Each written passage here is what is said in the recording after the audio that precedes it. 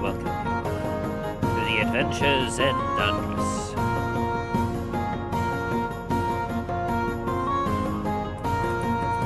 Last we left our intrepid band of heroes. Talos, the Dragonborn Paladin.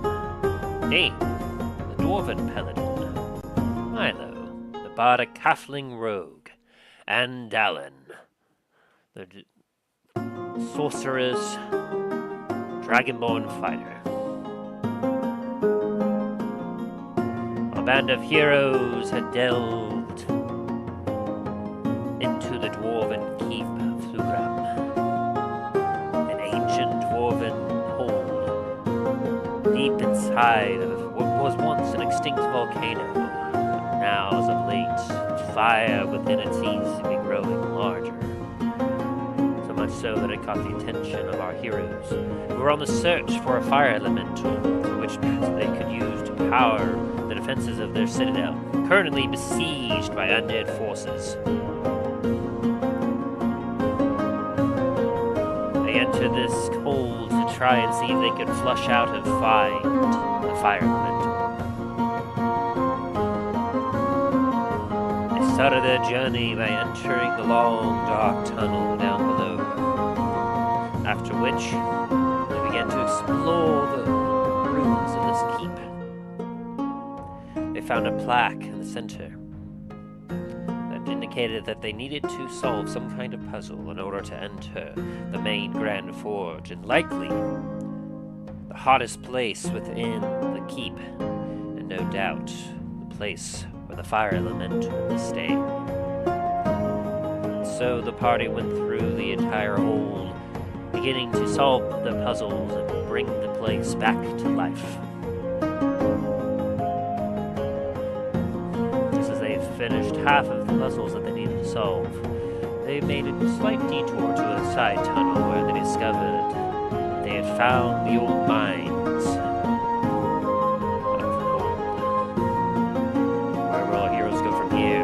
Will they be able to find the fire elemental and return quickly to Starfall to save it from the invasion? Find out on this exciting episode of the Adventures in Dundras.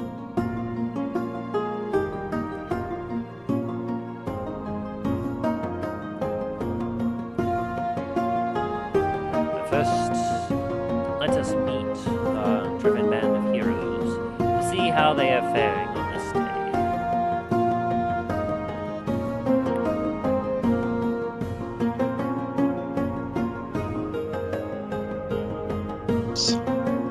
While Tim is here. Hello there. Yeah, I got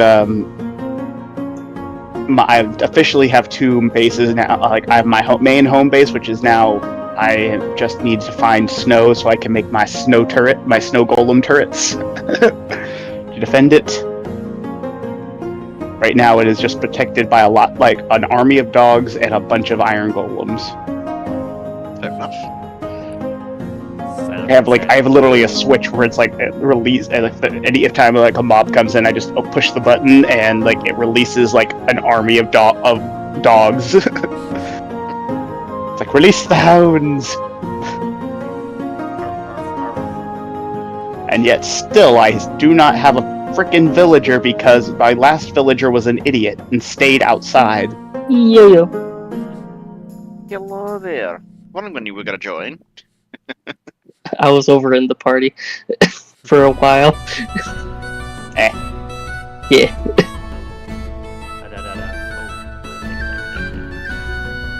So what you been up to now? Oh! I was in a car crash this week. Oh no! The car was totaled.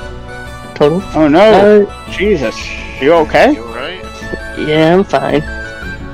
At least no one got hurt. Just Were you the passenger? No, I was the driver. Oh no! Did the person hit you? Unfortunately, no. Jeez. But I don't really want to go too far into it. Damn, sorry, man. I remember my first time the last accident I was in.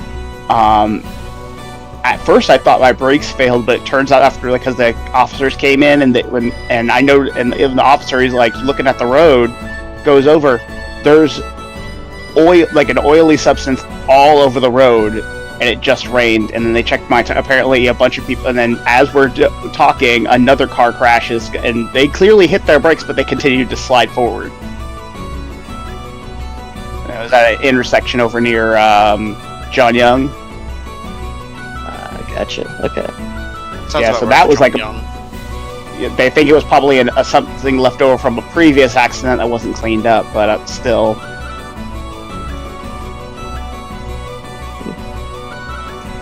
Yeah, well, I'm all fine. I got a new car now. Good. And it's actually leaps and bounds better than the car I had before. Good. At least there's a silver lining. Yeah, at least there's a silver lining. The car's silver too. At least you're okay too. That's the big thing. That's the big thing. At least you're alive and okay. Yes. I'm just glad no one got hurt. Yeah, that's always the big plus. So, how's everyone else doing? Exhausted, but here. We've had some large events, and as Talos knows, one with a lot of kids. It's exhausting. On Friday, I didn't get home till 4 a.m. and I had to be up at like 9, so I was not happy yesterday. I was tired, exhausted, and grumpy. Yeah, I'm not surprised by that.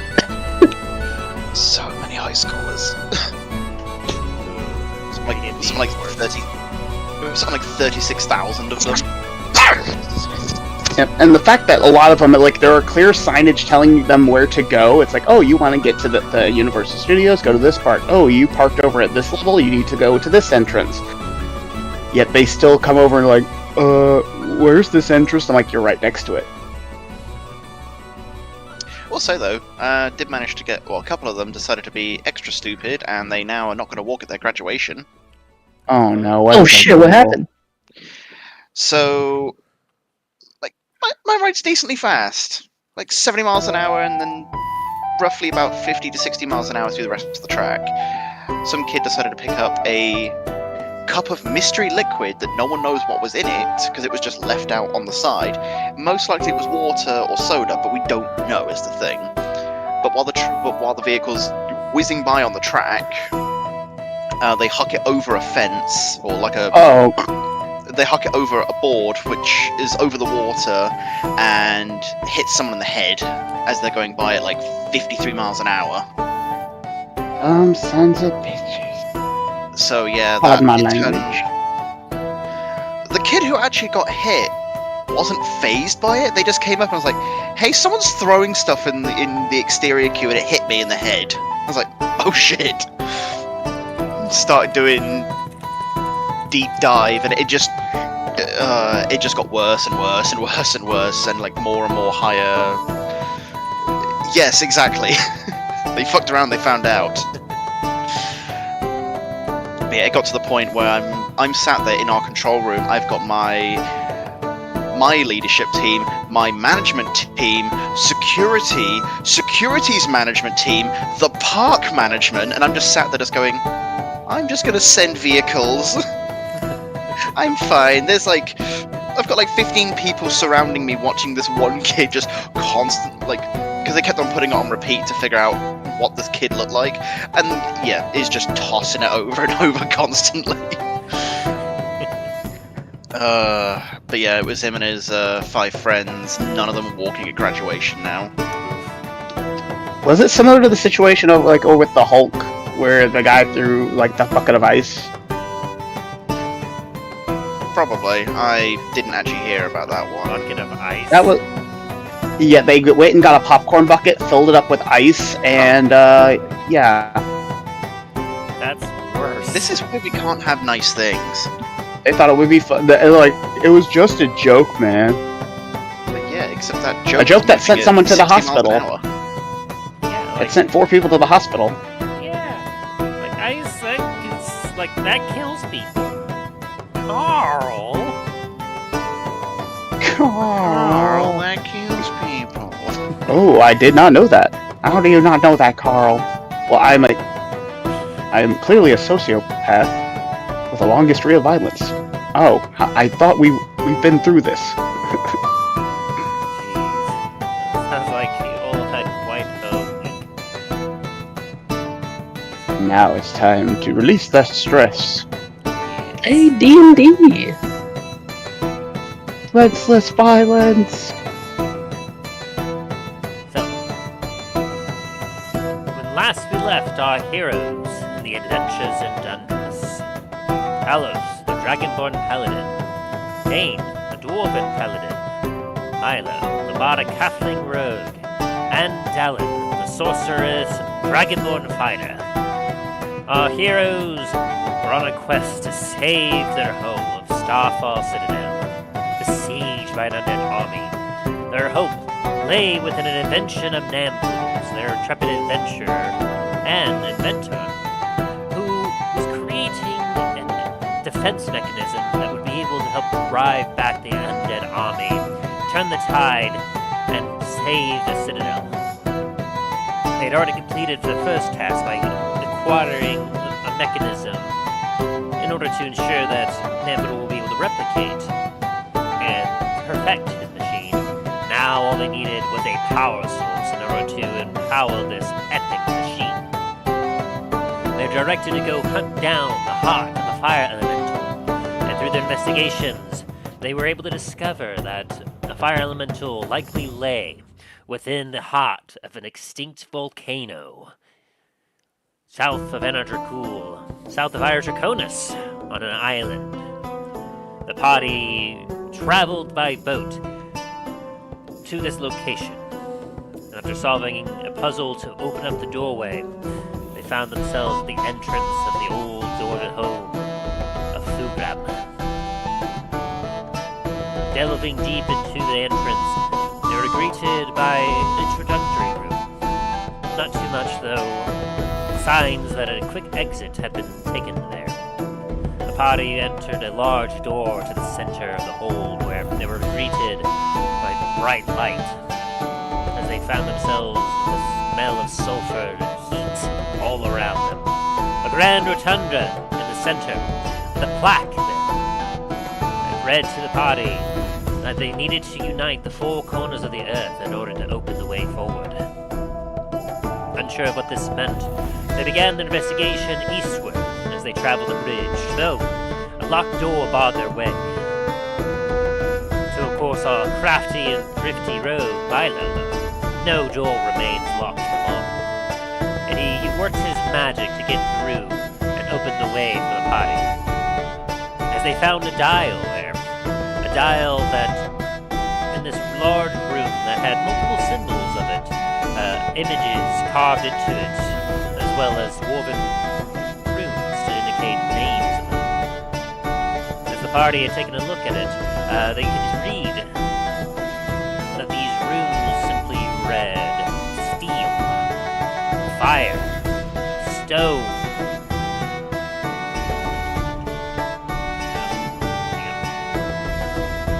ore, and then one that had been broken apart.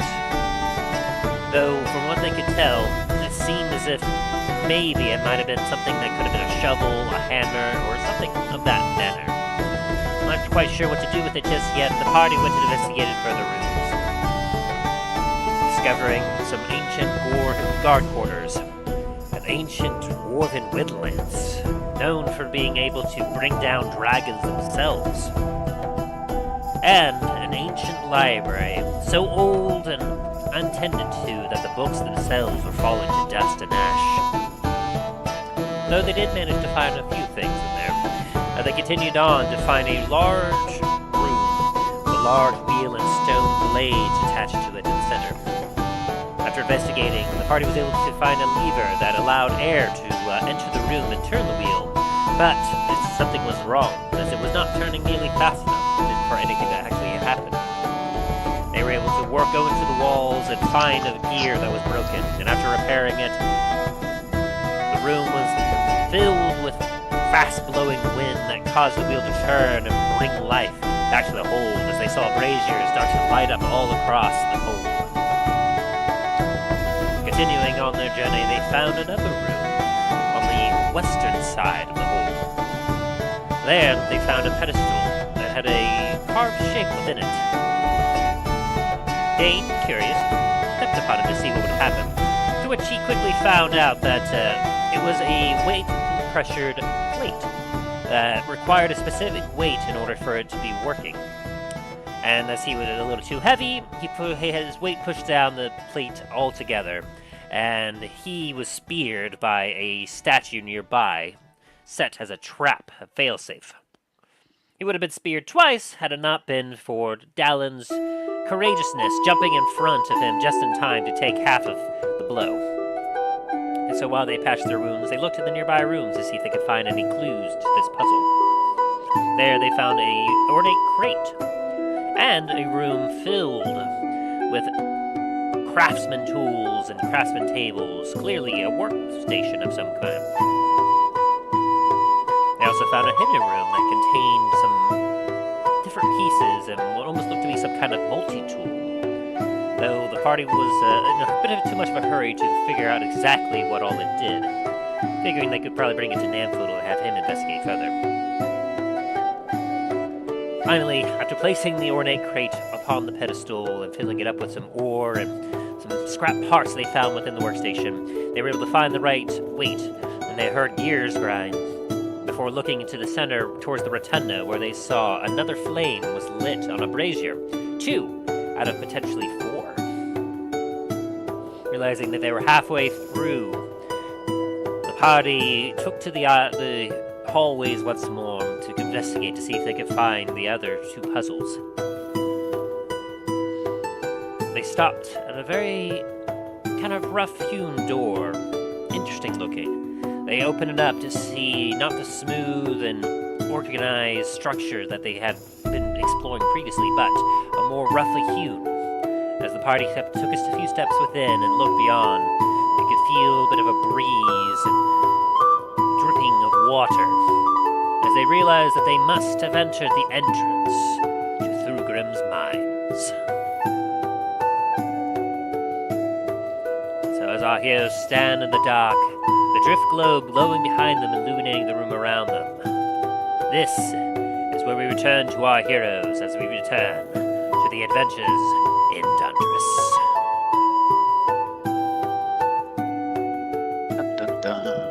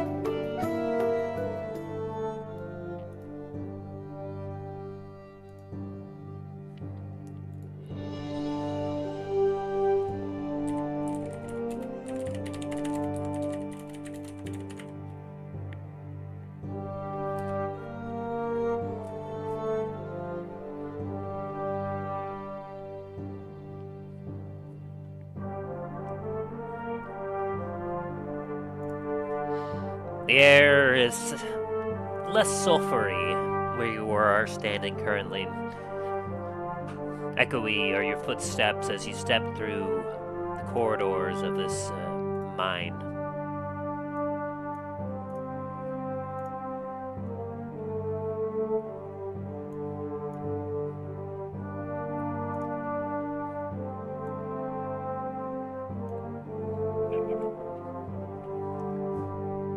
Slight breeze you can feel blowing past your faces, rustling your beard, Dain,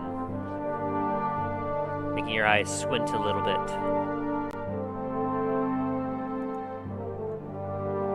were able to recognize previously, Dain, that the kind of rough carved hue of the rocks around you indicates that before you definitely lay a mined out path.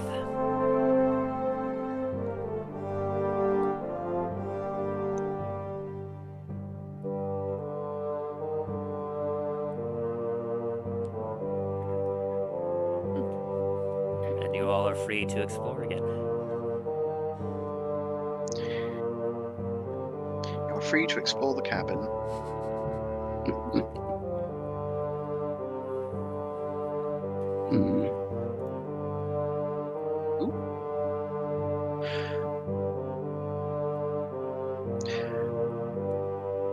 On a side note, out of character for a second, I like the new decal for the center of the hold. Ah, thank you.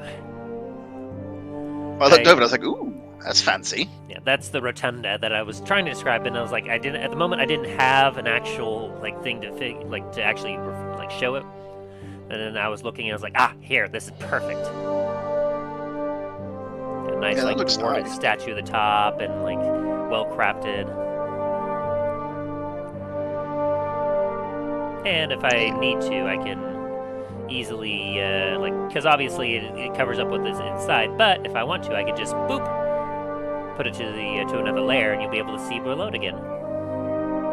Yeah, that's not bad. Immersion.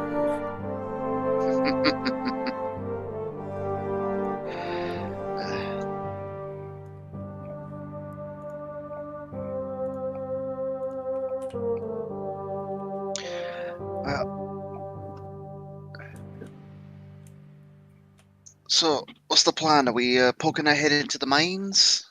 Or are we heading back into the hold? Those dwarven mines, they can go on for many, many a mile.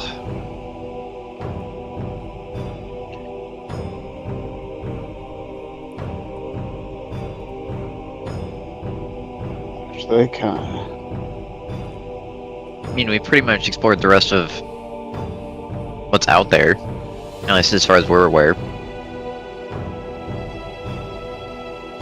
Aye. Well, there's also the area by the main entrance that we didn't really explore. We just sort of went in through the front door. And there is that other dial back on the far side of the cavern as well.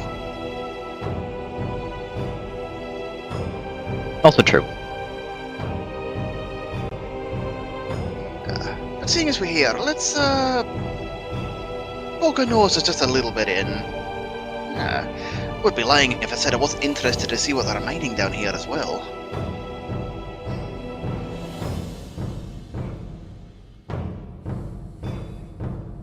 That is a good point.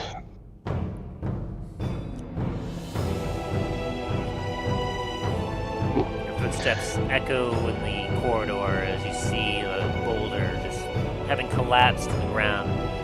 Rough hewn. You can definitely tell that it was not placed there intentionally. And upon looking up into the ceiling, you can see where at some point this rock must have come from the ceiling and fallen down.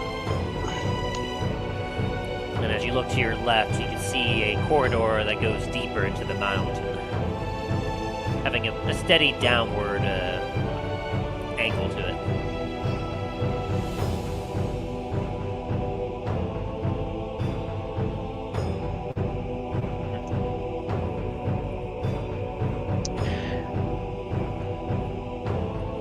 Tim, using my stone cunning, would I be able to see if there's anything in the walls, or would that need to be an investigation check? I mean, your stone cunning would be like an investigation and check with advantage. Fair enough. 15 both sides. You're looking for just anything particular here? Just to see if there's any indication of minerals that they were mining up here, or if there's anything left in the walls. Yeah. As you take a look, you can easily see that from where you are, the walls are pretty much clean. You can see some remnants of some granite, some kind of volcanic rock here and there that they didn't touch as much, but You can definitely tell this is pretty early in the mine here. Anything that would have been here, they would have likely picked over a long time ago.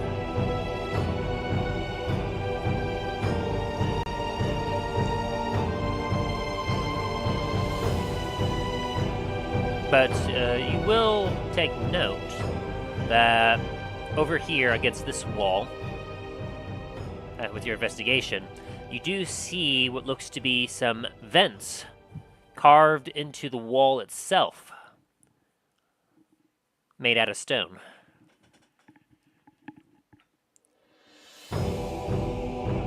As you kind of get close to it, you get a much thicker scent of sulfur coming from the vents.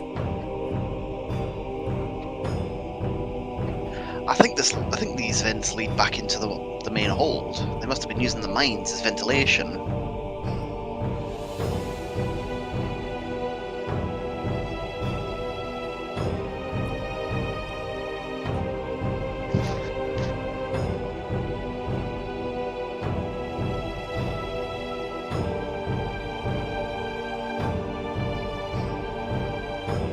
Do you think she should continue to follow that then, since it'll lead us back, or? Should probably head back to the hold itself. I mean, judging by this, even just by this boulder here, there's a good chance that a chunk of the mines has collapsed. Especially considering the condition of the actual hold itself. The last thing we want is to delve into the mines and then suddenly be trapped by some shifting. Might be a dwarf, but I can't mind my way to that. Not without proper tools. As you look down the downward tunnel, you can do a perception check. Whoever wants to. 17? Yeah, as you take a look down, holy cow, Milo. Milo sees everything, including the ghost that's been following us for 2 sessions. That was just my buddy, don't worry about him. He's just a very grumpy dwarf. Me and him go way back, don't worry about it. Hey, he's all drinking buddies. Yeah, as you take a look down the tunnel, then you actually can see a faint light, like down the tunnel. What the source of the light is, you aren't able to determine from this distance. But for Milo, with that 31, you can definitely see that there's definitely some, there's been some, loose rock knocked onto the ground here and there, especially because of this giant boulder that's before you. You can determine that unless there was a large quake, it's doubtful that anything, would collapse at this time, from what you're able to kind of see. And the light that you see at the end of the tunnel as you're kind of peering, it has a bit of a flicker that is reminiscent of the braziers that you saw get lit up by your previous, the first wind puzzle that you solved. So you're able to determine that if you all wanted to, you would probably be able to safely traverse down into the mines without any danger from the structure itself. But obviously, you do not know what could lay within the mines. All right. AKA optional area. Dain, at least from what I can see, I don't think we'll be trapped in there if we keep going down. I mean, this boulder here only looks like the only one that was loose. Unless there's another massive earthquake or something, but that'll be fine. If we wanted to go down there.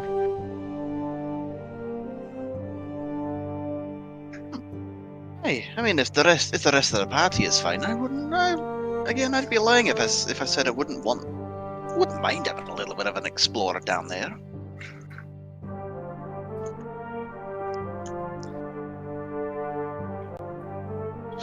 Plus, for all we know, that could be the elemental down there. Wouldn't be too bad to take a quick look. Dallen, what say you?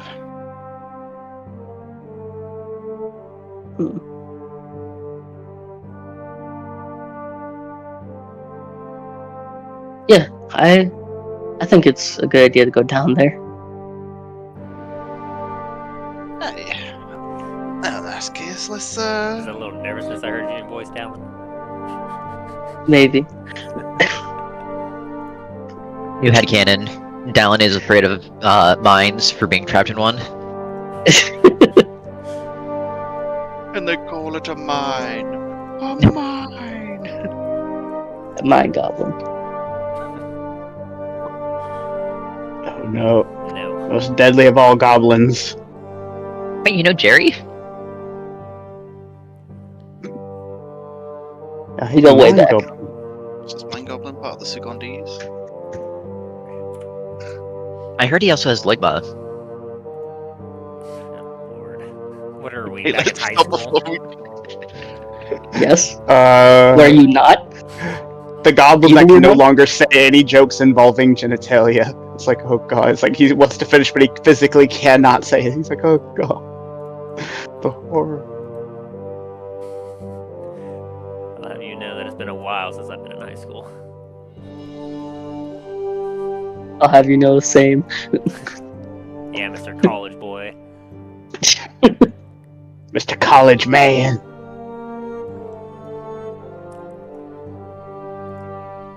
Mr. PhD. As you all head down the Don't tunnel, remind me. you see a flickering light growing brighter and brighter before you. For too long, you find yourself entering a corridor where you see a rail track before you. Several tunnels branching out in different directions.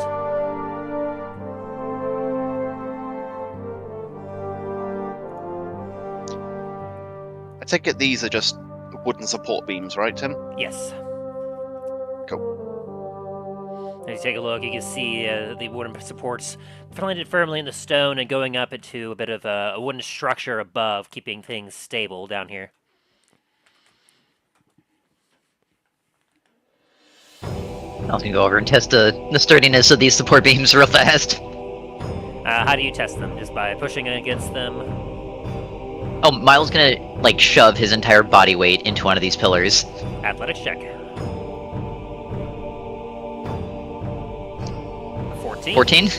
As you kind of go up, you have a bit of a charging run as you shoulder check this pillar, and you feel the entire thing just kind of shake a little bit, just like whoa, whoa, whoa, with just from the impact itself, and you feel some dust and pebbles from above, just kind of nothing large falls. Though you can definitely tell that if you were to break this pillar, it is highly likely that something larger could fall down. Okay.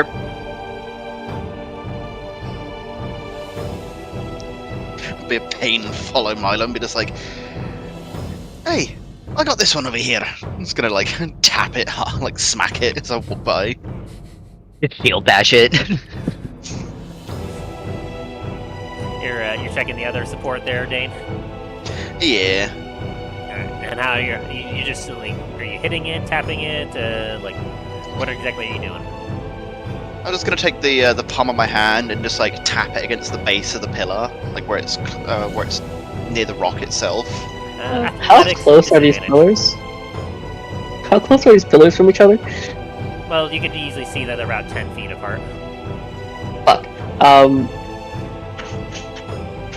Before they do that, can I make a perception check to see which one looks like it's more damaged? Sure.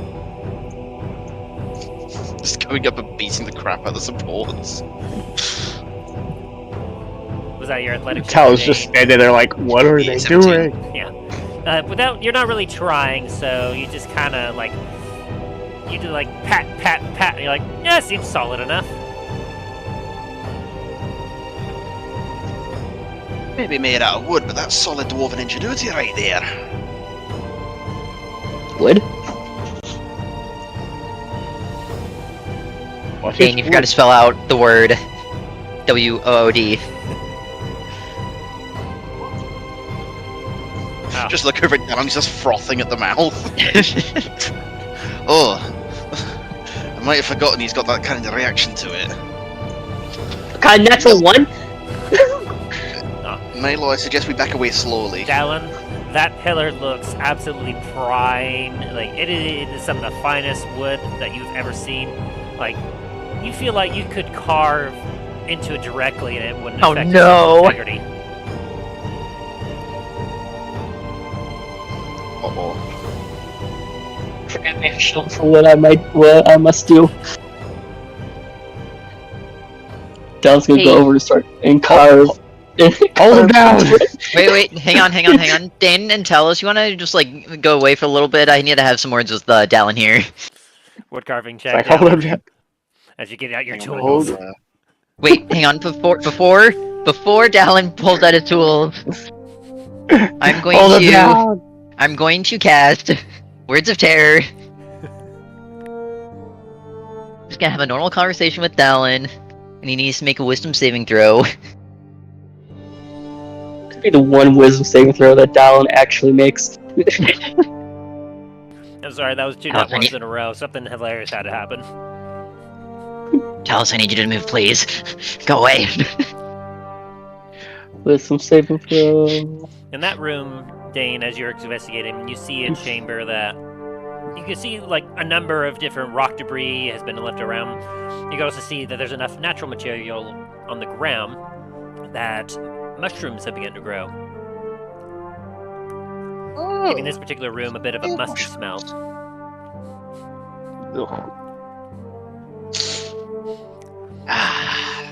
Smells like home. He didn't quite say make a save, did he, Milo? He did not. So, because he did not make his save, he is now frightened of the wood for an hour. Dallen's gonna start taking out every piece of wood he has on him. Get this off of me! No, not all of it, just that one, just the pillars. Yes. Okay. You mean the pillars that are scattered all around the place? He's just gonna sit by the entrance. So, Dallen, as you're getting closer, you are frothing him out. You're like, wood carving tools. As you get closer, Milo goes, hey, buddy, I wouldn't do that. Something about that looks very evil. And then as you kind of look at them like confused, you look back at the pillar, you immediately see the pillar is starting to warp and shape. It's like, you almost see the knots in it turn into eyes, and some of the wood grain almost begin to snarl like teeth. And you're Dallen's gonna ready a fireball. Dallen. You are frightened of that pillar now, as you're forced to immediately retreat from it. Dallen, it just has termites. It's okay. Just make sure you don't get close to it. That way the rest of your wood carvings don't get termites on accident. He hears wood and begins frothing at the mouth again. You retreat down a tunnel, keeping your eye on that pillar. Thinking, ugh. Like, I'm watching you. Please watch and resist. Okay. At this point, I'd say just so we are not stepping over each other. Let's initiate a initiative order. Alright. Whoa. Dain! Oh, holy Dain crap! really wants to explore. Dain's in his element. No kidding. Dallen is not. He is afraid right now. Dragonboard shouldn't be underground. Dragonboard shouldn't be on the ground. The pillar has termites in it! He grew up in a mountain civilization, so kind of. Yeah, he did live a little bit not underground. inside the mountains.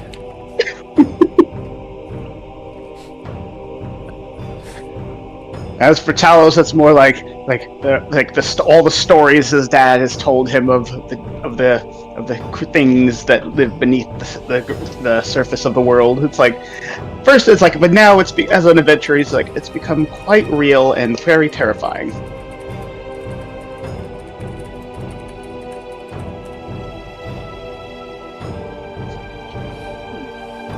Ready. Dain is just in his element. He doesn't care that it's another hold or an ancient hold. He's just like, I am home. Okay, so first and foremost, Milo. What are you up to as you see your party starting to disperse on their own inside this mine? Milo's gonna head over this way. Then he is going to stealth just in case. And then dash as well for more movement. Alright. As you head down, you can see that there is a very small, like, considerably smaller than the train tracks that you're used to, rail system that seems to be going around different areas. And as you kind of cut into this part of the tunnel, like, it's a lot dimmer. There's not as much, like, light here, but you're still able to kind of see around you. As you can see that the tunnels go off in a few different directions. One that goes to the south of you, where you can almost hear the sound of kind of water off in the distance. Alright. Do I need to make a perception check to see where that water's coming from, or no? Yeah, you can go ahead and do that for me. Down here, from what you're able to determine, to the south of you, you're able to hear what sounds like water. Okay. Alright. And so, Dain, we're up to you as you find yourself, as you're in this kind of a corridor with mushrooms. What are you up to? Can I do a check of the walls to see if there is anything, just any sort of indication of any materials?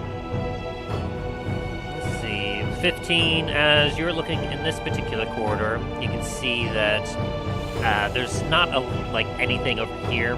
You can see remnants of some picks, swings where they clearly had mined through this area.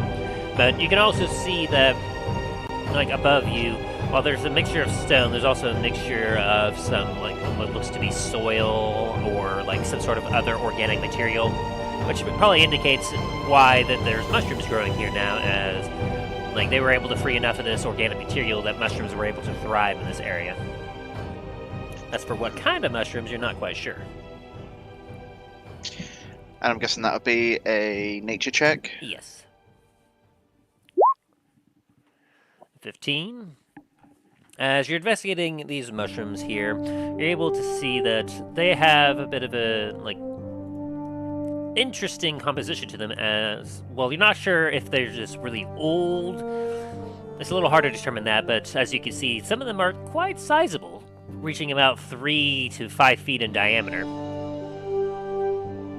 It's a big mushroom. Yeah, as you can, I mean, you can see from the picture based off of, like, your character model how big that those mushrooms are comparatively. Like, some of them. Oh, one over there by Talos is like 7 feet across and like 8 feet tall.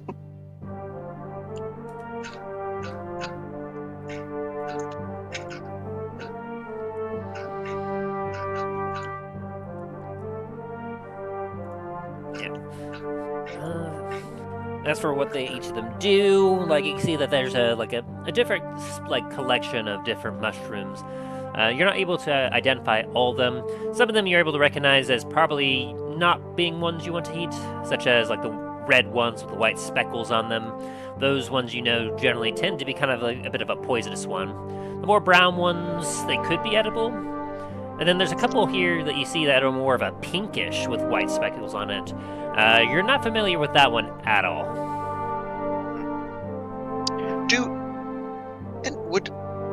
I'm gonna roll a history one for this one. Would any of them resemble the fucking screaming mushrooms from the last cave we were in?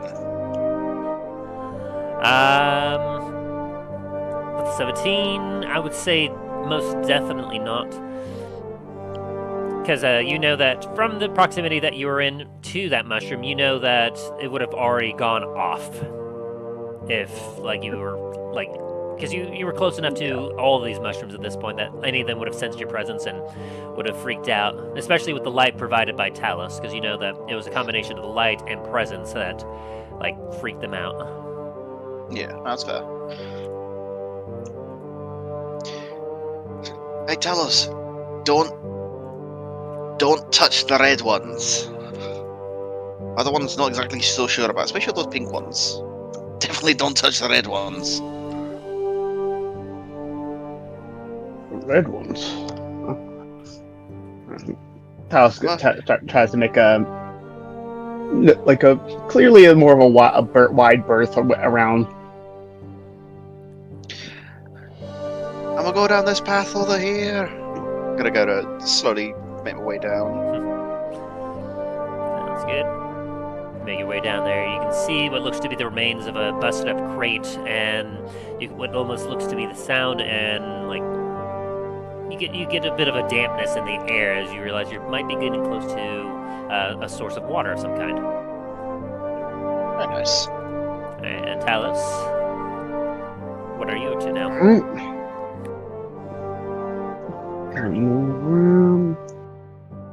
He's gonna see if he can look around, see if there's any checking some of the walls, see if he can find any like hidden levers, knobs. All right, go ahead and roll me an investigation with advantage for your dungeon delving trait. Yeah. 8. As you kind of feel the mushroom. Looking around, like there's lots of mushrooms in here, but everything looks natural. Nothing looks like carved in any way. So, as best as you can tell, there is definitely nothing here for you to worry about.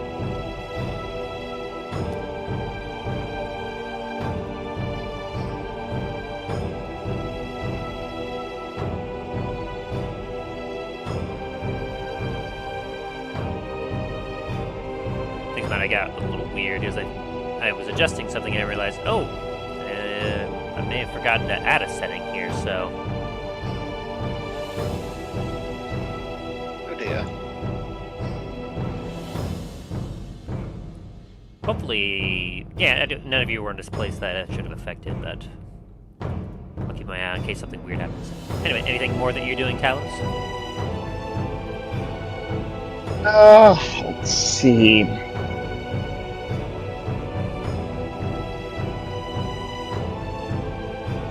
Check the crate down here real quick. It's not a crate. That is a pillar. Pillar? Okay. Yeah, this is another structural support pillar with you can see the wood bracket. I'm gonna above. I'm not gonna touch it. I'm not gonna touch it, but I am gonna look at it to see if it has any. Looks like it has any structural issues. Of course. As you take a look, you're staring at it, you're like, yeah, I mean, the other ones were fine. This one is likely the same as well.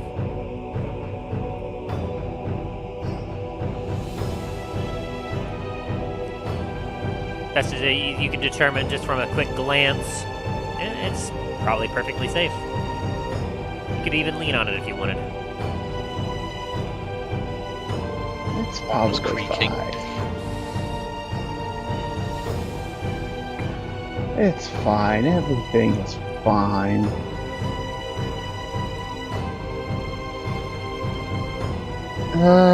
That's gonna probably be it for Talos for now.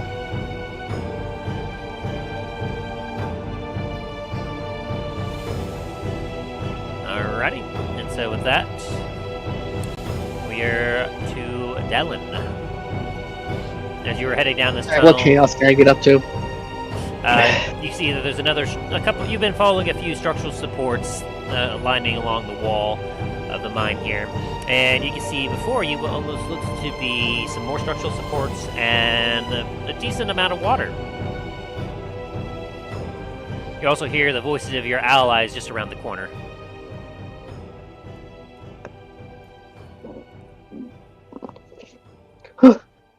Dain! Dain! Oh, Dallen! There's termites here. I mean, that's not great, but also... As Dallen holds on to his face as he says this in terror.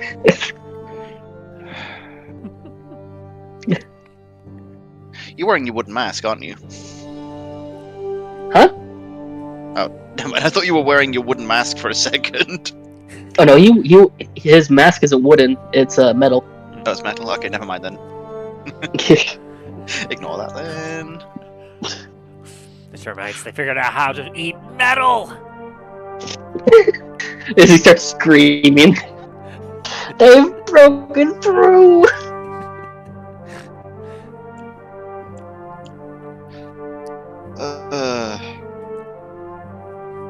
It's alright, Dallen. Carry me, I'm scared.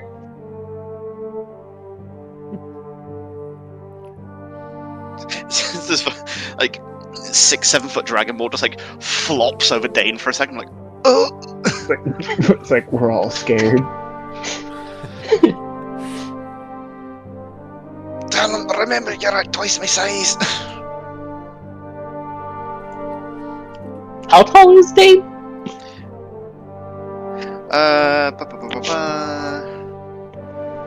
Because Dallen's short for a dragonborn. Okay. Yeah. Well, Dain is 4'2". Yeah, Dallen's taller than you, definitely. So the only one I'm not taller than is Milo.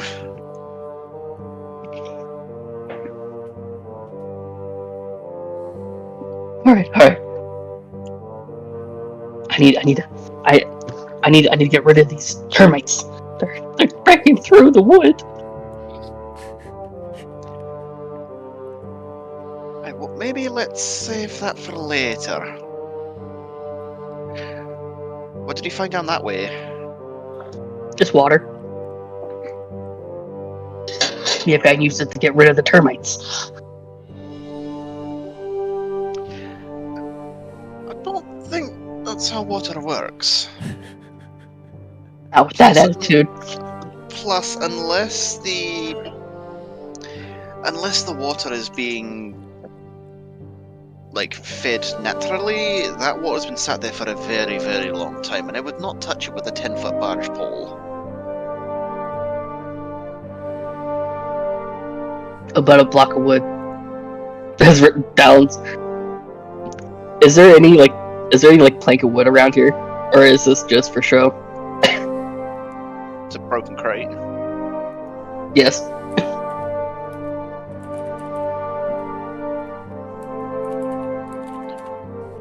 Hello? Wise and powerful lawmaster. Yes, you take a look behind you, and you see what looks to be a smashed crate. About a cannonball-sized boulder is resting in its center. Never mind.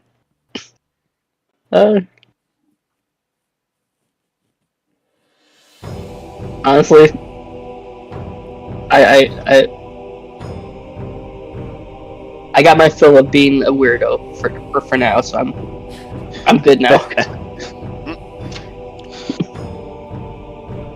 Give it like 5 more minutes. Yeah, give me some time. They'll come back. Now, I guess that's it for now. Alright. I don't really have much more movement speed to get back over there. So, I can't really start checking out anything else. That's the end of my turn. Alright, so Milo, as you can see that there is a tunnel entrance to your right, and then straight ahead you can see that there seems to be 2 more directions where the tunnel heads. Yep. Oh, what the? As you enter this particular part, you can take a look to your right where you see a lit room where you see that there's a brazier, as well as a weird dwarven mechanism that is a large gear-shaped platform that has some rails on it. You can see that it is currently ajar, but it also has a couple levers on it. You can also see another lever right here, as well as the tracks that seem to go off more to the south, and some tracks that lead up to it, as well as, of course, the tracks that you're following still here. Very well. I will then also dash to get a better look up this way. Entering here, a little further into this chamber, you can find yourself in a more structured environment. You can see that there are actual, like, solid, straight bricks set into the wall here, indicating that this was definitely some sort of substation of some kind that the dwarves had manufactured. For what purpose is hard to determine, but it is definitely a lot more structurally stable than, like, some of the more natural cave walls around you. Fair enough.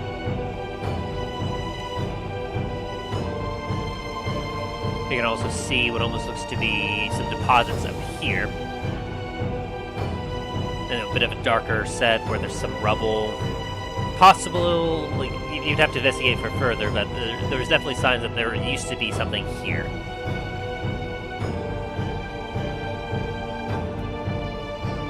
Okay.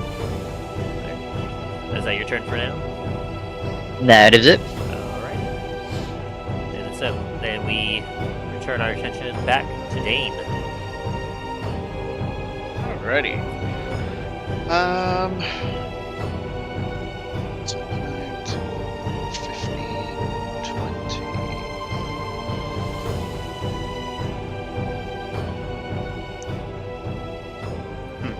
Before I go further here, can I...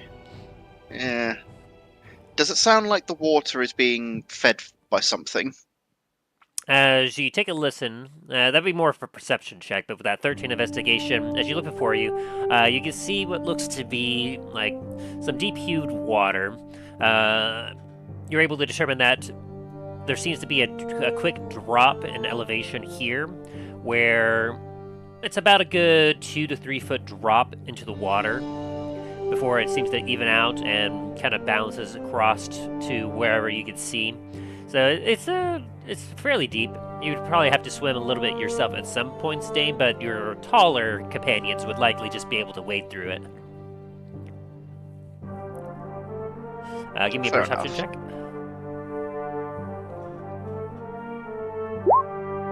With a 7, you're not able to really see any waves in the water.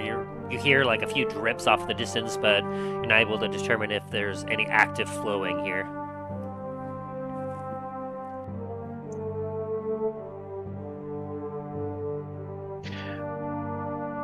Dane's gonna turn around and go back up the cave. All right.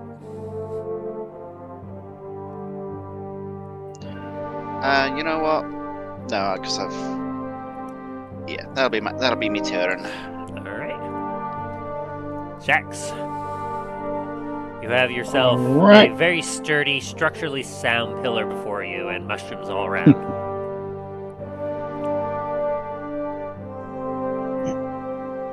What do you do? Alright. Shax is gonna go and like, kind of peek around these corner here. Find a couple of large mushrooms and some smaller mushrooms around you. One of those mushrooms in particular appears to have what almost looks like a red mark on its cap that is similar to an X.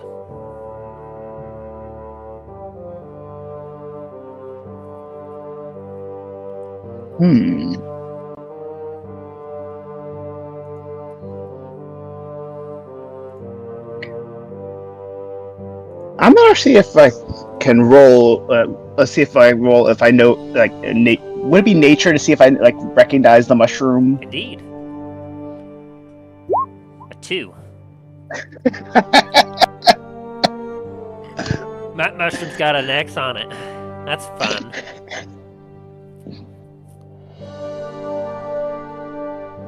Your father told you about those mysterious X-mushrooms. Yeah, you didn't tend to spend a lot of times in caves or underground hollows, having more or less the open battlefield as your area of expertise.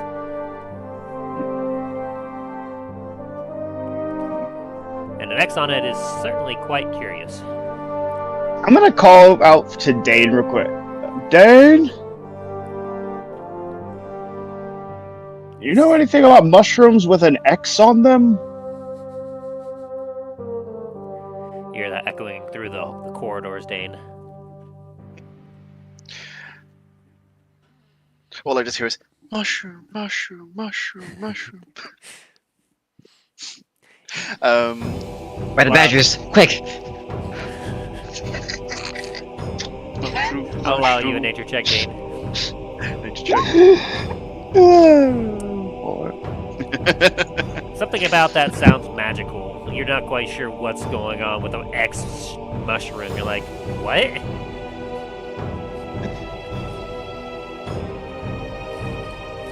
Just gonna call back. I'm not really too sure. Can Dallen help out with this?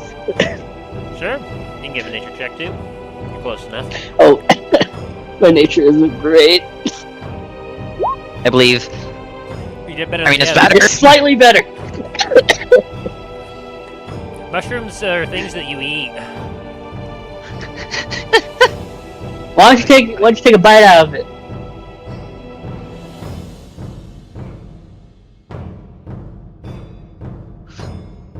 Does Milo hear this echo through the corridor? Very faintly. Very, very faintly. And Milo roll a nature check. They're pretty fair distance. I mean, let's see.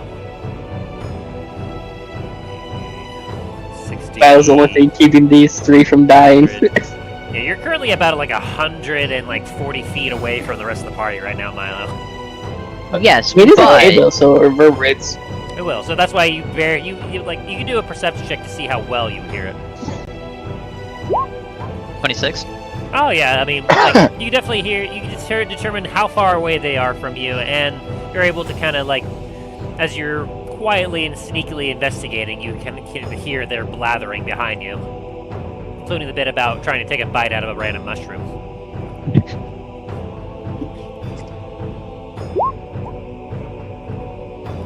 A 17. With the description of the mushroom that you're able to hear through the echoing, you're not quite confident, but that red mark on the cap that seems to be an X is a very distinctive mark. You believe that from your times in the caves and like some of your investigating, you know that there's something called a Locusti fungale, a madcap mushroom that is a small brownish mushroom with a red mark on its cap that generally seems to have like even though it's not sentient, for some reason it almost has an uncanny sense about its environment. And you know that you've probably consumed something like this in the past, where an old pro told you, "Hey, this X marks the spot really will help you. Like, you eat this, and you'll have an uncanny ability to know where things are around you." Adele knew what he was talking about. I mean, if you throw enough shit on a wall, something's about to stick.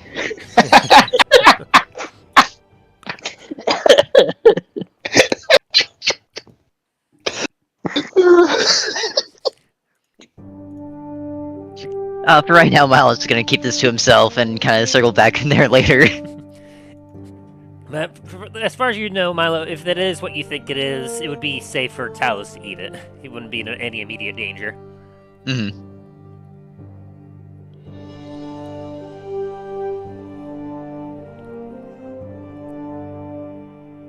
I was just gonna take just the butt end of his hammer and kind of just poke it. As you poke it, you feel a little bit of resistance, and then you watch as it flops over, as it seems that you broke the stem off.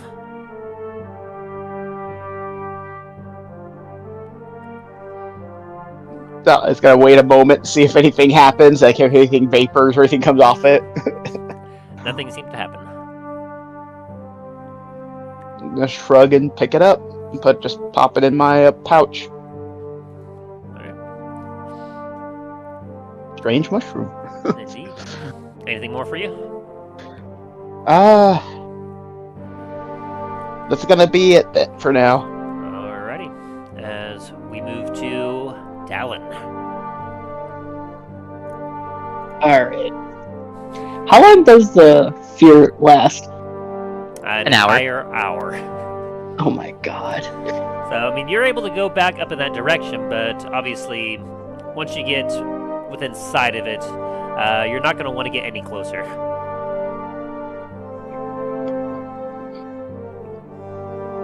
Dallen's gonna take a step into the water. Alright. As you enter the water, it is very cold. Not frigid in any sense, but compared to kind of the hot air and the lava-filled areas that you've been around, it is a dramatic difference in temperature, as you almost feel a chill go up your spine. The water itself seems relatively clear, a little bit of a blue hue to it.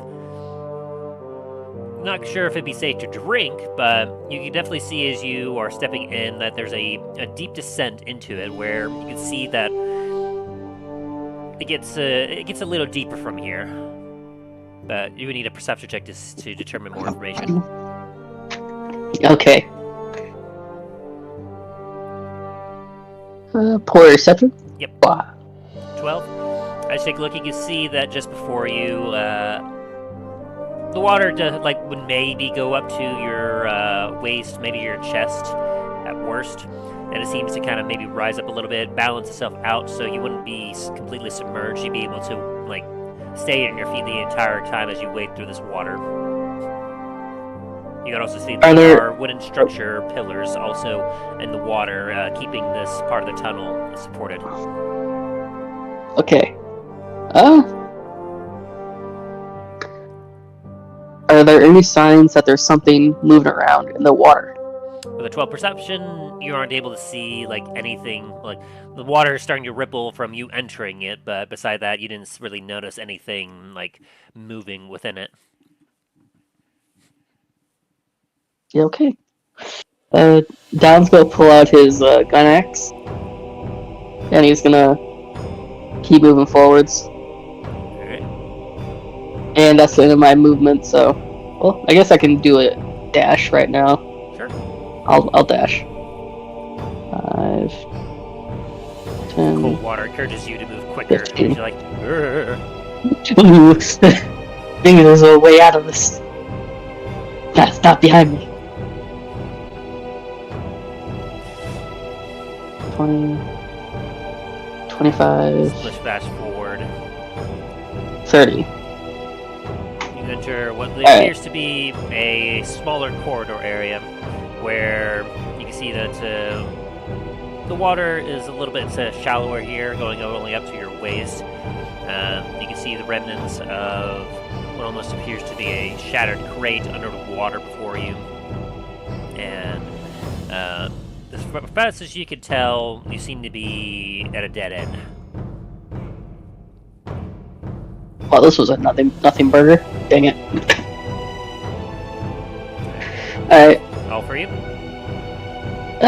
Yeah. Alan's gonna mourn the broken crate in silence. End of his turn. Milo.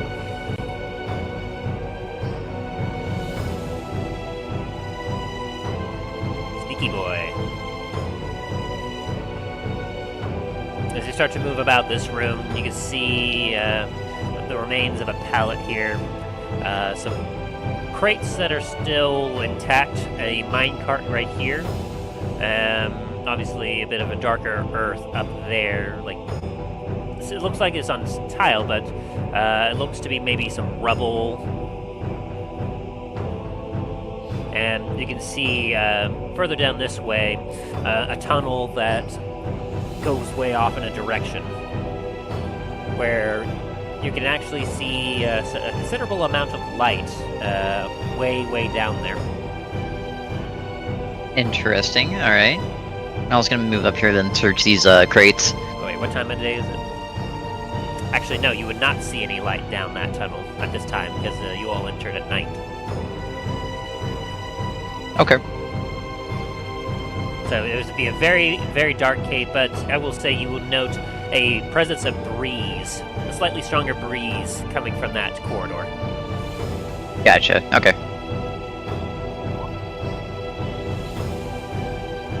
Alright, you're opening up the crates and looking inside?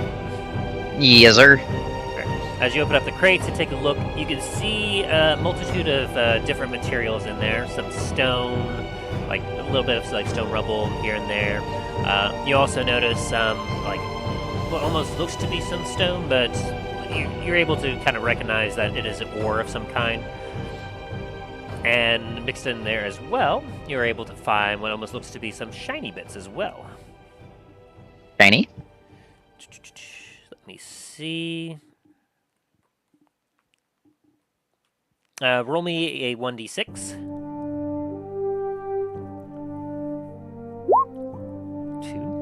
Alright, and then roll me a 1d12. Yep. You find an opaque white, roughly hewn gem.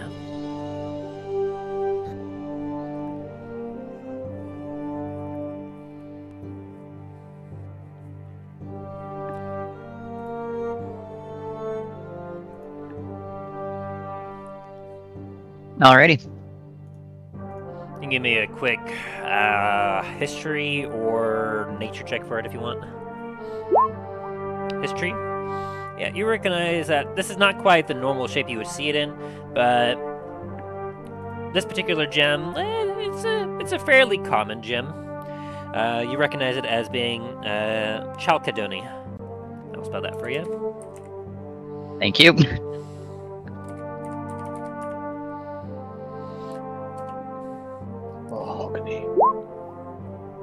Chalcedony. I'm assuming that's how it was pronounced. Yeah, close enough. An opaque white gem that, with your history recalling, you know that when these things are processed and usable material, you can probably get 50 gold out of this.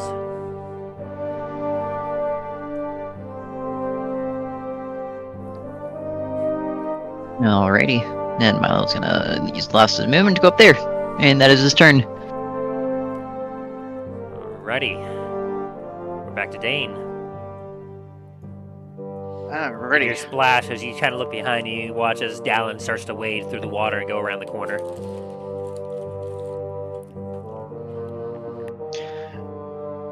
It's like not too trusting the water. Dane's just gonna go up the corridor.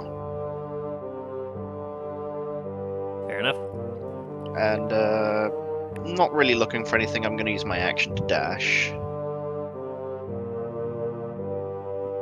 Just to get back up the corridor, back to the main entrance. Yep. And yeah, that's me done. Fair enough. Shax? Alright.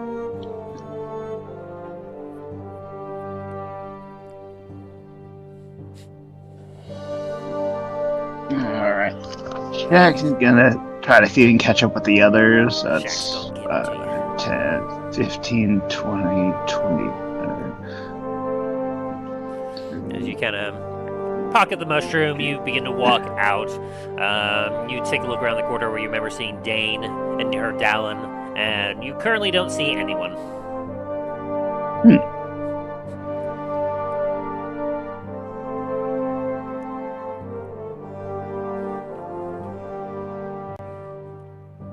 You can give me a quick perception check, though. Yeah, let's see if I notice if I see other footprints or anything. A 16.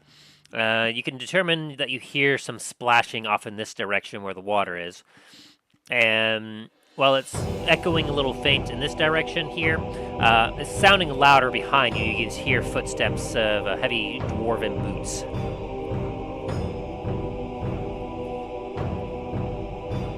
I think Dain must have backtracked while maybe Dallen went ahead.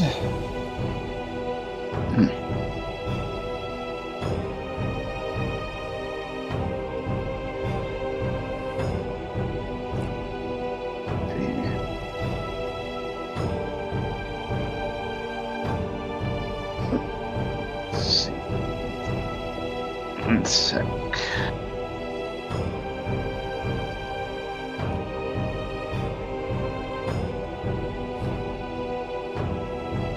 What's your move?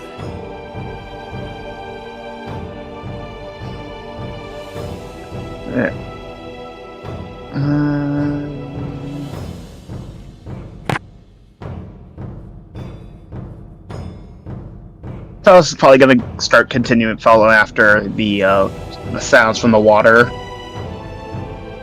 Think as if his ears are correct, and it sounds like Dain's gone back to up the patch. He's got to follow Dallen just to make sure he's not getting into too much trouble. Alright. So you can probably use your action to double your movement speed. Yeah. As you get up to the water, you can see that it gets a little bit deep before you. Not too terribly deep, but you would have to do a check to get any more information. But you definitely hear louder splashing noises as if someone is wading through water before you.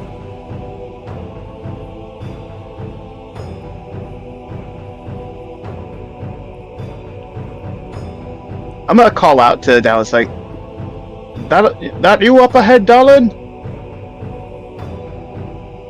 Oh yeah. Unless you're hearing someone else. But yeah, I'm the only one here so far. There we go. Alright. I'm on my way up. I'll catch up with you soon. Honestly, I wouldn't come over here. It's a dead end. A what? A dead end. What do you mean you're dead? You're talking to me. Sure, gunshot. Wait, everyone's your dead? No. No, I don't. Is everybody dead, Dave?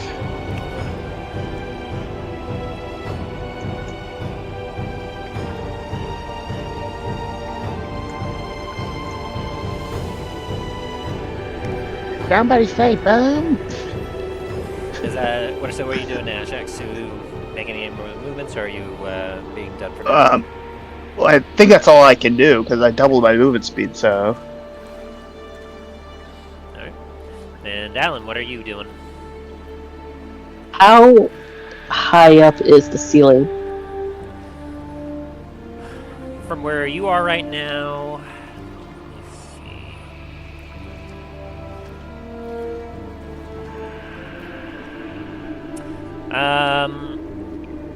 Let's see, how tall are you? About 6 feet? Yeah, he's 6 feet. There's roughly about 3 more feet before you reach the ceiling. From your head. Well, shit. Okay. Unfortunate. I'm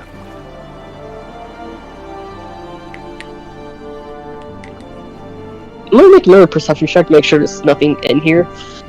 Sure.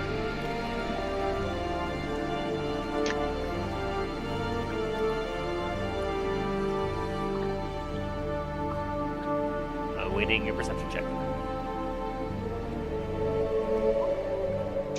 So was I. Yeah, as you take a look around, you can see the definitive signs that a mine had been, like, this was mined out pretty decently. You notice that in the ceiling that there are some, like, drips of water coming down very slowly.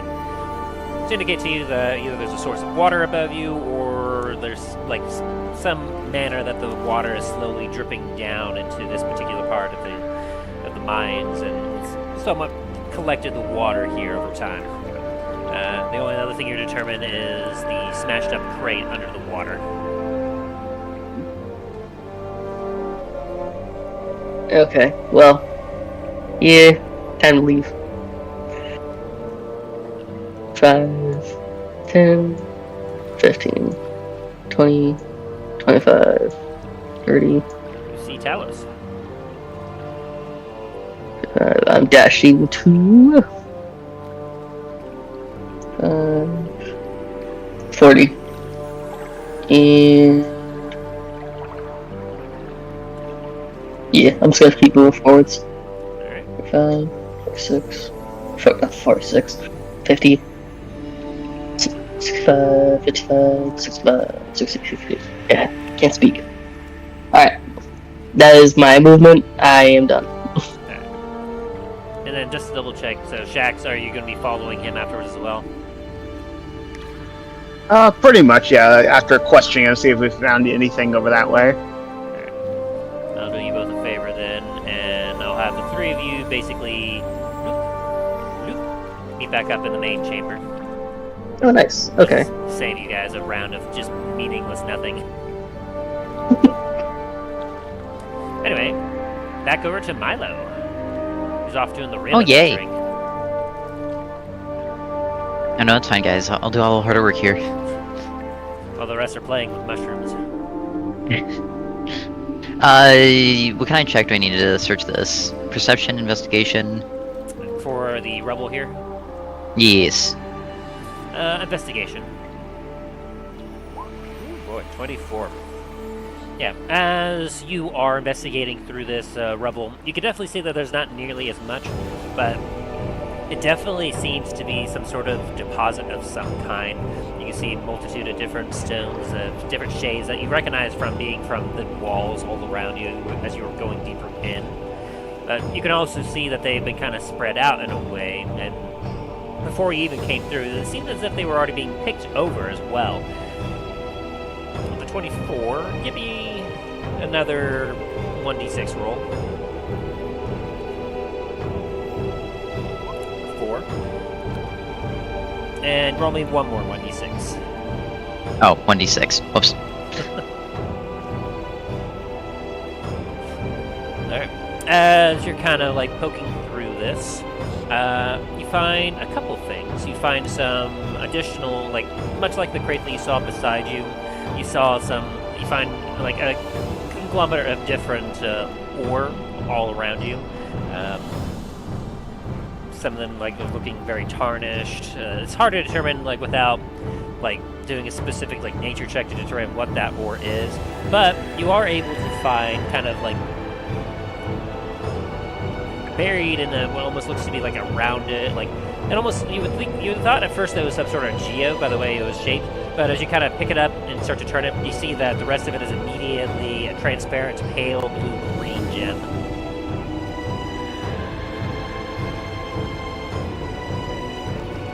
And you can do a history or nature to figure this one out.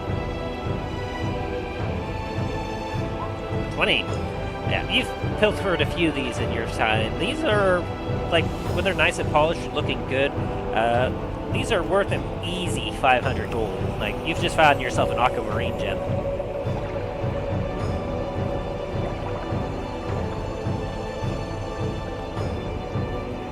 Alrighty. Fine and nice. In that case, 25.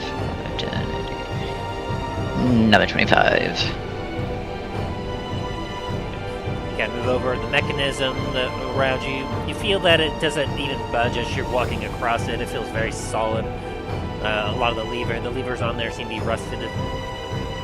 And you make your way further down into the tunnel where you can see that it seems to start to have a curve to it.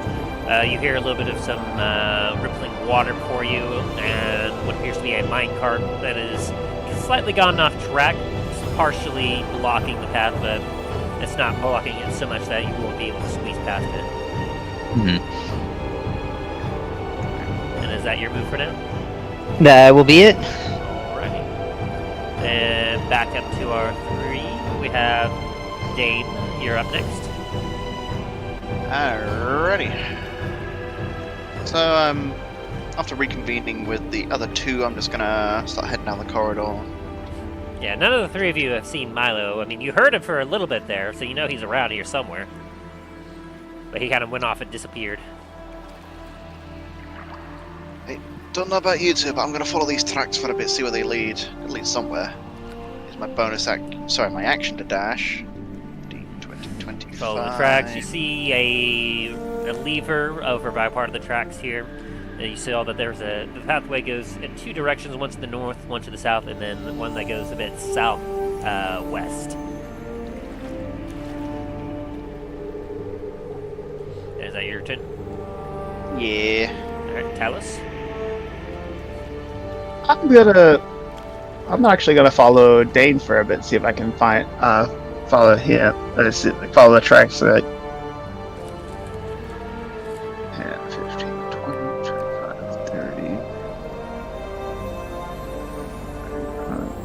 the path opens up in a couple different directions.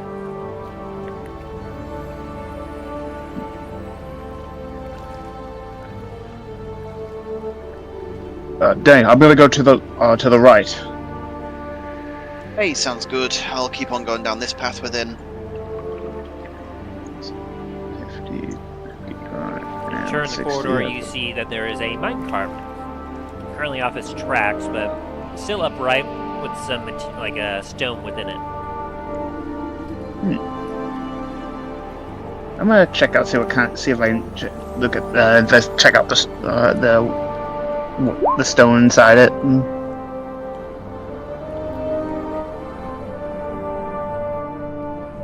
As you take a look within the minecart, you can see that there's a lot of broken up stone, and it's really hard to kind of sift through.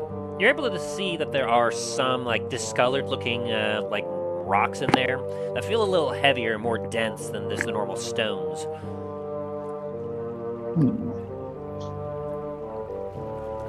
And you can give me a 1d2 roll. 1d2.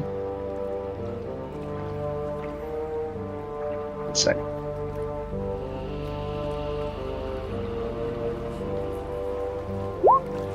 Alright, give me a 1d12.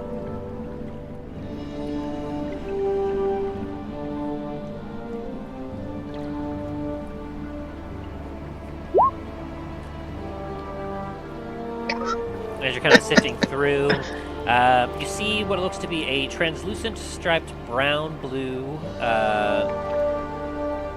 kind of brownish blue, looking maybe crystal. It's very small, like it fits easily in the palm of your hand. It's pretty in a way, but as far as you can tell, it's probably not worth that much. You can give me a history or nature check to see if you can kind of recognize what this gem is. Alright, I'll do history. 1-8. Yeah, you find these very regularly at the farmer's market and other places where like someone tries to get off a quick sale for something that is easily found. This is a banded agate. And you know that on average, like the best price you could probably get for one of these is maybe 10 gold. Oh, gold is gold. Taz gonna pocket it. And is that your turn for now? Yep. Alright. Which means we're up to you, Dallen, as you watch as your companions go down a corridor of the light, traveling with them. Oh, the pillar's blocking off that way, isn't it? Not that direction. I will say that obviously you're having some difficulty being in this corridor with that pillar being so close. Dallen's gonna sprint by.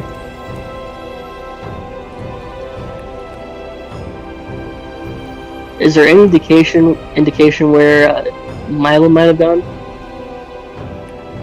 Do a perception check. What was your stealth there, Milo, again? That is a good question. I'm trying to take a look for it. 26. There is no indication where Milo may have gone. Like, as you're looking around, like, there's the tracks here, and there's, like, the wooden bridge underneath the tracks, but aside from that, like, there's too much dust that had been kicked up by Dain and Talos, and you're not able to determine where he went. To be fair, I did only start stealthing up until, like, right here. I mean, true. But you were likely walking on the metal and wood, so... Probably. And with Talos and Dain already traveling through this area, like, it is very difficult to determine if Milo also went down this way or not. Fair enough. Mom intended not to go down that way since that was where I was gonna go originally. But now that I saw that indicator right here. Saw nothing. I will go as before, I guess. Feels like metagaming though. I mean, you're just following after Talos and Dain, right? No, he was gonna go down the left way. Well, follow your instincts. Yeah. On your nose. 20, 25, 30, and I'm gonna dash. 35, 40. As you turn the corner, you can 45. see that Dain is traveling south. Oh shit! I thought you were with Talus. Okay. Well, hello there. Ah, Dallen, decided to join us, did you? Watch out for these tracks. Termites might be in them. I mean, you're more likely to get dried rot in these than termites, especially on rails.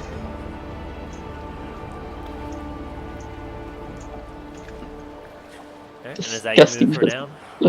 Yes. Alright. Then we'll go back up to the top where Milo. The minecart before you as you start to squeeze past it. 10, 15. Can I take a perception check or make a perception of the object to my, well, in-game right on map left? Right here. Yes. No perception check needed. That is a structural support pillar, similar to the one right behind you here. No, and not here. that. Not that. This area? Yes. Yeah, you can certainly do that. 23, as you were taking a look, you got a nice ripple there, and as best you could determine, it seems to be a very pristine underground pond. Very well. It seems to be like very short, very shallow, probably like 2 feet deep at most, and like it looks pretty clean. Of the 23 perception, you can't, as you look at the walls around it, you're not able to see any like signs of pickaxes on the walls. It seems to be very natural, as if this was naturally formed. Okay. I'll just use that movement up, and then dash. As you turn around the corner, you can see as the tracks go down a thinner tunnel way off in a direction where you feel like a breeze coming from that direction as well. Very well.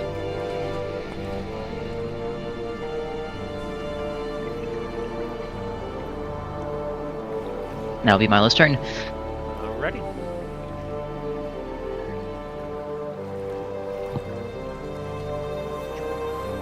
Then we're back up to Dain. Alrighty. So I'm gonna go 5, 10, 15, 20. As you head down the tunnel, you can't help but notice to your right that you see what looks to be a Dwarven mechanism where you can see some of the mining tracks leading up to it, as well as some mining tracks on this kind of gear-shaped platform. Wow, looks interesting. I'm gonna use my action. 5, 10, 15, 20. You also did notice, obviously, the path down below where you hear some water as well. As you kind of enter this particular area, you can see that there are stone slabs on the ground. Things are more organized. It definitely appears as if this area was most definitely constructed. You can give me a history with advantage as you take a look at all these stones and the way that this is constructed. 16. A 16. As you take a look, you definitely recognize that this is kind of like a Dwarven mining step station. Mine carts would be coming through here in a way to like kind of stop where this structure is, and this obviously where that structure is, you know that generally the levers we pull to turn this track around and allow minecarts to be kind of flipped back and forth in whatever direction that it is needed in order to kind of either stop it or like turn it around if necessary. And you're able to see to the north of you a deposit area where generally buckets of the materials from the minecarts will be taken to be dumped and sorted through before perhaps being sent back through the path that you're on to get returned to the hold proper with whatever materials were there. This is generally kind of like a processing substation. Okay.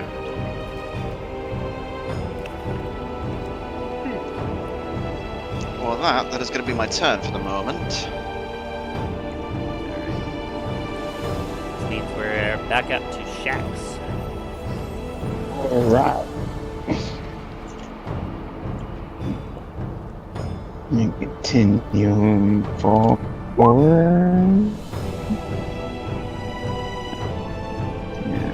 As you go through the tunnel, you can see that there's some natural stone steps leading up to a higher elevation.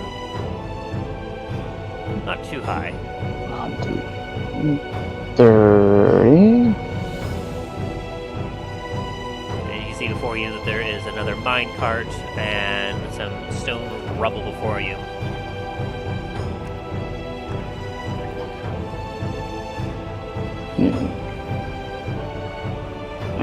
I'm gonna look around the area, see like Investigation. 11. You can see that there is a pickaxe leaning up against the wall over here. And obviously the minecart that is beside you is full of like some similar rubble that you saw beforehand.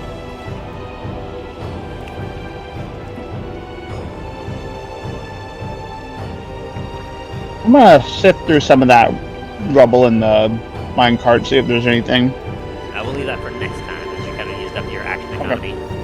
Oh yeah, true. Oh yeah, I'm like, wait a minute. Yeah, we're good. So, Dallen, what are you up to?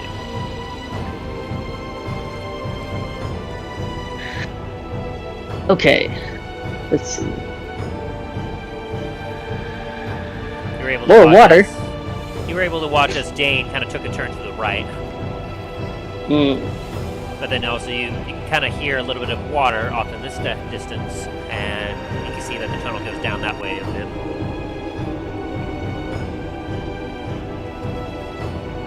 And for a penny and for a pound, go for the water. 5, 10. Wait a minute. Squelching. Is that... Is that a contraption made out of wood? As you take a look to your right, where you see Dain kind of investigating, you do see some sort of kind of wooden and metal contraption, where there's a giant wooden gear on it that has 2 levers on it, as well as a minecart track.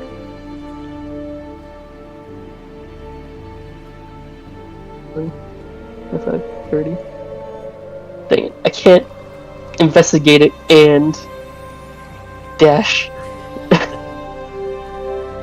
perception for now. 23. So, what are you trying to see at this moment? The carvings of the inner work. Well, I can't figure out the inner workings yet, but if it's wood, Dallen wants to check it out. Very good. Yeah, from this distance, as you're taking a look, you can certainly see that there are 2 levers located on it. While you're not able to determine exactly what they do without testing it out yourself, you can definitely see that there are 2 parts of this wooden platform. A slightly depressed wooden platform that seems to go down into the ground, and then another platform that goes a little bit higher that definitely has gears on it, and you would be able to determine that if it has these kind of gears or teeth on it, it is likely that this platform rotates, and likely the tracks may connect to this point and this point here. You're also able to see that, like, wood, there's not much carving done on this. You can see that this seems to be very industrial in use. A lot of the boards are very straight. The teeth are reinforced with metal along the wooden teeth geared parts of it. But you can definitely see that indented into, like, basically you have this level and then a step down where this level is, and then this part here where the gears are in the same level as this. Can I carry that perception over to this lever over here? Yeah, as you take a look at that lever, you can see that the gears seem to be connected to this part of the track here, where you can see that the track splits in two different directions. You can see that currently, the way that the lever is pulled, the tracks are currently lined up to travel to the north. Okay.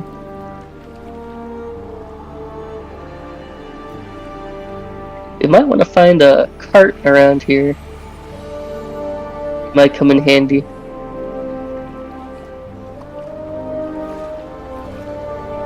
Alright, fuck me, I guess. Talking to Dain, he's just like, yep, I'm just ignoring you. I think he sent BR back. Oh. Yeah, he messaged Got us it. a little bit ago saying he'd be back. Oh, I just saw that.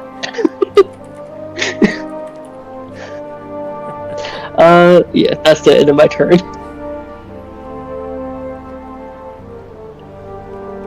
Alrighty, and so with that, return to Milo.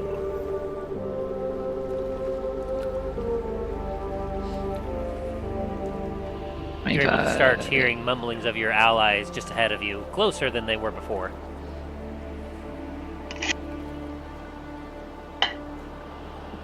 That'll be my turn. Ready?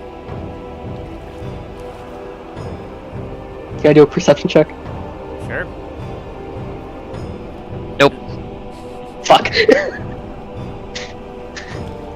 see, does Remy, are you back yet? I have just returned. Oh, perfect. Dallen Perfect was kind of speaking to you to realize, oh, you're gone. Yeah. Sorry. No, you're good, man. I should have paid more attention. Oh, it's good. I also quietly disappear at times. My apologies, Dallen. I was a little bit spaced out. No worries, Dain. I was saying that we might want to find a cart. Might come in handy later.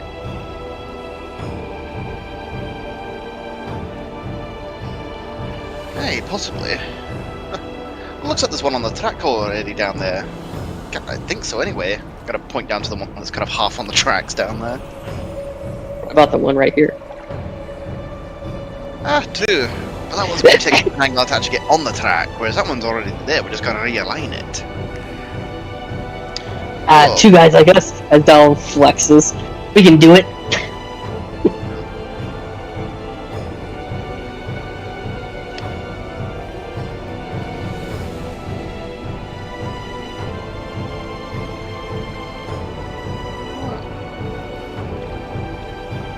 I'm actually going to go over and inspect the cart. Give me an investigation. An 18. As you take a look at this particular minecart, you can see that it is currently empty of contents. Having been kind of like moved over here. It's kind of odd because like you would expect it to kind of remain on the track, but with your 18 investigation, you could definitely see some sign indication that there's some scraped up part of the stone here, a bit of a track left behind from it, as well as some indentions into the ground itself, indicating that there's a good chance that at some point the cart may have fallen off the tracks over here and then kind of, from some force, slowly shimmied its way into its current position.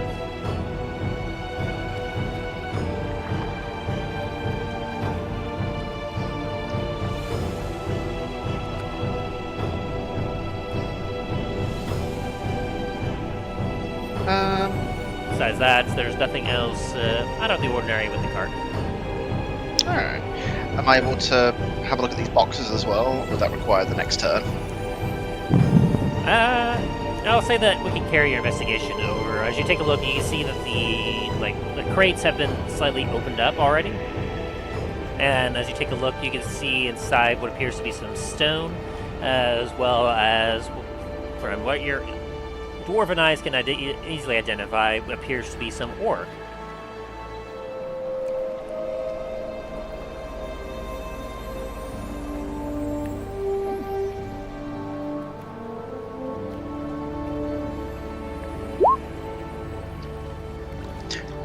What type of ore is it?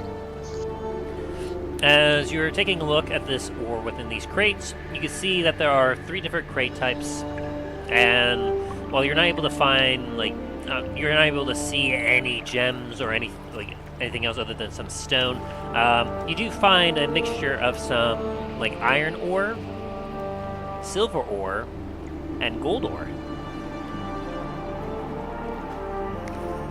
It's all very much, like, blemished from oxidation and everything else, so if one that wasn't trained or had a history in mining or blacksmithing would not be able to, like, identify it from sight alone. But with your 18 in history and your background, you're able to definitely be like, yeah, I believe it needs a little bit of like polishing and smelting, but that should be gold, that should be some silver, and this should easily be iron.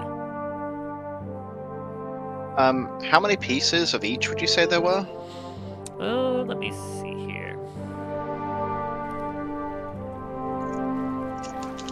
I would say that there is about 11 pounds of iron that you're able to find, 9 pounds of steel, or 9 pounds of silver, and 2 pounds of gold.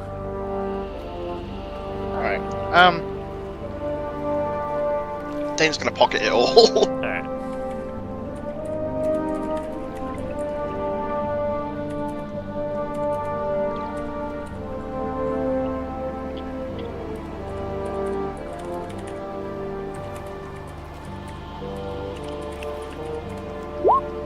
There you go.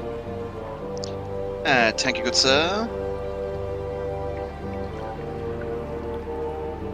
You kind of pick out the pieces from the rock and put them in your bag of holding. And that's probably your turn for now. Yes. Basically, I'm just gonna spend the rest of the turn just like appraising it a little bit and then just like popping it in the bag. Alright, so Shax, you said you were going to investigate that minecart? Yeah. Investigation check. Oh dear.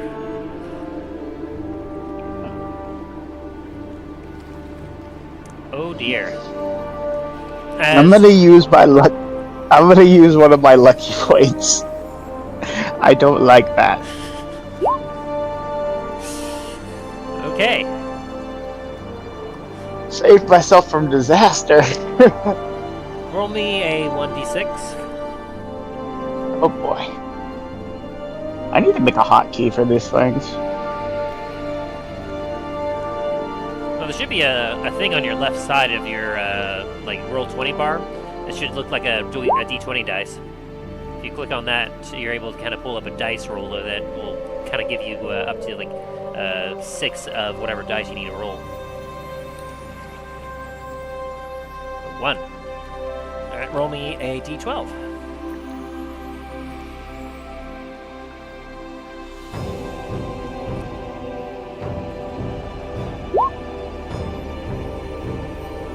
Alright.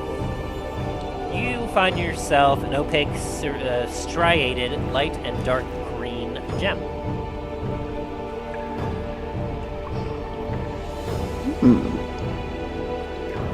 You recognize that it's also a very small piece, probably about another 10 gold piece worth of malachite, basically. Malachite.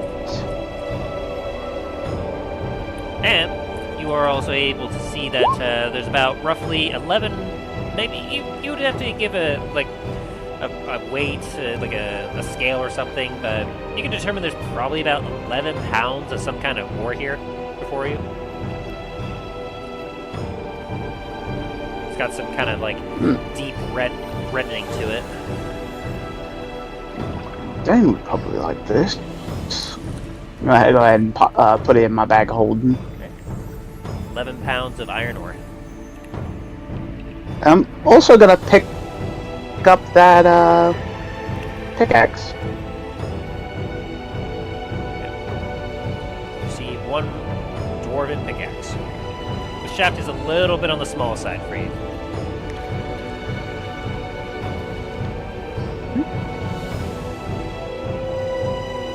And House is gonna start making his way back. 20.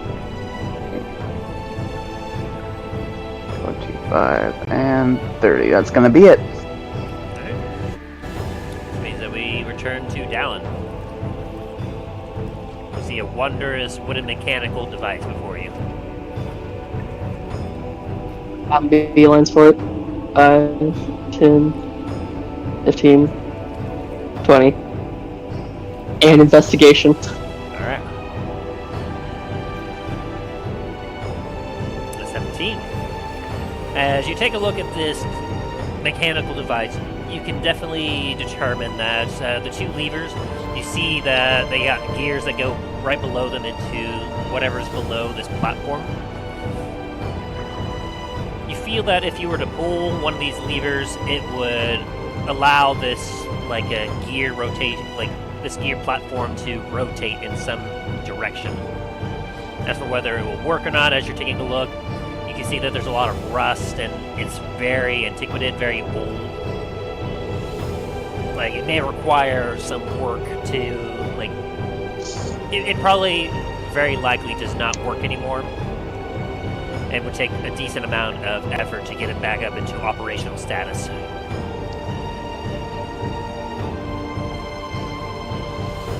But you can definitely determine that this definitely seems to be some sort of track changer for the minecarts.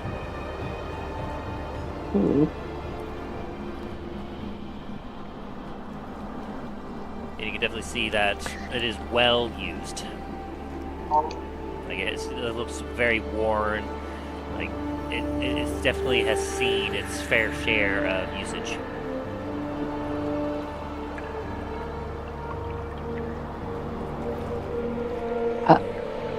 How long would it take to disassemble this?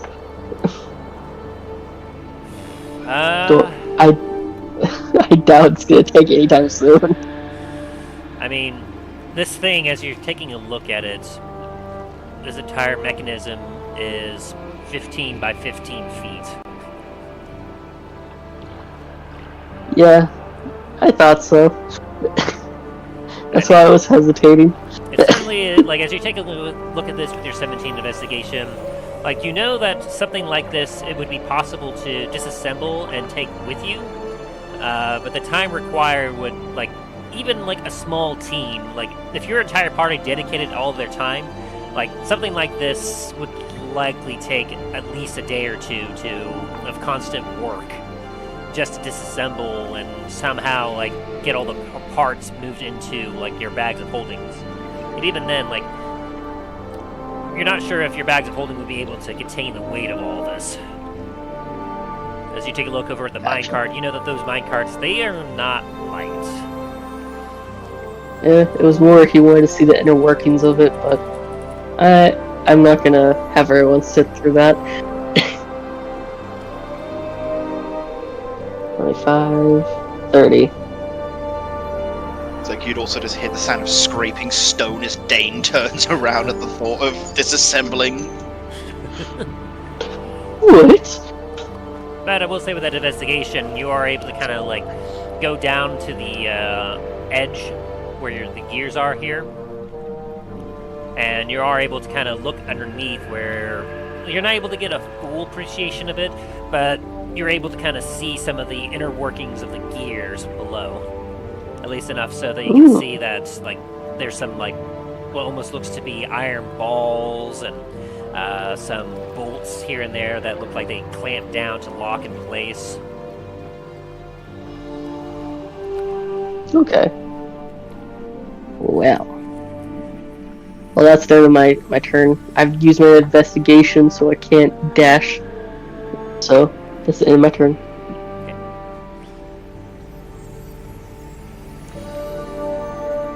You're so focused with that.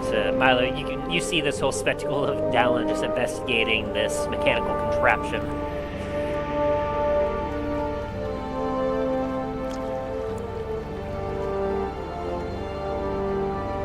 Anything you're Dain gonna just do? putting look like rocks in his pockets. Yeah, I was trying to see if there's a way I could fuck with Dallen, but I'm not gonna do that just yet.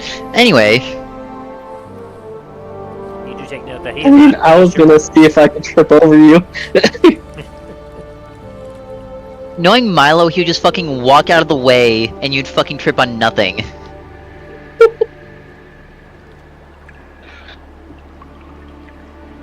Oh, what a lovely day. Milo's going to dash and head down this way. Turn the corridor following the rail tracks where you can see up ahead the sounds of water and what almost looks to be something giving a slight shimmer from some light that's being provided. Neato.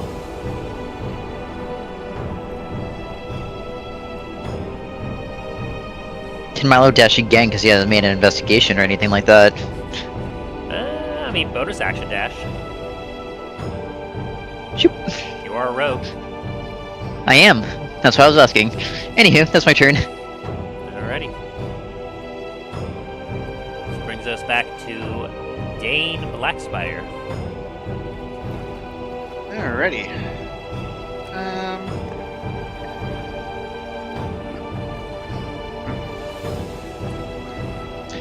You know what?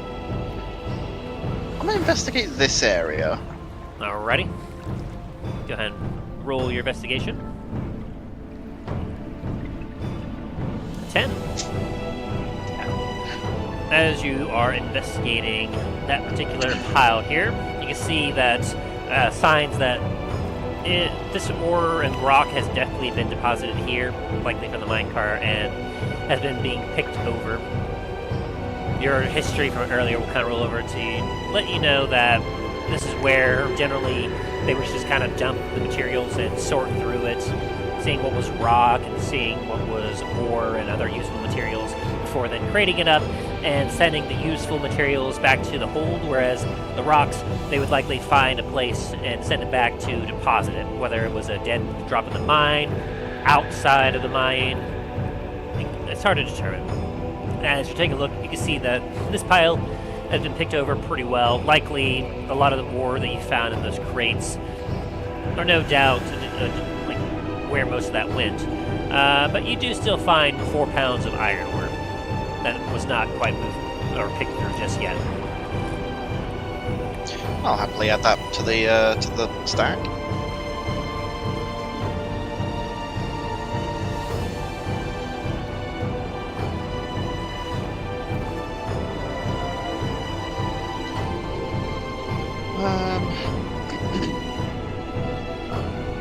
So there, so it's got 10.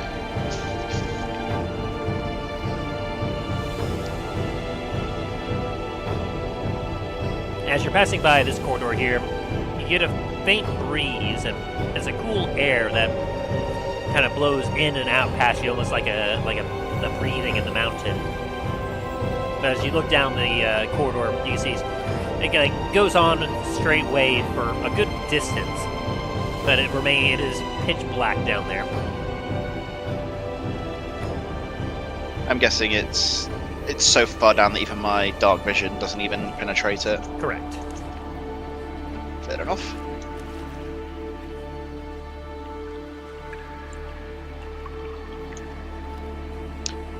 And that'll be my turn. Alrighty. Which brings us back to Shax. Alright. Start making my way. 5, 10, 15, 20, 25, 30. I'm at a dash, so 35, 40, 5, 50, 55, and 60. Now, Shax, you can see what everyone else has been seeing, and hearing what what has been described to you. As you see, also a wooden platform with a gear, looks like a gear with tracks on it. Guessing this is the main conduit, huh? Give me a perception check as well, Talos.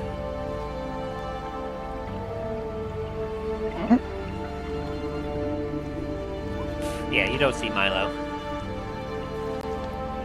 See who? I don't see anything. I am blind. And you're like, is this the main conduit? As the drift globe happens to pass right in front of your eyes. Whoa.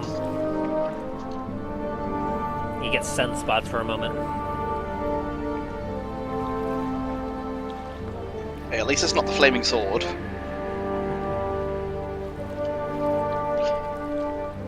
That would have permanent damage. Not quite the main conduit, but definitely like a substation of the mines.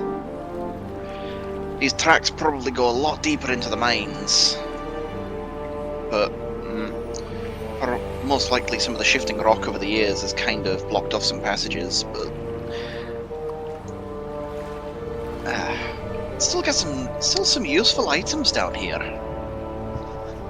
Oh. Well, I found this. I hold up the pickaxe, as well as some ores I think you might be interested in. Ooh, some ores, you say? Also, that is a piece of fine craftsmanship right there. It's a bit small for me, but pretty sure it'd be useful to you. Besides, what better person to have dwarven craftsmanship than a dwarf?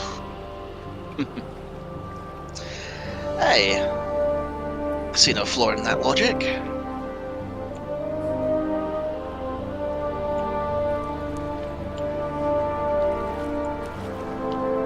Gonna move any further, Talos? I can't. I used up all my movement. Gotcha. That's gonna be it. Alright, we'll move to Dallen.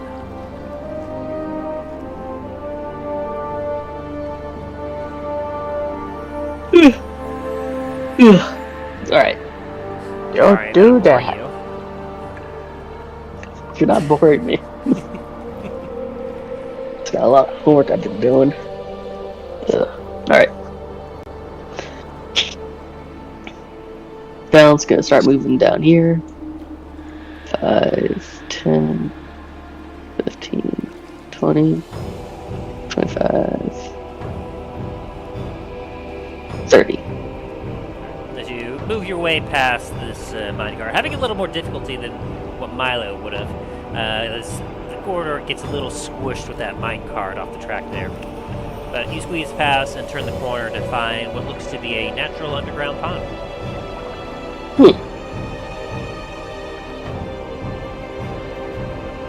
Well, I'm a dash. 5, 10, 15, 20, 25, 30. From here, you can see the tracks go down a corridor that goes much, much deeper as you feel a bit of air rush past you as you look down this corridor, where beyond is nothing but pitch blackness. Oh, that's ominous. That's only my turn.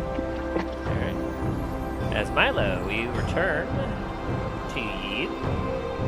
Woo! 5, 10. Am I standing over water right now?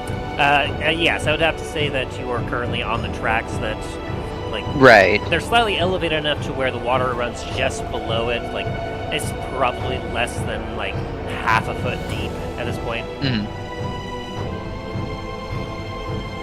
Like, it'd be uncomfortable if you didn't have proper boots on and you waded through this, but, like, if you remain on the tracks, you're not going to get wet. Fair enough.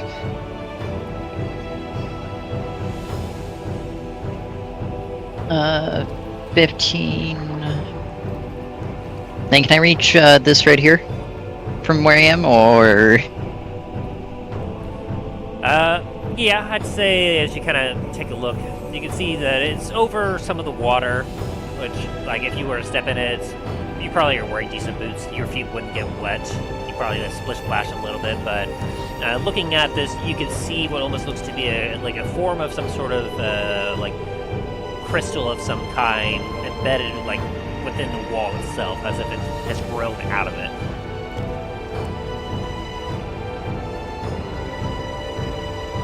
It is large. It is glimmering.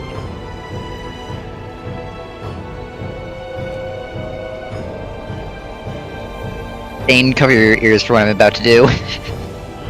Oh no. I was gonna take one of his +3 daggers and just try to pry this off the wall.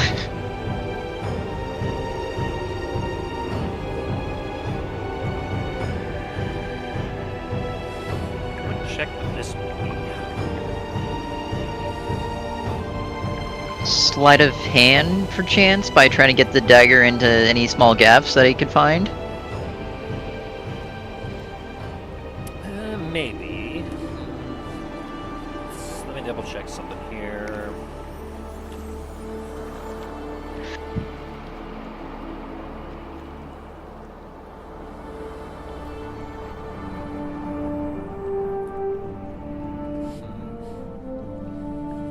Just trying to see if there's something else that would be similar.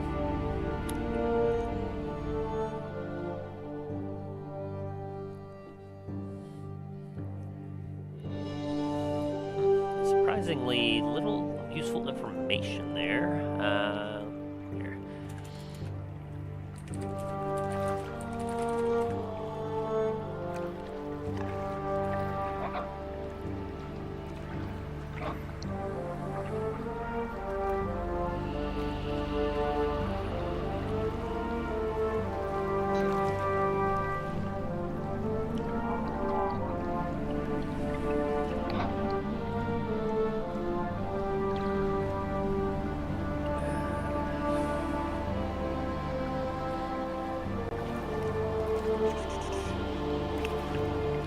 I would have to say, in terms of what you're doing here, obviously with the dagger, that is kind of like a finesse kind of thing. You can either use your strength or dexterity on it. Mm-hmm. Yeah, I would say that I would allow for like a sleight of hand with disadvantage as you're not using a tool specifically for it. 26. Alrighty.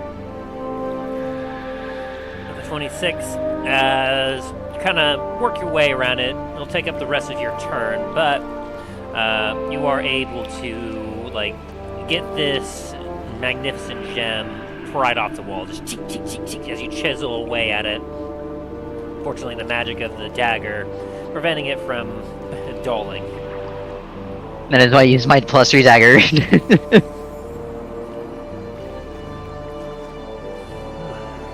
me see here. Dain doesn't know why, but a single tear rolls down his cheek.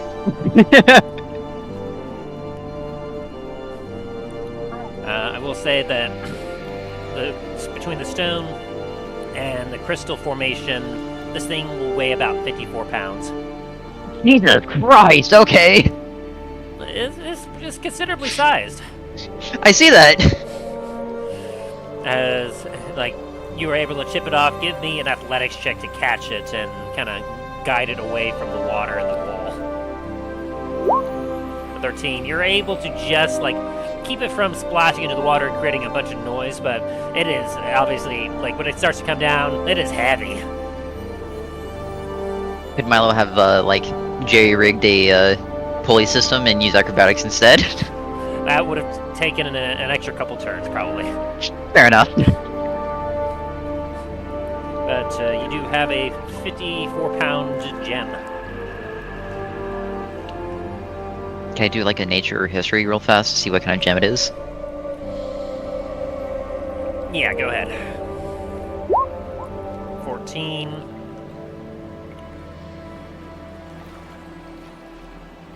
Give me a D4.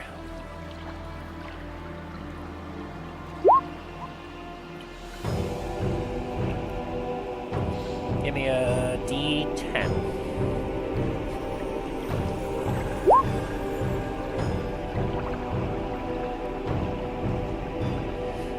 So, as you have picked out this crystallized formation,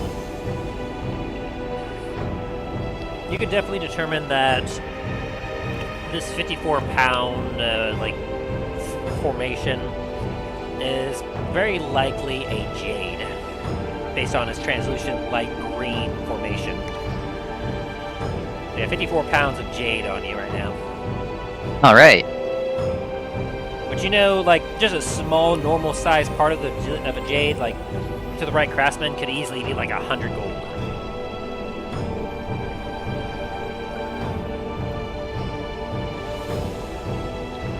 I'm sorry, can you say that again? Like, just a normal, like, probably 1 pound of this is easily 100 gold.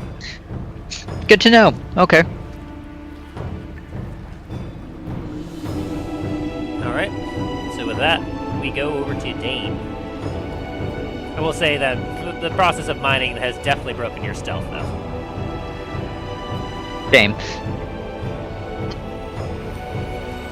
That you would have had to focus completely on getting that picked out. Fair enough. So Dain, what are you up to? Alrighty.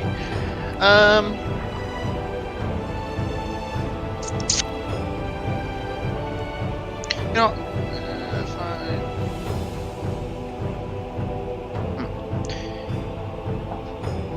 You know, Dane's gonna have a look around the area, around the turntable, but also around the walls, because something feels off.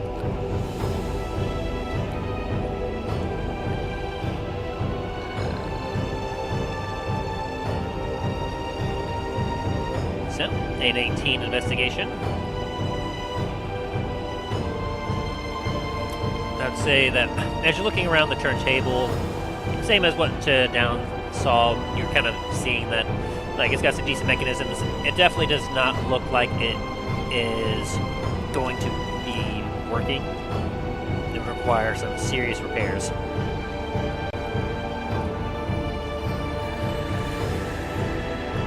But Fair enough.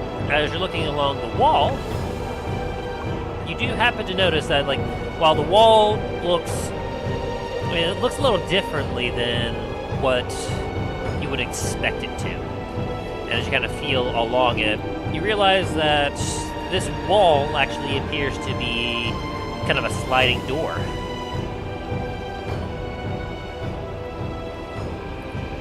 I'm gonna go ahead and open up the door. As the door kind of goes off in this direction, you can see several remains of what appears to be like a wood pallet, mixed with what it almost looked like it must have been perhaps a desk at some point, and a chest. Would I be able to carry that investigation over to have a look at the chest and the table, or would I need another one? And that would require like another turn. Ah, fair. Well, then I will just, I'll end my turn here then. Okay. Which means that we will be moving on to Shax. Who, from this distance, you can definitely see Shax that Dain has just found a hidden door. Kind of stole your thing. 10, 15, 20.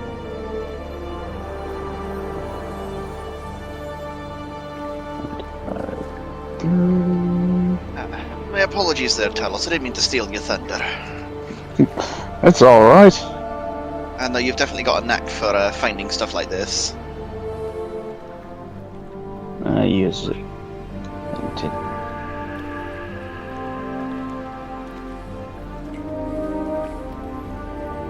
You're able to see. I can probably tell that like everything's pretty over here has been pretty looked through by the other two.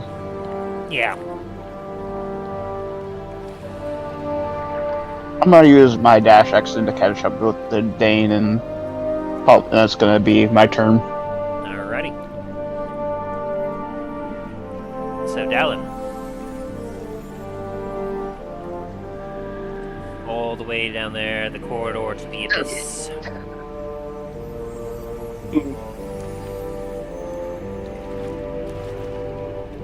So it's just blackness, Yeah. just dark. Yeah, from what you can see, like, it goes way further beyond, and you feel a breeze coming from the direction as well. Hmm. 5, 10, 15, 20.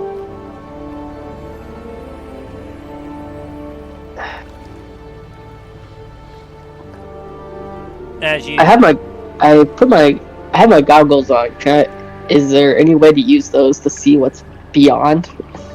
Yeah, as you kind of look, you can see that after about 10 feet beyond where light ends and where the tunnel begins, you can see that it opens up into a cavernous area where you can see some bits of the rail track has kind of collapsed in such a way that it looks like it used to go down into this area, but you can see that without flying or any there's no easy or safe way to descend into what you assume must be the rest of the mine. Gotcha. Okay. That means I gotta backtrack. Okay. Dash 5, 10, 15, 20, 25, 30. Alright, it's my turn. Alrighty. So we return to Milo. Well, realizing that he broke his stealth, he's going to do Milo's thing and stealth again. Jesus. Even better stealth check. Yes. Alright, 5, 10, 15, 20.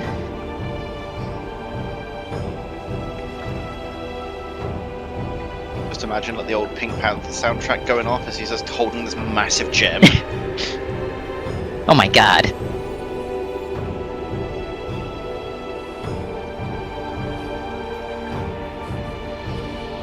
As you go down, you can see that there are remnants of what once was a track for you. It seems as if this area has had a slight collapse, and so there's enough clearance that you're able to crawl through the area. It gets a little bit short, not too short for you, but you know that it might be difficult to try and get things through this part of the tunnel if they're too large. Fair enough. And then Miles going to dash. Get a better look at the area. And as you look around, you can see, similar to that one J that you saw before, you can see a multitude of different colored formations all around you. So many that it would take quite a while to harvest all of them, but it is possible. As you can see, different sizes and different shapes and multiples of them. You can see different wood structures here and there, providing excellent support. And then, is this another support beam, or is that something else? That does appear to be a crate. Okay. Rest my movement, I will move up. And as you're looking around, you can easily see that this is probably one of the newest parts of this mine. Quote unquote new. Alright. That brings us up to Dain. Alrighty. For what you can best tell, as you're looking around, this likely was perhaps a supervisor's quarters within this area. Okay. Well, I'm pray for a good roll and have a look at the chest and the table, if I can.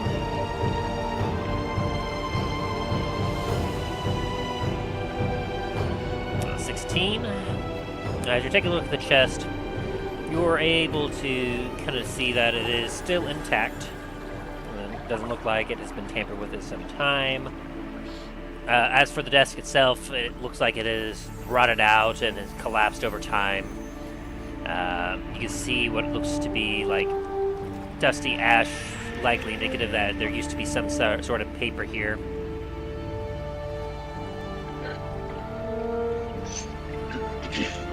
Fair enough. But with that 16, I will say that you do actually find within the rubble of the desk an intact parchment written in Dwarvish. I'll give it a read. As you take a look, you can see that it has a log of 2E smudge. You're not able to determine the exact date, but it's definitely, obviously, from the Second Era, where you see kind of reads almost like a report / diary in a way. 50 pounds of iron ore brought through. Should make good for good steel. Several different units of multiple gems.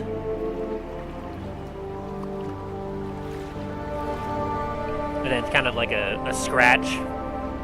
And then where the ink continues from there, it seems a little more excitable, a little more hurried. It's magnificent. Absolutely magnificent. They brought it through just a bit ago. The way it shone. We've definitely found something magnificent here. And it ends there.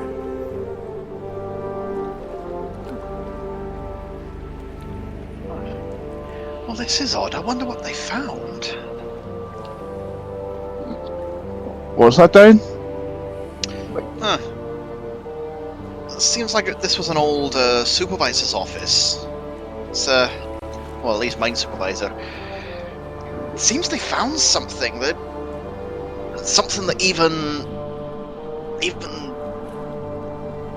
the old dwarves were astounded at. Wonder what it was. Sounds interesting. And I'm thinking if anything, if they found it and moved it before the hole fell into disrepair, it might be in their vault.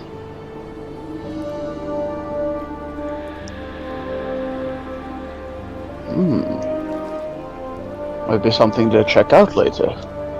Hey. Especially if the old dwarves were excited about it. Why? Something. Only very few things you get those lot all excitable about something.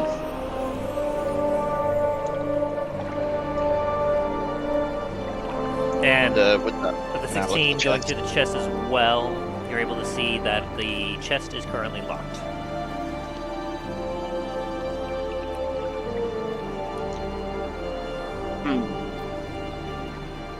Am I able to do some percussive maintenance with my smith's tools?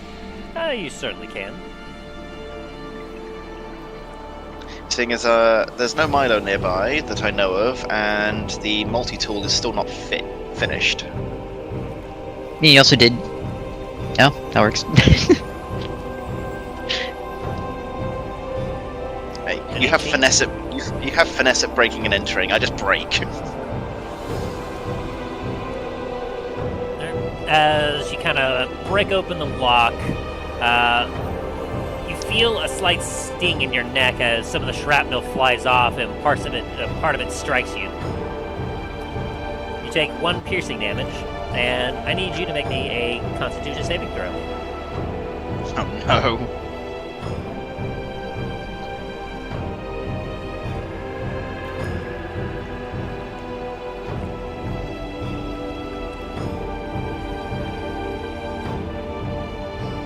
You do make the save, but you will still suffer a little bit of the damage, as you will be taking half of this.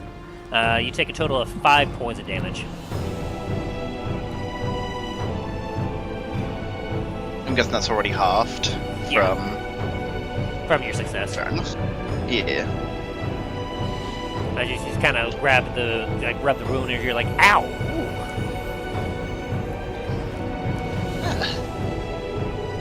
Guess being left down here for this long, it's giving it a little bit of a sting to it. Careful of the metal there, Talos.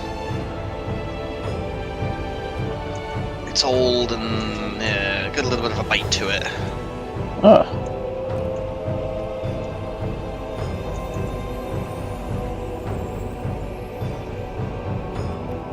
Sure it's wasn't booby trapped?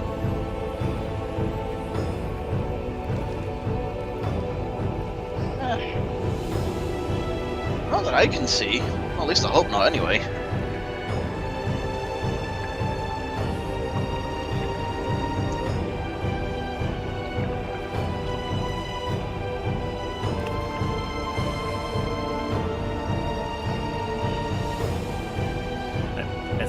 soon, with the lock broken open, you open up the chest. Yes. Alrighty. Need to check my notes on what was in that. Death. You open it and a gas sprays out and all of you die. It's incredible. It's death. No, We just see a miniature Maldrax is just sitting in there, chilling. It's me. guys. I've been waiting for you. And he's riding on the back of a chicken. Been trying to reach us about our castle's extended warranty.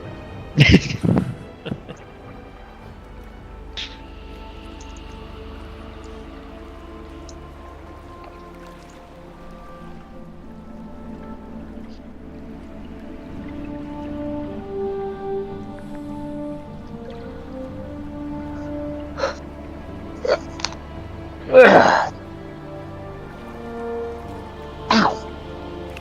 Yeah, I stretched and I popped something and it was like, oh, it's gonna be a good pop. No, that's a bad pop.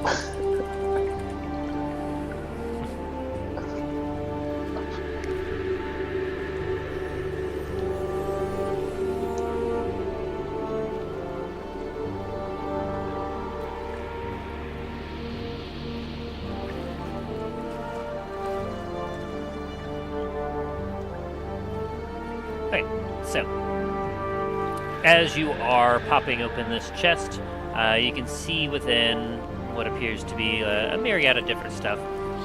A couple of pouches, as well as a bottle.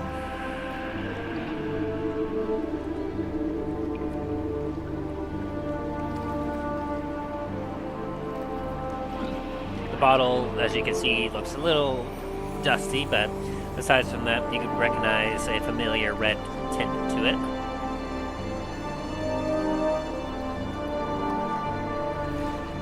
As you pick up one of the pouches, you can feel kind of a shifting within and what almost sounds like the grinding of rocks. And the other pouch that you pick up, you can feel a decent heft to it, as you can feel that there is like a clinking of metal within it.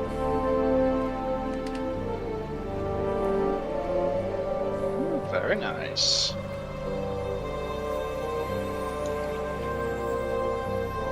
Am I able to take a peek into the pouch that has the what feels like rocks inside? Yes. As you take a look, you see about 11 gemstones within there. You see some bloodstones, zircon, some chrysoprase, moonstone, chalcedony, quartz, and onyx. Very nice. Nice little haul of gems. Yeah. About, you see that they're all fairly small and enough to fit inside this pouch, obviously, but in total, you could probably determine that there's about maybe 550 like gold pieces worth of gems in this bag. Very nice.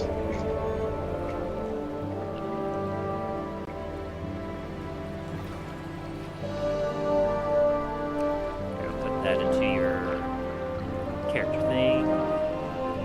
Appreciate it. Boop.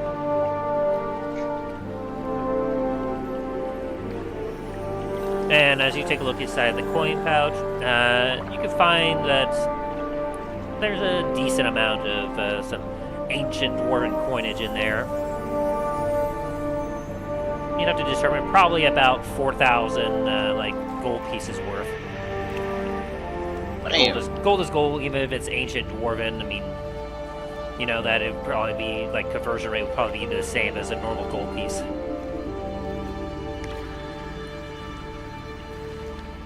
You can also determine without a history check that this was likely some payroll.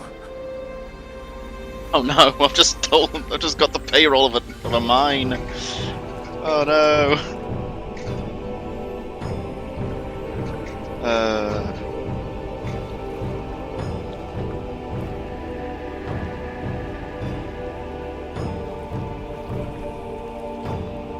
I'll pocket both bags for now, and I'll divvy up the gold. when we're in more safer location.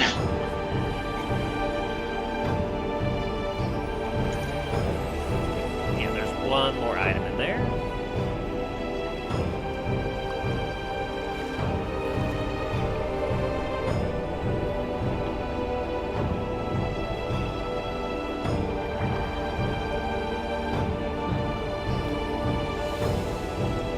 So, as you are kind of picking up these pouches, putting in, you also notice one more item kind of buried underneath, like the bags and whatnot. They kind of catch your eye a little bit as you kind of pick it up. It appears to be a musical instrument of some kind. It almost looked to be made out of bone with some sinew wrapping around them, and almost looks to be like some bird skulls attached to it as well.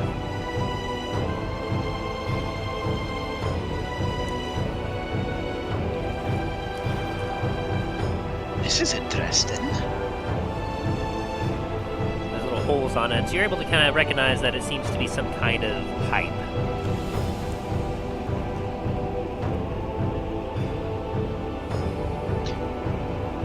Is there like a hole to blow into it? Yes, at the top. Alright. I'm gonna give it a try. Are you proficient with wind instruments? Not wind instruments, no. I'm good with horns. Double check something here. Probably will just sound terrible, but let me double check. Just sounds like screaming. Like the strangling of a chicken. Yeah, you have to be proficient with wind instruments in order to use these pipes properly. So, yeah, as you kind of blow into it, like, it has kind of almost a haunting sounding, like,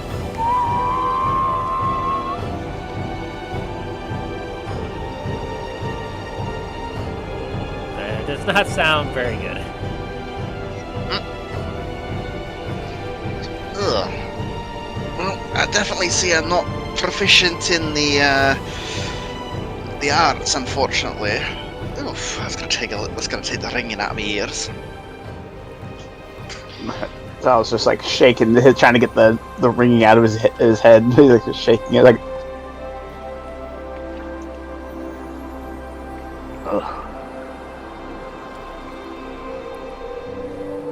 Never been. My apologies for that.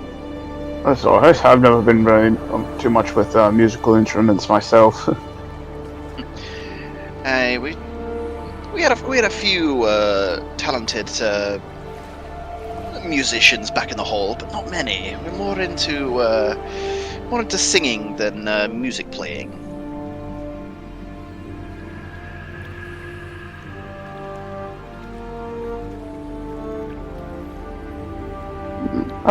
I've heard a few Dwarven songs before. Can't remember many off the top of my head, but the ones I do. But from what I remember, if my memory correct, it was very passionate and.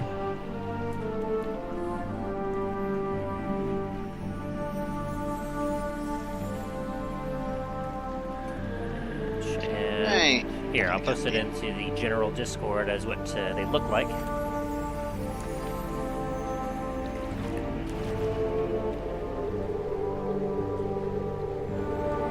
Okay. It's like was it like a bone pan flute? Basically? Yeah, it's in a way.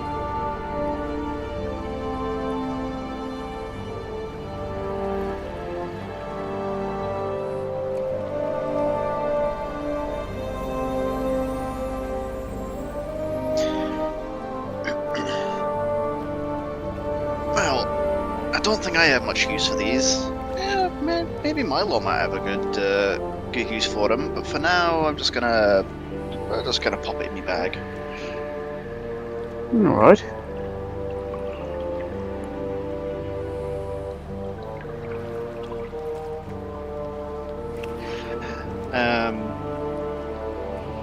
Yeah, basically just gonna spend the rest of the turn just sort of like going through the gemstones and looking to see which ones are there, and then I'm gonna end my turn. Alright. So with that, we go to Monsieur Talos. Alrighty. So Talos is gonna go. Check her. Oh, sorry, wrong way. Gonna go down this way.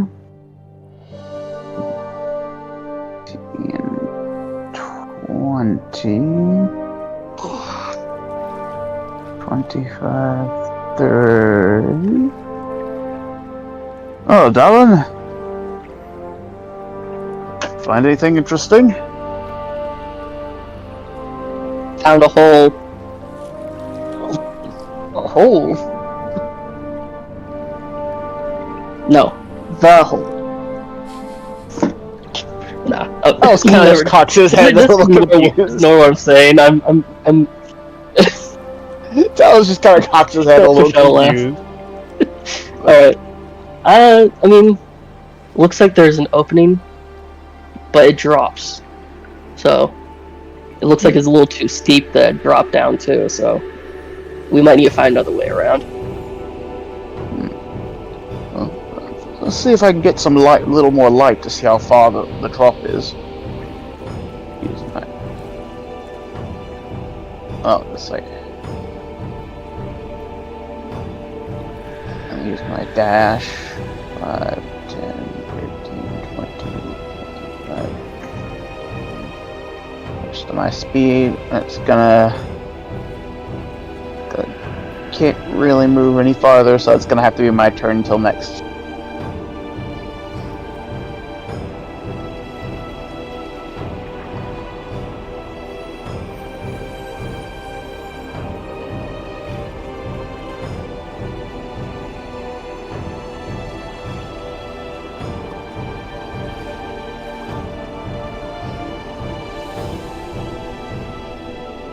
Oh no.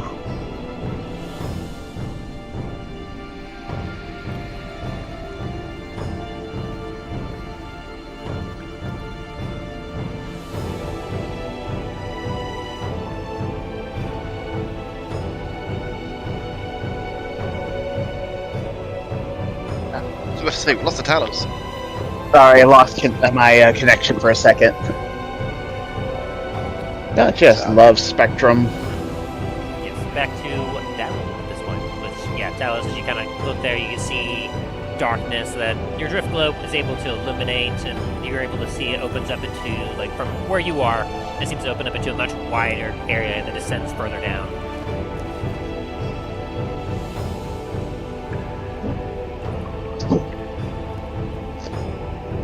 Alrighty. What am I going to do? Because I'm drawing blanks right now. Let's see. Get out of my face, Steve. Don't know why you popped up. Alright. 5, 10, 15, 20, 25, 30. Dash. 5, 10, 15, 20, 25, 30. Alright. End of my turn. Alright. Try to find some way to move forwards. Oh, there's a door over there. I just noticed that. And Dain's over there. Housekeeping. Housekeeping. Alright. We're back to you, Milo. Alrighty.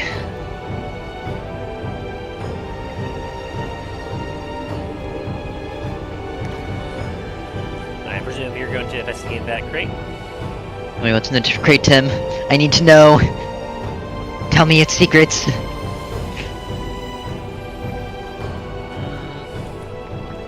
Alright, so, give me a higher or lower. Lower.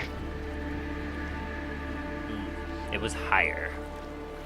Fuck. So, you roll me 1d6. Ooh, a 5. Or only a 1d8.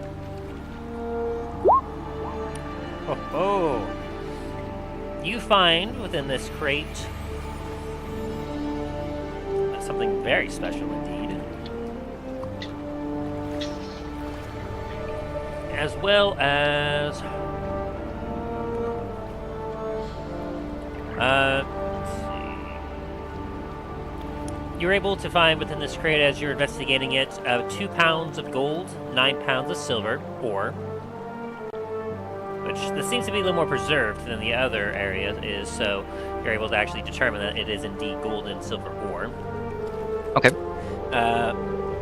And mixed in this, you find a translucent blue sapphire with a white star-shaped center.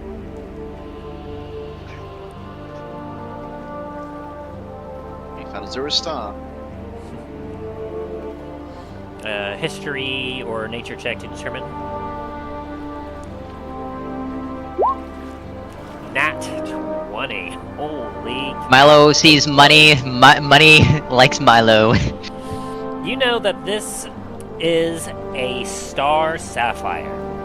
A very rare and valuable gemstone, easily marketable at 1,000 gold pieces. Bam.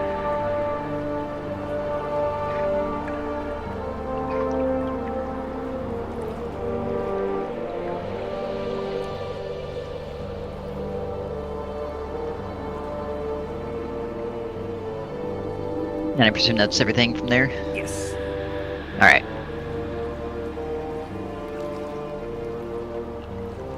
Five dash. And as you investigate the rest of this part of the cave, you can see that there are just more mineral deposits everywhere. So I look down and look back up, and I see 2 natural 20s. Don't worry about it. Am I seeing that right? Okay. Okay, I won't question it. That's fine. Just don't worry about the what happened. Hey, Aaron. Looks like my TikTok I sent you is working.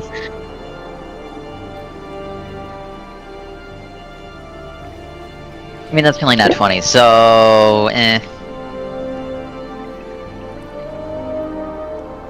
Don't appreciate anything I give you, huh?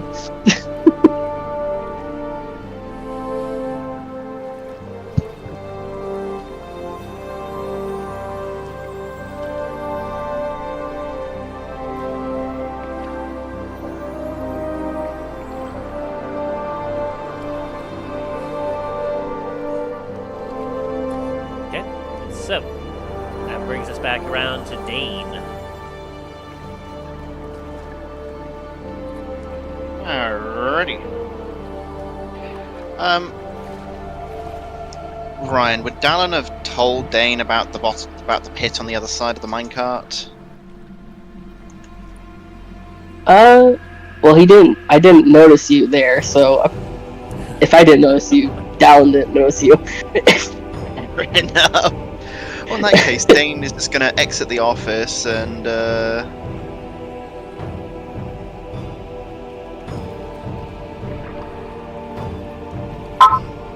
it.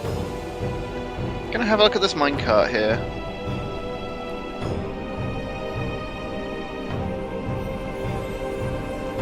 Let's see. As you take a look at that minecart, you can find immediately that it is empty. Pilfered.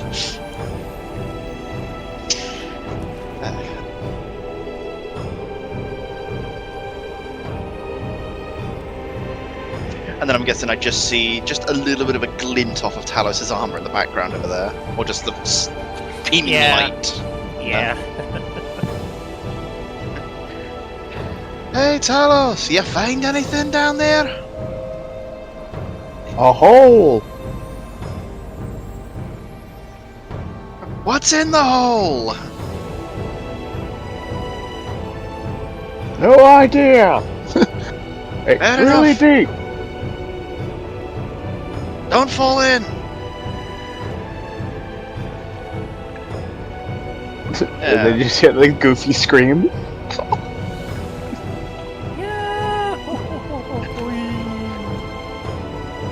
Just hear the Wilhelm scream just disappearing into the mines.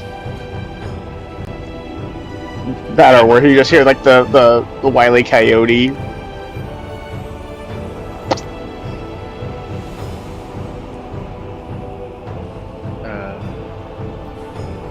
And that's your turn, Dain. Yes. Alright, so Shax, what are you doing? Alright.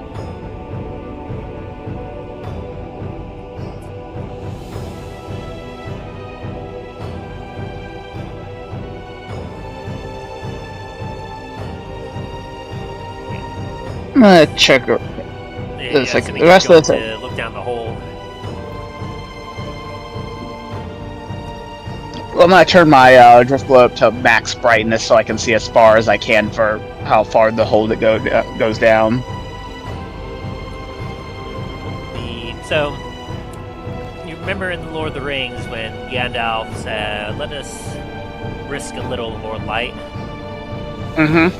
That is essentially what you replicate in this scene as you shine the drift globe a little bit brighter and absolutely illuminate a ginormous mining shaft. As you see that, you don't even get to see it as it goes too far out. Like, it just goes further out into darkness. As you realize that you're not able to get down safely unless you were to fly, but you can see that you are looking at the entrance to the greater part of the main mine. My gods. The dwarves certainly know their stuff when it comes to mining. I'm gonna make the globe go back to more of a normal luminosity and then start making my way back toward the others.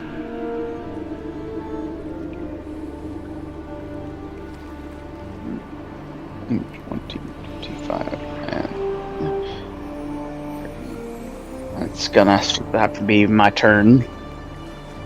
Alrighty. So that we return to Dallen. Me? Alright. Let me get over to where I want to go. Yeah, damn. Computer. Thank you. God. Being difficult. 5, 10, 15, 20, 25, 30. Water. Turn around the corner where you can see up ahead what appears to be water. And then I suppose I should probably cover that up because it is no longer there. Give me a second. And I'll keep it there. Let me get some extra. You found a duplication bug. There we go. Matrix. What is that? That is water. Something has appeared. It is water. Just a square cube of water. Minecraft style. Alright, I'm a dash.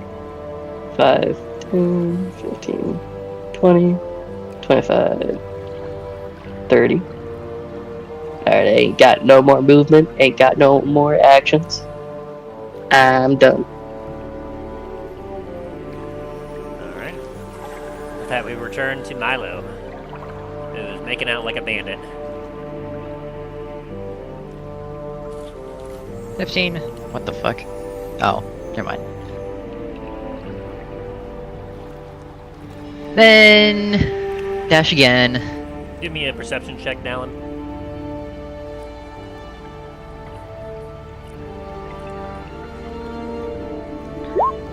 You don't see Milo. Nope. God damn it. Hold on. I don't even think even if you got a nat Can I 20, you'd be use able to see him. Arcana to sense him?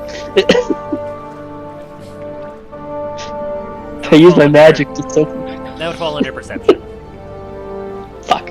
Got it. And even then, you would probably need a net 20 in order to actually see him. Yeah. Especially because my modifier is lower than my perception. You know what? I'm kind of interested to see where this goes. Can we allow Dallen to roll an Arcana to see if he can see me or not? Go for it. I promise you, I'm not gonna be able to find you. I just wanted to see what happens. Or kind of. A soft 20. Still nowhere close, but you can feel, like, just up ahead in the corridor before you, Dallen. It almost feels like a slight, raw, arcane energy. I was just gonna nervously, slowly look towards towards that energy. Like, what the fuck? You're unable to determine with that check exactly what it is, but you can definitely determine that, like, there's some sort of, like, natural energy ahead of you. Well, I was gonna say... Yeah, actually, you know what? Never mind. Better that Dallen doesn't know. Say it. With your chest. Maybe I would if you actually would fucking see me. How can I fucking see you when you fucking blend into the environment?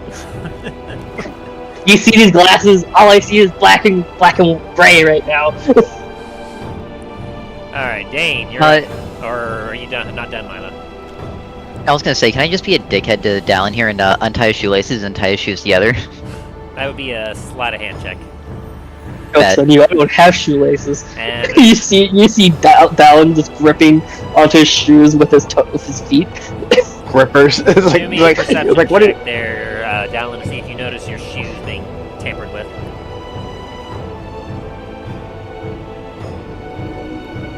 You might not have shoelaces, but I will use my rope. Fuck you over here, alright?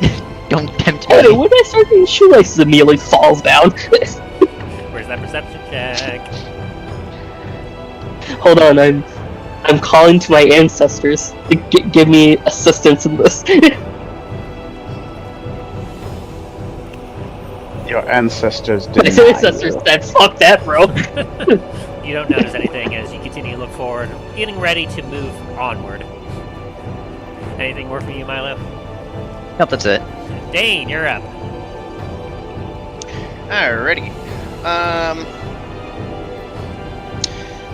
Seeing Talos kind of walk back towards where I am, I'm going to safely assume that that area is a dead end. Probably can assume so. Yeah. And I'm going to use my action to dash for another 5, 10, 15, 20, 25. I'm going to go back into the tunnels. And that is all I can do. Alright, meaning that Shax, you're up again. Alrighty. Time to catch up. 5, 10, 15, 20, 25, 30, 5, 10, 15, 20,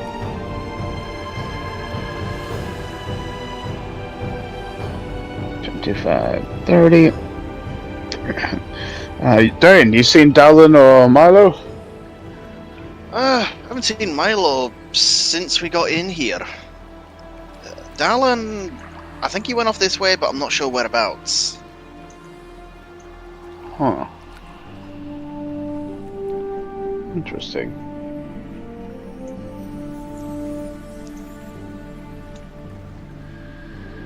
Well, let's see if we can find them. Hey.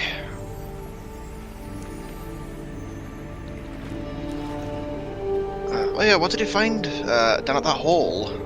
Oh, it's the remainder of the mine, though it looks like most of it's collapsed in. It's massive. Look, That's Dwarven mines for you. goes on for miles and miles. I wouldn't doubt it, especially with as ancient as this place is. I wouldn't be surprised if this goes fully under the island out into the ocean.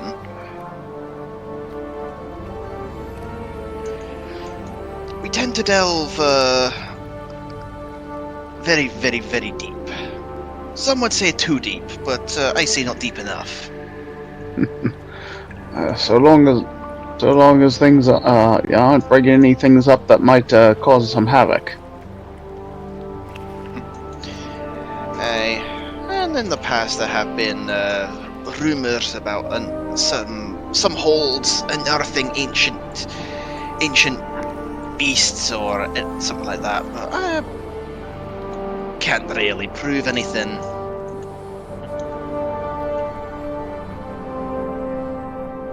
And so is that your turn there, Shax? Yep, that's gonna be it. Alright. And Dallen, we're back over to you. Me? Yep. Do you move Alright. forward 5 feet? Well, Dallen doesn't know that he now has shoelaces that are tied, Mhm. so he's gonna walk in this face plant. Yeah. Actually, can I do a dexterity check? See if I fall forward? Yeah. You can do a dexterity saving throw. Yeah. You start to take a step forward, and you feel instant resistance, and so you immediately do a tumble roll on the tracks, and you're in a crouching position as you look down at your shoes, and you see rope tied to you.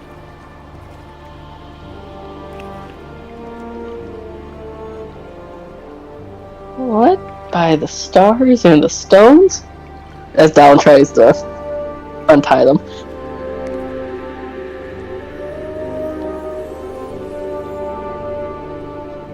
As Dallen's gonna look around and see who did that.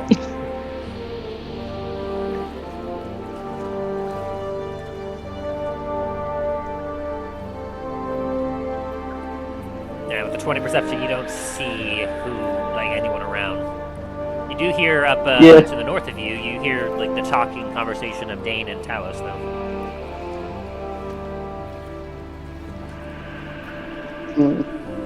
Alright.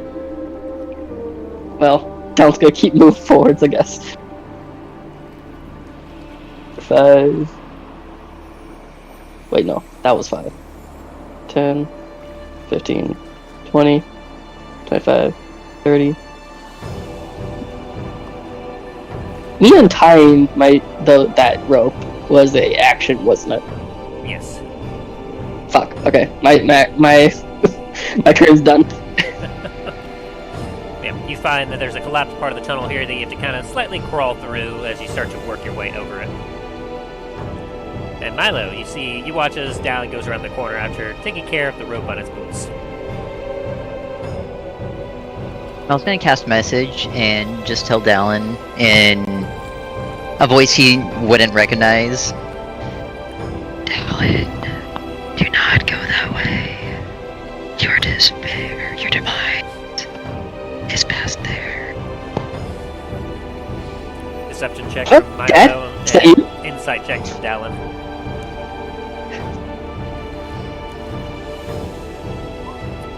Insort? Where is my insort? Insat? Pacha?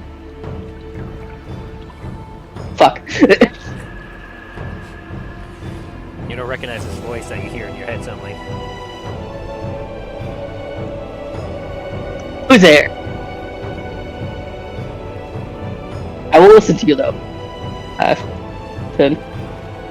Wait a minute, I don't have turn yet.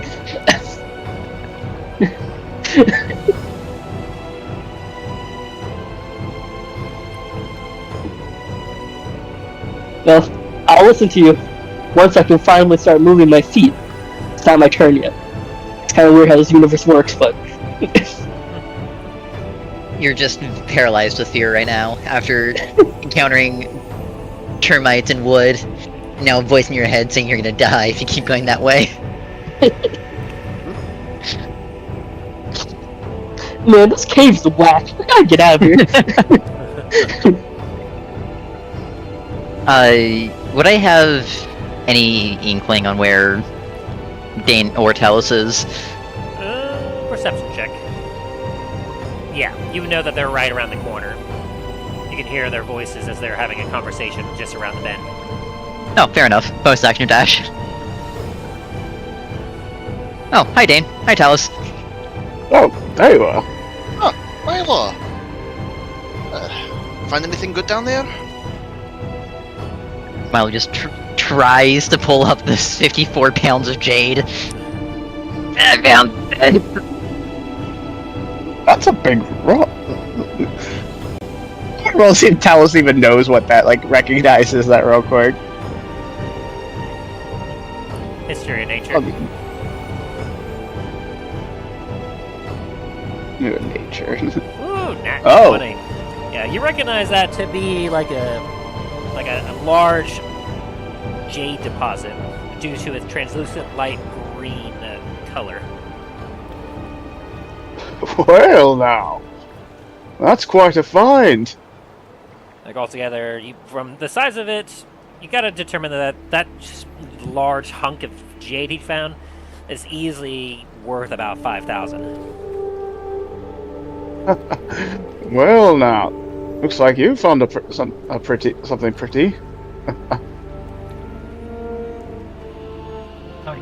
Good day. Can I put this away now?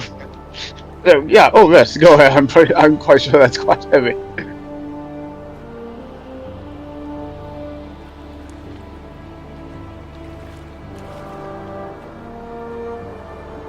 So far, the rest. Oh, sorry. So far, the rest we've found, that I found so far has been just the end of the collapsed part of the mine. It continues on, but it's quite a bit of a drop.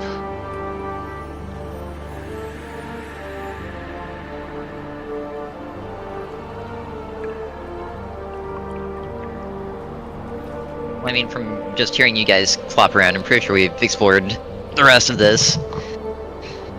Probably should head back.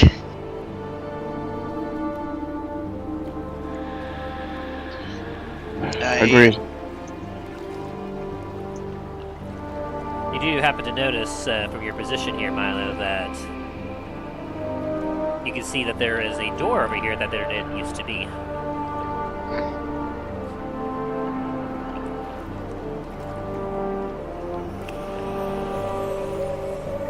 Milo has questions for himself, but he will not ask those out loud.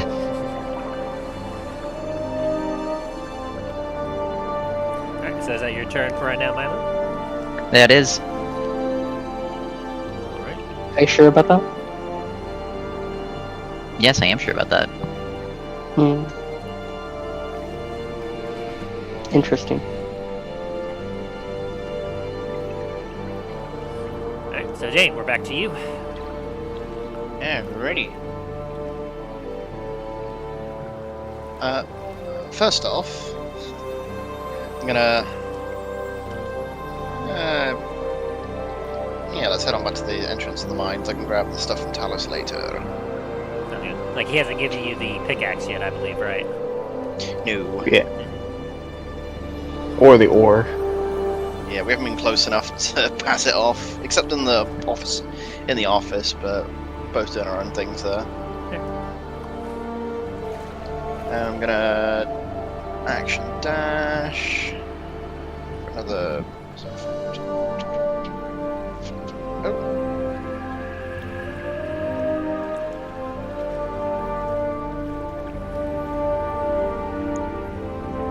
You're not going to give the pipes to Milo either?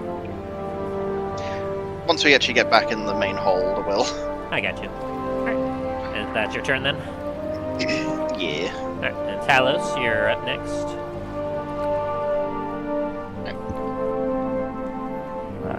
10, 15, 20, 25.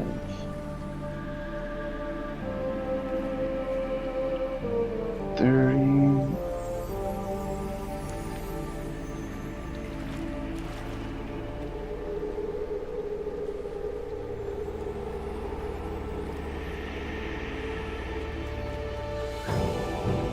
I was gonna look around for a second. It's like, seen Dallen anywhere?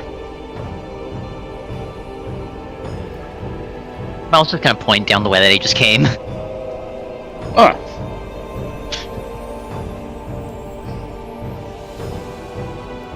Alright.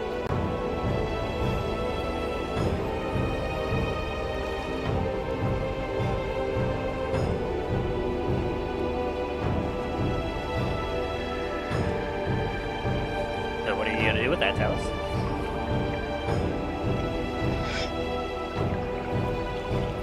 Sorry, I had to mute myself for a second.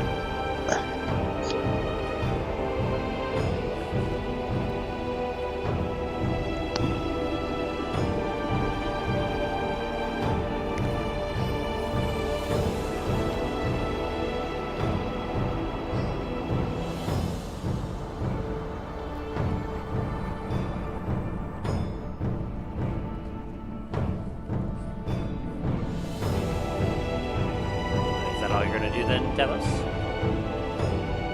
Sorry, I was muted for a second. I had to talk. Someone walked in the room. No, you're good. For now, yeah, Talos is just gonna hang out here with Milo for a minute, just kind of go showing him some of the stuff that I found, and let him know, like describing kind of like what he could see from where the drop off is, how like all how like Talos is very impressed with how the intricacies of how the mine looked when he saw it, because he's never really seen how dwarves truly mine, so this is a very big eye, like a whoa. This isn't just like this is art to them. Okay. So then, Dallen, you're up next. You got a mysterious message in your head, and you can see that there's a bit of a cavern up ahead, where you do see, we're just around the corner here, something sparkling up against the wall.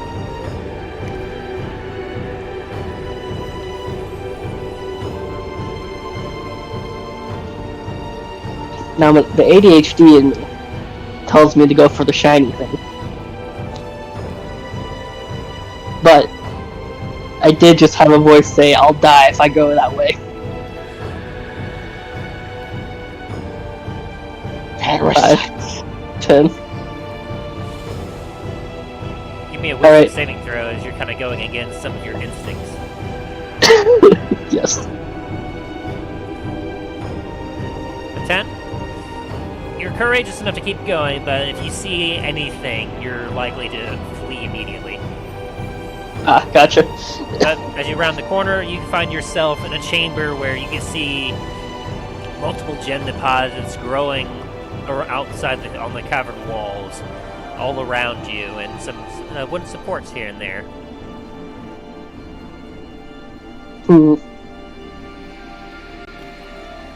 I lost interest. I think that's most of my movement, so I got dash again. 5, 10, 15, 20, 25, 30. Yeah, that's it. That's the end of my turn. Alright.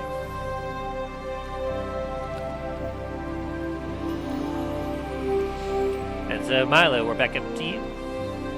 Very well. 5, 10, 15, 20, 25. 5, 10, 15, 25. 5, 10, 15, 25. That'll be my turn. And then, Dain, I presume you're just going to be moving back towards the main chamber. Yeah, And then, Talos. because I have no idea what's in the other area. I got you. Talos, are you going to follow them, or like you look to your right, you can see Dallen making his way back? Oh yeah, I'm gonna start following them. Okay. After I'll like a wave over to Dallen to catch up, and then but I'm not gonna immediately start sprinting after them, but I'm definitely gonna start heading that way. But I'm gonna make sure that at least Dallen knows which way we're going. Dallen gives him a thumbs up. Alright. So then, if you all are exiting the mines, you are all in agreement that you're going to head back to Thugrahm?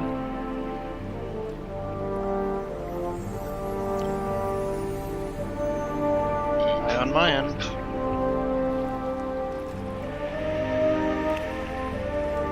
Alright. So then I will say, we'll move us back to our idle screen, and let us take this moment to go have a bathroom break, and then we'll return to Thugrahm. We'll be right back. We'll be right back.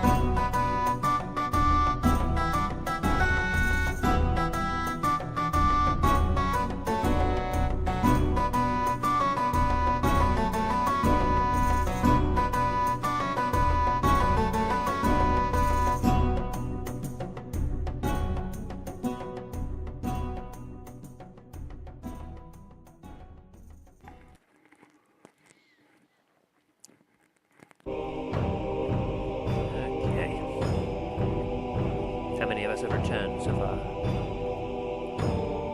That's a good question.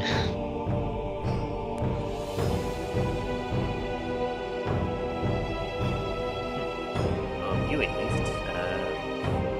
Is Ryan back? No, I'm not. How about Shax? No Shax yet. How about Remy? No Remy. Oh well. We can chill here for a little bit while we wait for them to get back.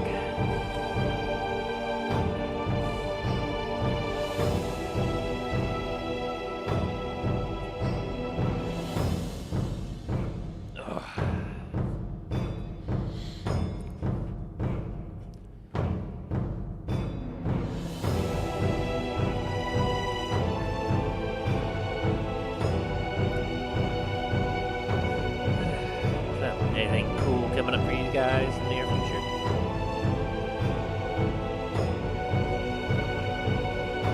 I got a cousin who's getting married. Oh, fun. Yeah, I might take a month off from school so I can go over there and not have any stress of school while trying to celebrate someone's accomplishment. Yeah. Sounds nice. I returned. Welcome back, Grim. And hang on. I think we're just waiting for Shax now.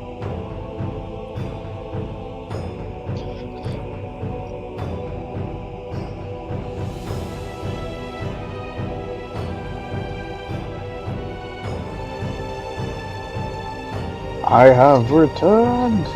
There we go. So now, by your 4 powers combined, we return to Thugrahm. As you all are heading back into the main hold through the passageway, I presume that you exchange your little goodies you found. Yeah. Yes. So, Yeah. Dain, you get a very well-crafted dwarven pickaxe. Its shaft almost is perfectly fit for someone of your stature. It seems to be a combination of some kind of steel and wood, almost spiraling down it, with the head of it being very fine, crafted dwarven pickaxe head. You can even see there's a dwarven face where the shaft enters the head part of it. And when I said that the combination of the metal and wood for the shaft, essentially you can see that going all the way down the shaft appears to be braided, the braided part of a dwarf beard going all the way down the shaft. Oh, that's pretty cool.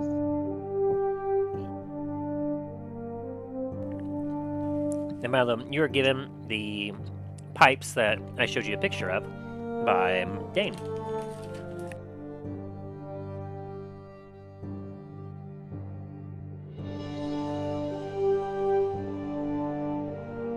Very well. And then also on top of that, I'm going to give Dain the 2 pounds of gold and 9 pounds of silver ore.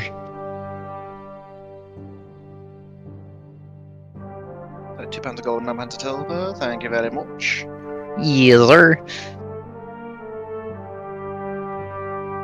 Gotta go down to where I added that.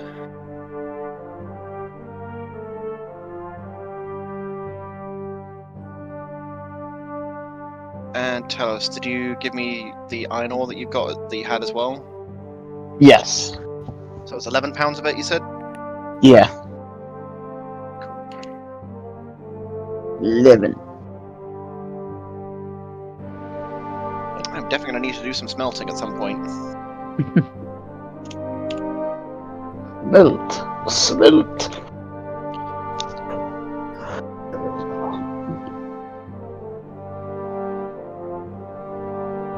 You should see and have full control of your little avatar again.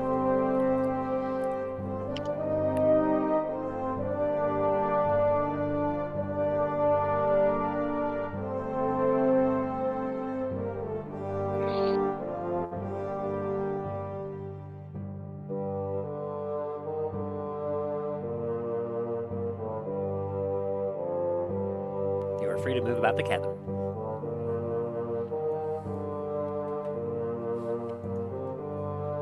Alright. Sensation on my end.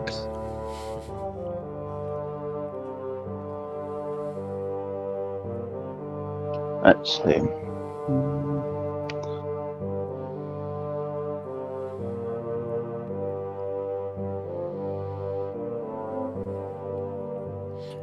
You make your way back through the rough mine area until eventually you make your way back into the curved corridor where you recognize that this door leads back to the chamber where you put the ornate brass crate and put the pressure down onto it in order to activate one of the braziers within the rotunda in the center of the hold.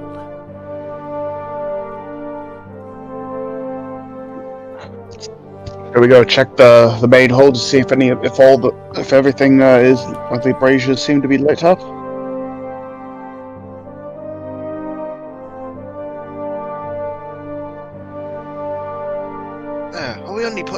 We only sorted out 2 of those dials, didn't we? I believe if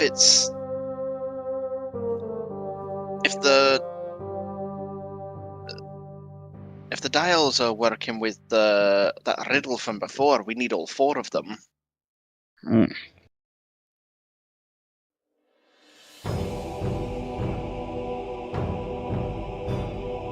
That means there will be one on this end, wouldn't there? Well, we did the one in the room next to us. We did the one to the north of us, at least up this corridor. As I'm just gonna point to our left.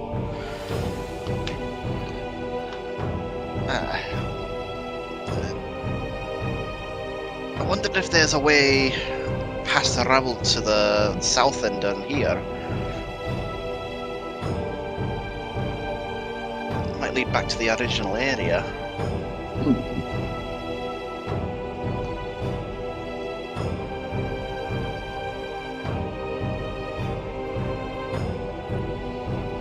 As you traverse the path south, you can see a cavernous area opening up before you where, as you look down, you can see the remnants of what once was the hallway that you are walking in on the ground below.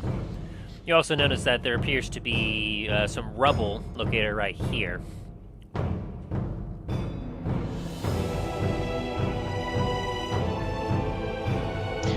And how far would you say the drop is to the lower cabin area? From here, looks like it's about a 15-foot drop. I have some. Talos starts pulling out some rope. Like miles of rope.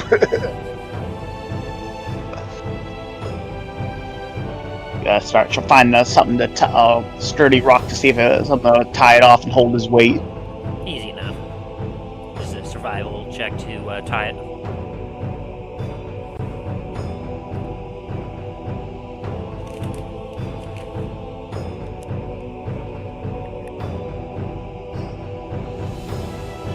Give it a good tug and tie it, and it feels sturdy enough. It should hold. Talos is gonna try making his way. He's gonna look to the others and gesture for him that he's gonna try to make his way down with the rope.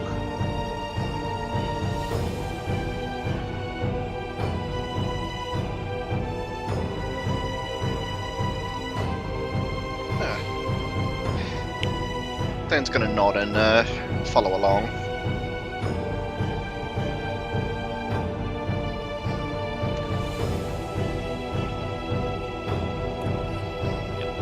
The two of you are able to make it down easy enough.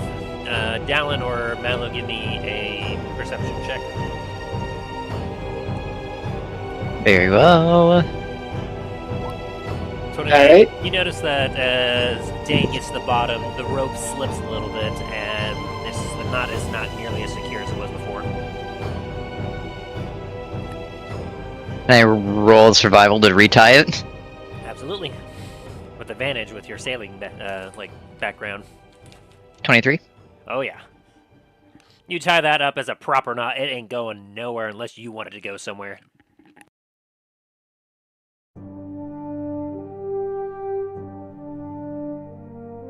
And so the two of you will also be able to get down safely.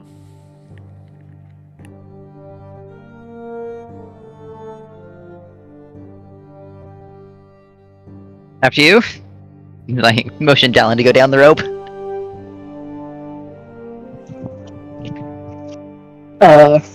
Okay. Stal looks at how Hurley you went over and retied the knot.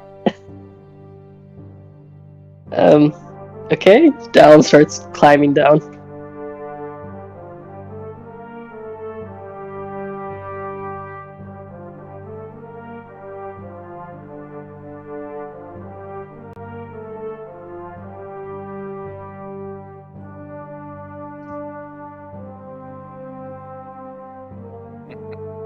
Hello? Hello there. You all make it so safely I can be down here. to the cavern floor and are able to proceed.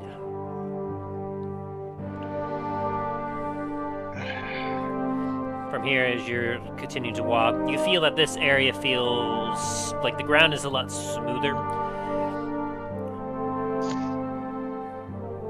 Area around you, you can see it looks definitely like the area around you is more naturally formed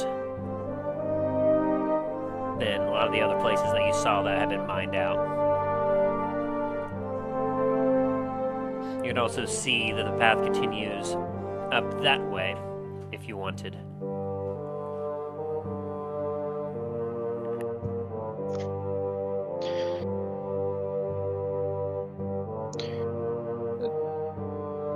Gonna go off and have a look at some of these little antechambers for a second. As you travel off in that direction, you see that that part of the cavern turns into a bit of a tunnel area that seems to wind its way around.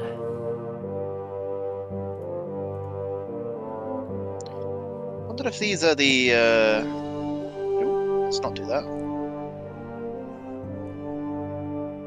These look like some of the lava chambers or the magma chambers for the actual volcano itself. Magma. Alice gets a little like, wait, what? Well, if you look here and oh no,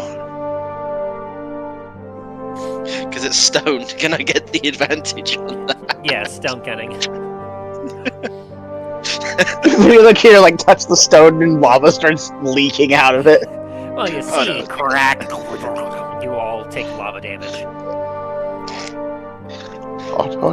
It's like as I'm like going up to the wall, like trip over a rock and like hard hit the wall for a second. It's like, well, as you see here, this looks like definitely more of just goes on a little bit of a rant about like igneous rocks and stuff for a minute. It's like Spicy rock. looking over and seeing he's like bored the entire part. He's like, let's keep moving.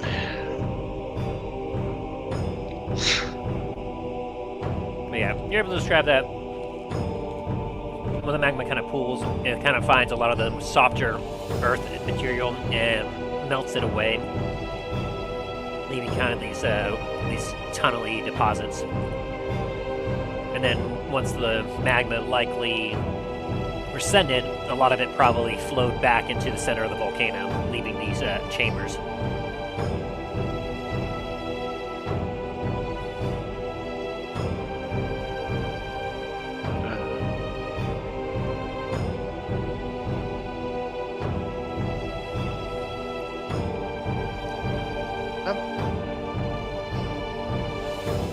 Right. How high do you reckon this is up here, guys?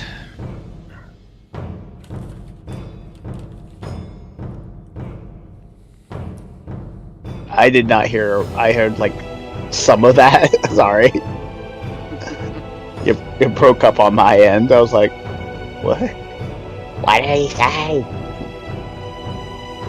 No, was asking like how high do we reckon that upper area is? Let me see. I'll roll a perception. See.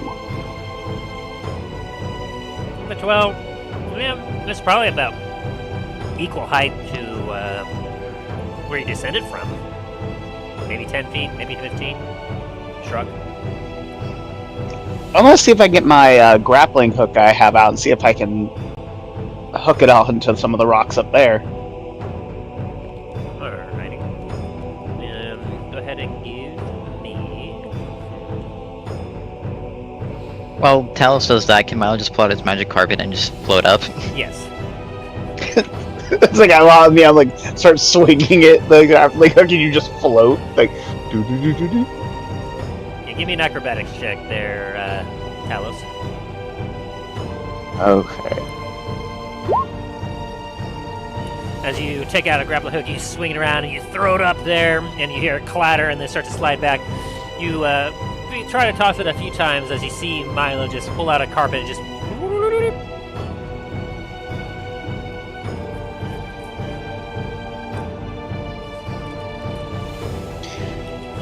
Talos, do you want some help with that? Yes. It's like it's a sigh. It's like yes.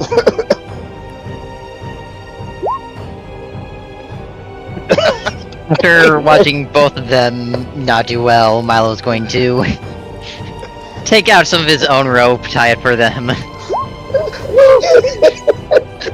no. I have advantage on that, right? Because I'm tying a knot? Yes. Hold on. Okay, cool. What do you got, Dallen? I don't hear what you got. No. Ix has got I was gonna say, if he doesn't have advantage, I'm gonna help him. How? How You're can on you the help me? I'm ground. already up top. He used his What? magic carpet to float up. Oh shit, I forgot he said that. Damn it. Sorry. So yeah, it was the 23, Milo. You go ahead and tie a very solid knot and allow the party to ascend. Hell. Fucking amateurs.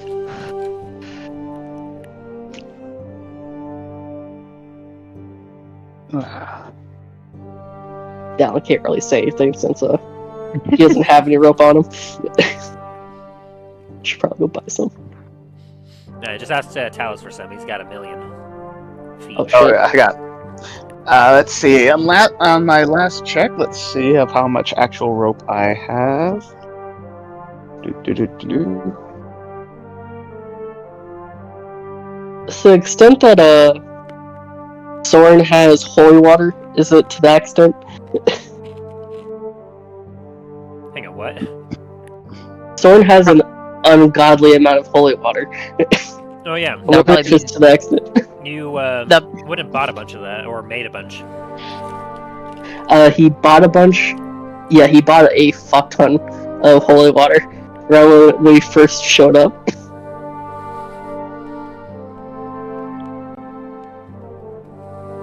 Let's see. I 100, mean, Milo has 300 feet of silken rope, so... 200, 300, 400. Oh, he's still going. I have about 500 feet of hemp rope. That's a lot of rope. I personally approve of this, by the way. Hey, back in high school, I did a whole speech on how the importance of rope and how vital it has been to history. I'm a rope fan. It's like, hey, taking a page out of Samwise Gamgee. Rope. Never leave home without it. It So you runs all in the are- family. Find yourself in another corridor that is dark as it is lacking in the braziers side of things. As you continue down your way, you see a door up ahead. I'm guessing, like, looking back at the bridge section over here, we can kind of see some, like, gears, like, poking out the stonework underneath. Yes. Signs that there once was some mechanisms built into it before it collapsed.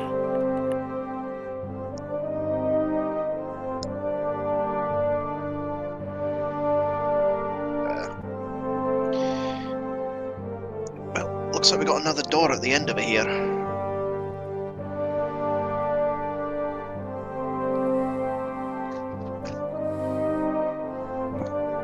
Alright.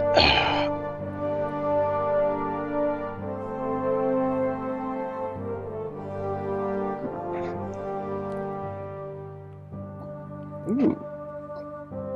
Got a... looks like a bunk room of sorts.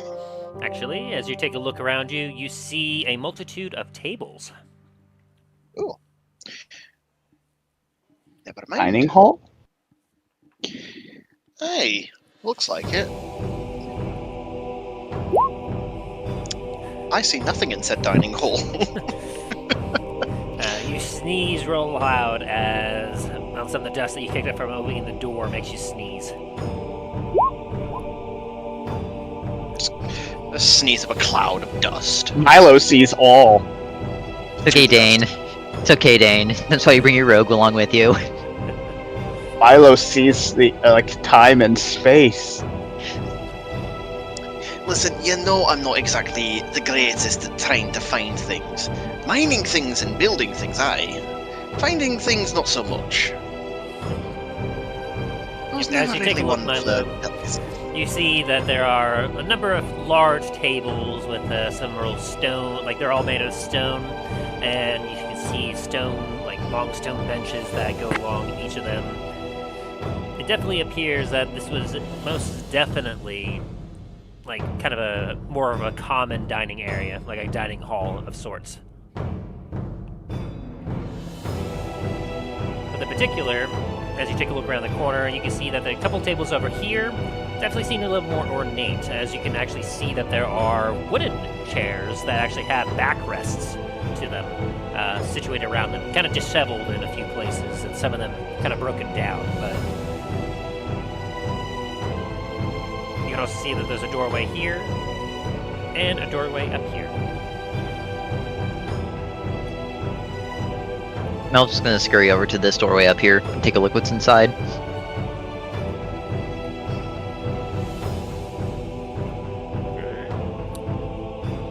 As you come up to that door and you open it up, you can immediately start to see within it kitchen supplies. You can see a stove, fireplace,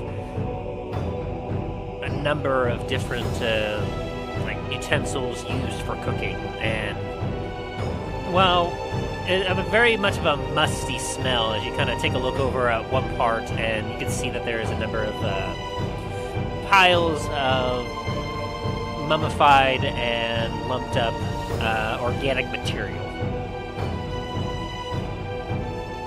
I was just gonna slowly walk out and shut the door behind him. And if there is a lock on that door, Milo will lock it. There is not, as it is a swinging door. Well, I tried. Yeah, what was in there, Milo? You don't want to know, but if you don't want to take my word for it, go ahead and look. Your word tends to be a lot better in situations like that. If you don't like it, it's probably not for the best. I'll put it this way, that was the kitchen, and someone was very poor at cleaning it out. Ugh. That's actually quite disheartening. We're normally known for well, at least some form of kitchen hygiene. At this time. Well, the hold has been abandoned for essentially a while.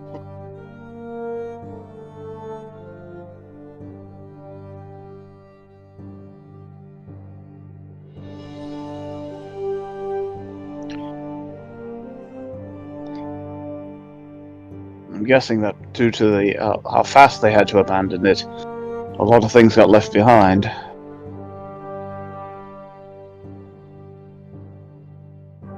Hey, sounds about right.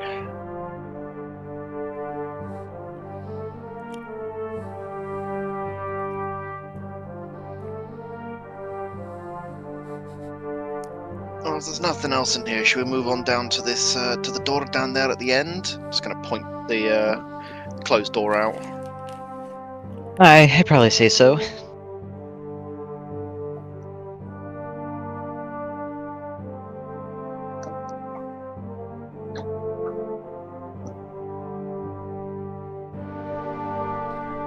you move past the tables, where you see remnants of some stone plates and some rusty and old silverware just kind of scattered about it here and there, almost as if either some were waiting or somewhere in the middle of eating in some cases, but no, long abandoned. You make your way over to the door.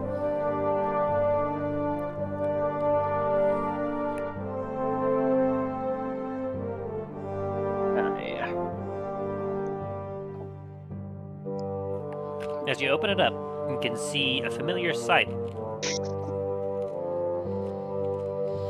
As you can We see, made a loop. Yep, you found the entrance that you originally came from, as well as a door to your left. The still locked door over here, as you can still clearly see the chain and bars on it, and you know that around the corner is the pathway back up to the center of the hold. Let's have a look in this area. Gonna move up to the door and unlock it, or open it. As you open up this, you can see a table with cabinets on it, and an unusual mechanism within the wall over here. And to the left of it, you can see a large lever.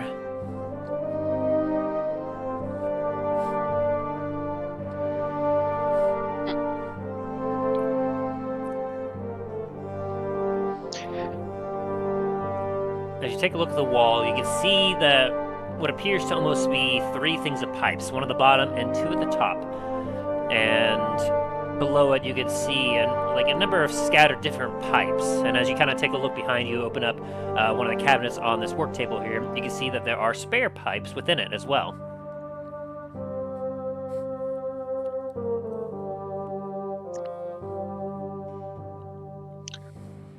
Anyone can do a perception investigation check in this room as well for any additional information. Alright.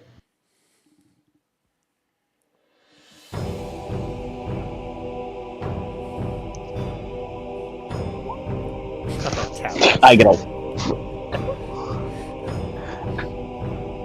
You stand there confounded by this strange contraption before you. The dwarves are a crafty race. With an 18, Milo, you notice a bit of parchment, kind of still standing over here on the counter. And Dain, as you're taking a look, you see a little bit of water dripping from 2 of the pipes up on the top. And what almost looks to be some gears coming from the lever over here towards the wall, indicating that the lever is connected to the wall somehow.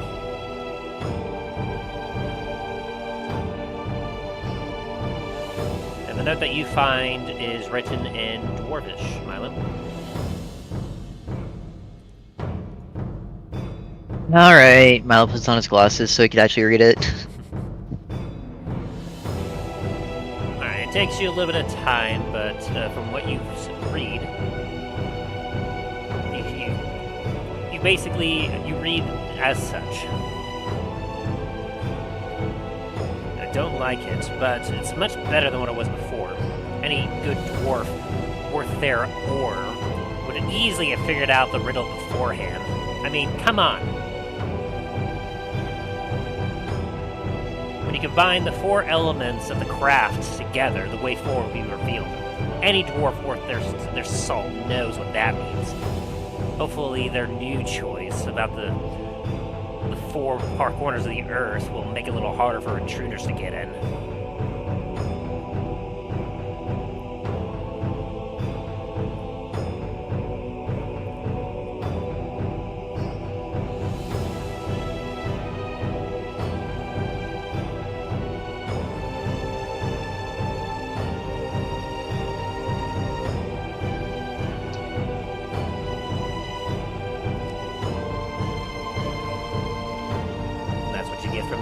Nope. Okay. Did you mention it to Dain at all? Yes. As Milo's kind of reading it, he'll be reading it aloud.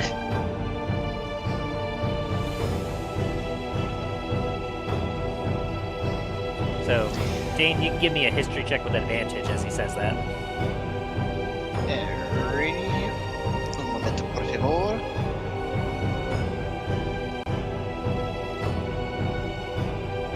16.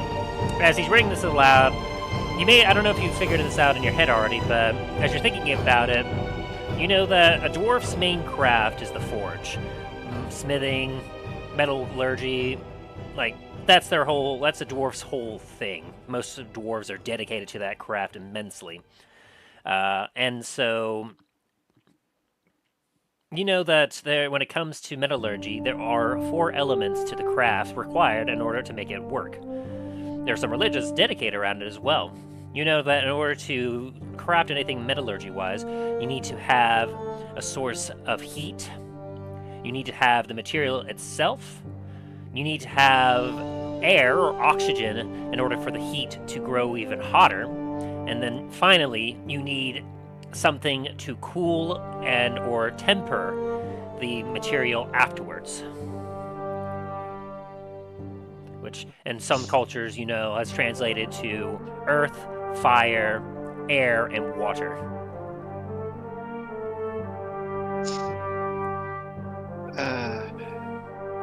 I got that it was for the elements. I didn't realize. I just realized now that it was also for forging. I was like, God damn it.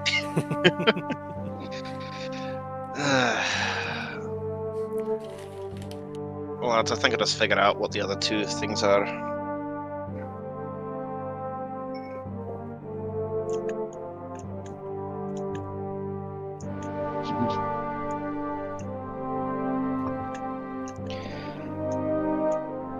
Tim, the contraption in front of me, is there a pipe at the top and pipe at the bottom, right? 2 pipes at the top, 1 pipe at the bottom. Okay. The one that's dripping, is it just one of them or both of them that are dripping water? Both of them. Both of them?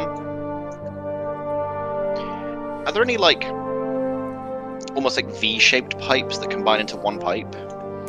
Well, now that you mention it, allow me to give you a visual representation. Oh, Jesus fucking Christ. Oh god, the senses! Oh gosh. As you can see here, you have a couple of brass pipes here that are immovable. And there are some obstacles in your way here. Some natural bricks that seem to be supports in some way. All of you should have access and be able to move and rotate all these pieces to the side. I can rotate them as well? Oh, yep. Oh gosh. And so, as you're taking a look at this, you realize that your task is to figure out what you need to do to connect all the pieces together. Or just immediately throwing stuff on there. Hey, sometimes that's what you need to do.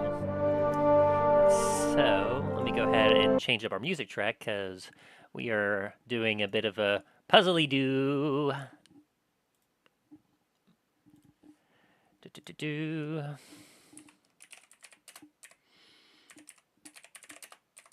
Done.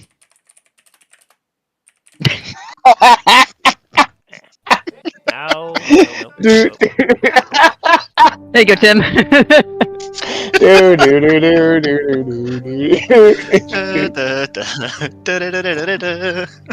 Alright. As you move all the pipes over and place them in order, you see that you have a solid connection.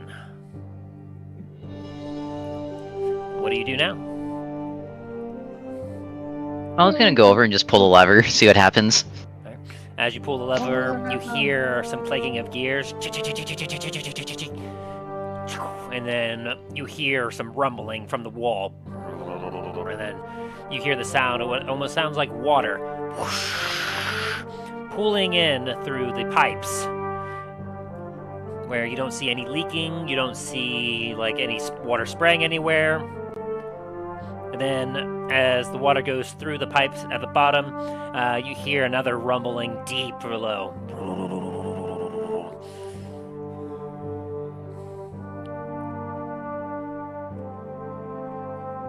And it seems as if you have solved this puzzle.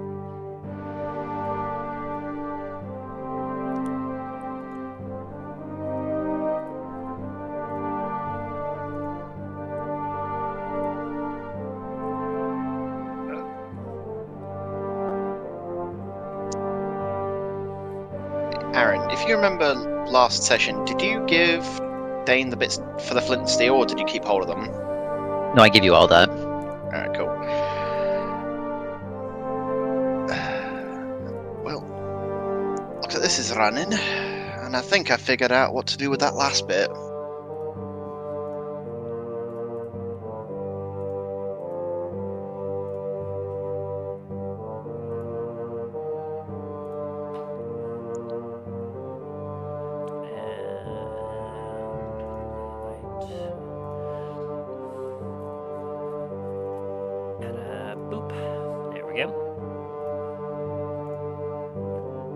So as you all kind of leave and move to the center of the thing, and you look down the corridor, you do in fact see a brazier set in the southern part of the rotunda has been lit.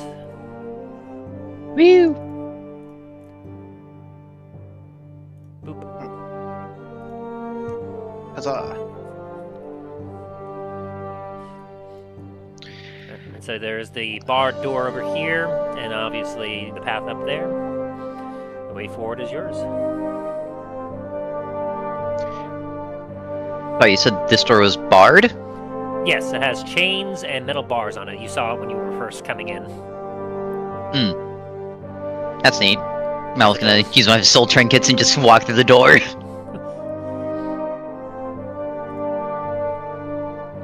a moment.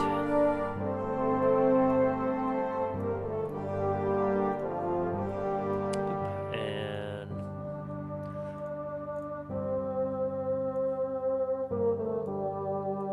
boop. There we go. Should be able to see that, I hope. Mhm. As you kind of phase through, you can see a chamber where on the other side, you can see that the door is relatively unchanged. Although you do see around you some skeletons. Uh-oh. Directly at the Neat. door, one kind of facing flat face towards the door. Small in stature. They look to be about the size of Dain. And you can see over here some collapsed rock and rubble and what almost looks to be maybe like a tunnel that goes off in that direction. Lots of black scarring and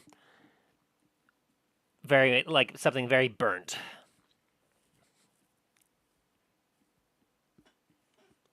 I was just gonna quickly take a peek, see if there's anything over there. If not, search whatever these containers are. Oh, those would be. Let me double check my notes here. Yeah, those would be cabinets. And specifically, as you kind of open them up, you can see within them bottles. Milo is raiding the bottle cabinets. Alrighty.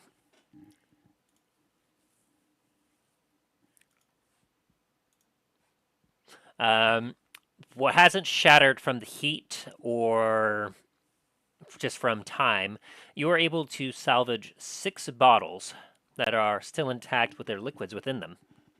Ooh. And with your goggles on, you're able to kind of start to read. You're able to find 3 of them to be some sort of Dwarven wine, and 3 of them a Dwarven whiskey. And they seem to have been dated back in the Second Era. So it's likely that these bottles, you're not quite able to determine just off of what you're able to read here how old they are, but they're definitely probably a couple hundred years old. Okay. Which means they could be very, very fine. Then with my 18 investigation, is there anything else I noticed in this room, or do what I need to make another roll? That would be all that you would find in this room. Okay. Milo will then phase through the door again, returning to the party. Alrighty. The three of you watch as Milo fades through the door, and then after a few minutes, he faces back through. Welcome back. Dain, I brought you a gift. Milo will give Dain one of the bottles of Dwarven whiskey. Oh, well, thank you, good sir. Ah, of course. Would have to at least share some of what I found in there.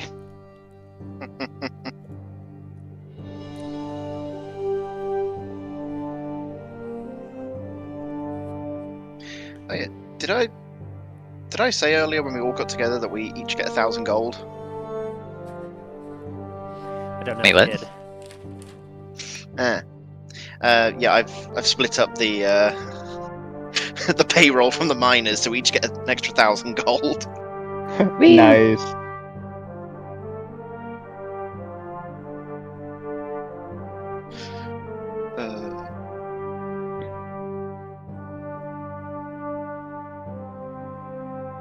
Alright, so what do you all do now?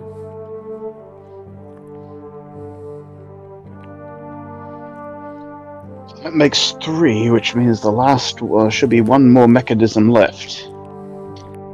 I mean, Dain did say that he had an inkling of what to do, so I'll follow you, Dain.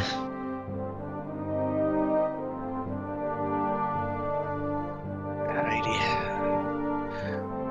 I'm just gonna walk and talk as I'm going across the as we're going across the bridge. Well, considering that we've got the 4 areas, all 4 of these areas have basically been essentially the elements. We had water that we just passed through, we had wind in the northern area, we had earth in the the western section. Last thing that's here would be fire.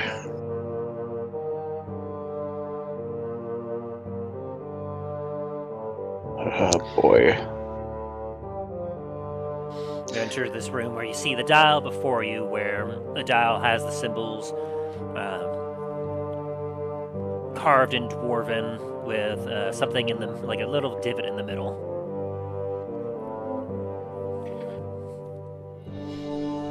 Is there any... You need a reminder.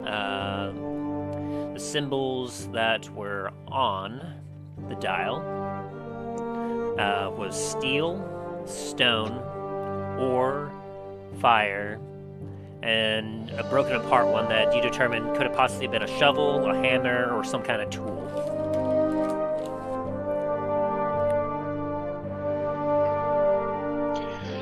Is there anything for kindling in the middle of the divot? Do me an investigation check. It seems to be completely devoid of anything. It is an empty, like, divot within the mechanism. It could be large enough to hold a tool, or an iron ingot, steel ingot, anything really. About the size of a common bowl. Hmm. Are there any... Yeah... That's what you I was get with gonna your ask- investigation. Yeah, no, I know. I was like... Damn. You looking for something over there, Dain? Hey, I was looking to... See, I'm pretty sure that it's fire. Problem is, not sure if we have to light a fire in the middle here or put the items in. I'm trying to see if there's any indication. Would Milo have a better idea than Dain on this? As you take a look inside the kind of little bowl within this dial, you can see that there is remnants of what appears to be some kind of ash at the very bottom of it, very fine ash. So fine that it can be easy to miss unless you're specifically looking for it. And you also notice the dial can be turned with a little arrow, like on the part of the dial that moves to any number of the, like, it could go to any corner of the dial where there's the fire, there's the ore, the steel, like, it could be any of it.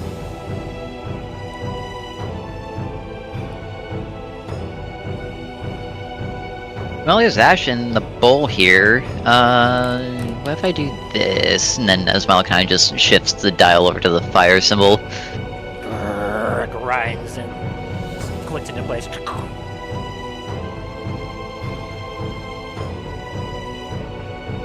Dain, I don't suppose you have any coal on you, do you? Or anything that'll burn? Let me have a look.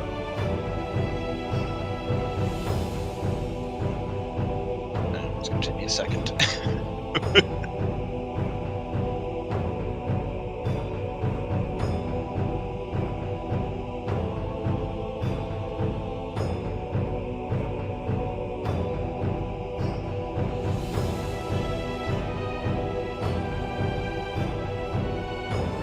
Doesn't have to be just Dain. Anyone could also contribute to.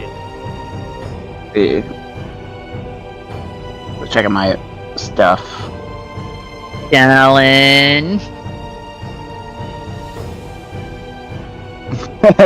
Like Dallen, everyone just looks at Dallen like knowing he has a rope. And he has wood. Oh, actually, I found this. I'm gonna bring out my little bit of a battered and dusty tinderbox in the bottom of my bag.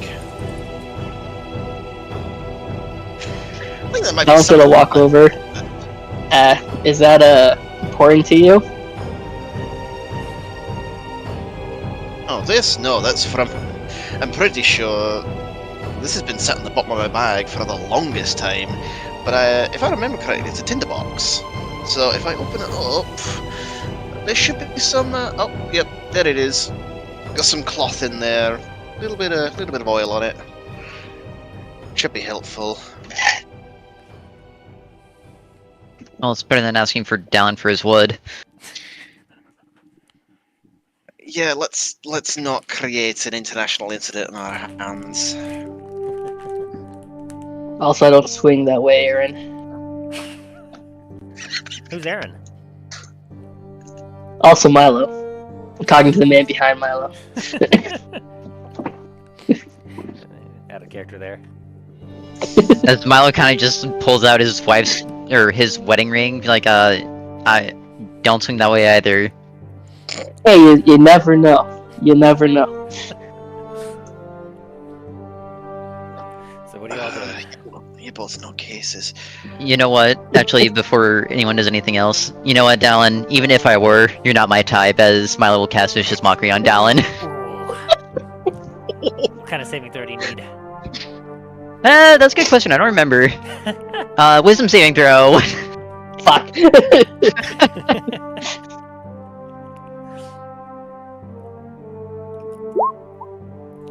Ooh, I think that makes 17 does not make it. it. Ooh. My DC What? is 19. God damn, alright. Roll damage. Hang on, I need to change the damage because I fucked up on it.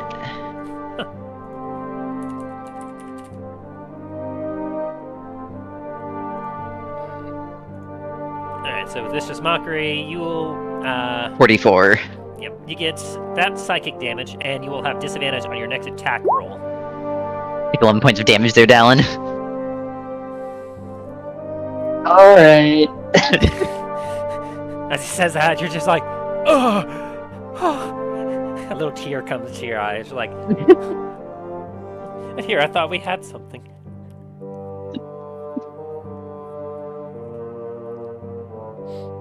John's just gonna grab his gun, just like, just stare at it for a second. I thought we had something special.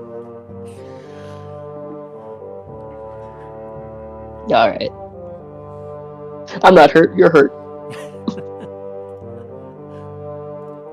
Well, seeing as you two are having a moment, I'm just gonna do this. Gonna put the lightly oiled, well, very at this point soaked oily cloth in the little divot, and use the flint and steel to light it on fire. As you light it on fire, you see some of the smoke kind of rise from the top and the flames flicker. And you hear, just deep below you,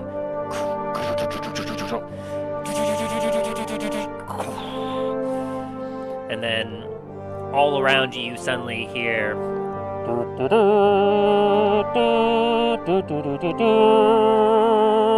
just echoing throughout the entirety of the hold. It sounds like a triumphant dwarven horns. It makes you swell with some pride, like unintentionally, Dain.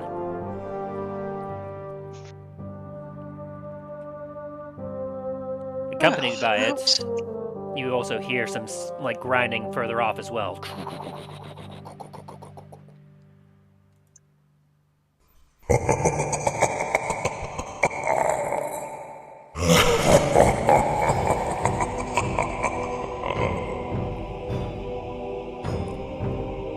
No, thank you. Well, too late now. A deep, echoing laugh. No, you have no idea where it could have come from. It seemed to be all over. But after the laugh, there's nothing but silence.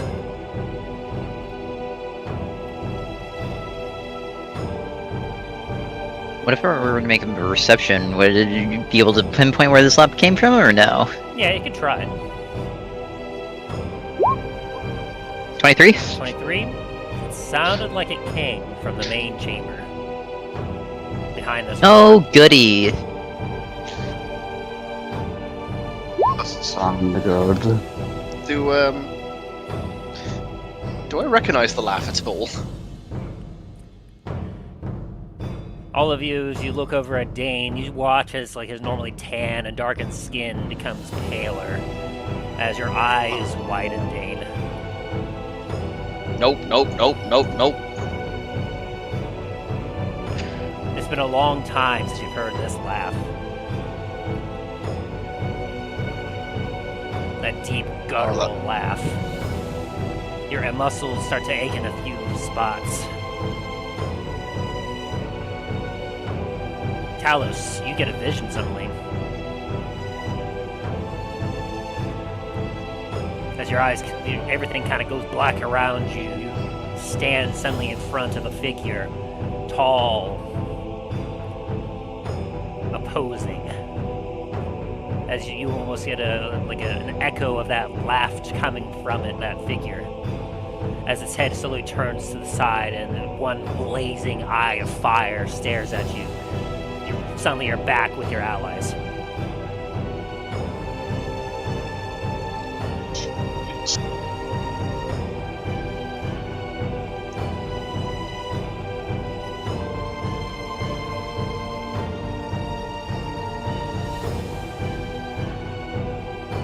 Our company. Just a little bit.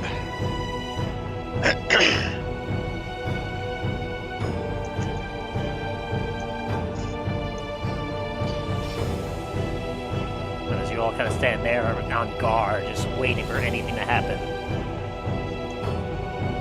The halls are silent. The keep is quiet. The only thing you hear is the flickering of the fire that you just lit in the dial before you.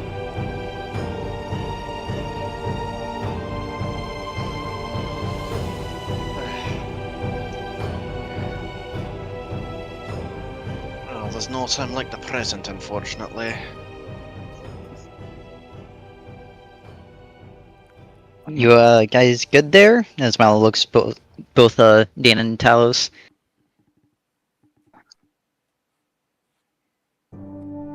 Looks like we got some finally get some unfinished business to deal with.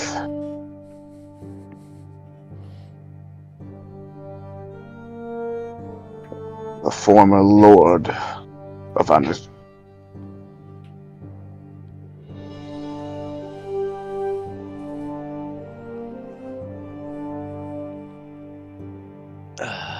Oh, this should be fun.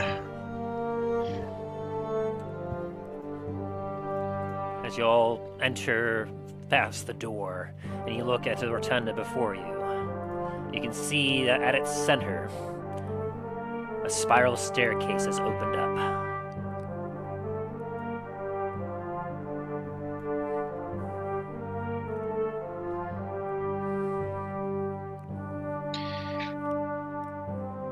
You know what?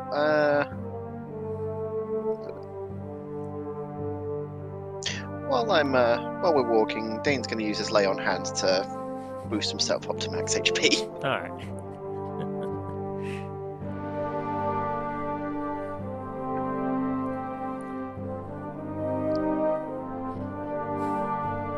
As you stand at the precipice of the spiral staircase going down, you feel an intense, heat, like a smelting forge to you, Dain, just rising up from this staircase. You can just feel the heat coming out, and the smell of sulfur is extra thick.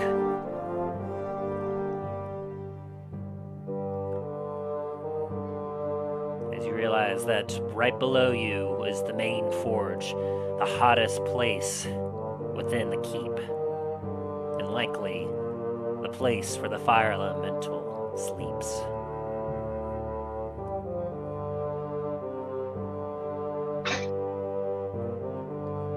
Well, let's head on down. It'd be nice to see how how the old ones built their forges.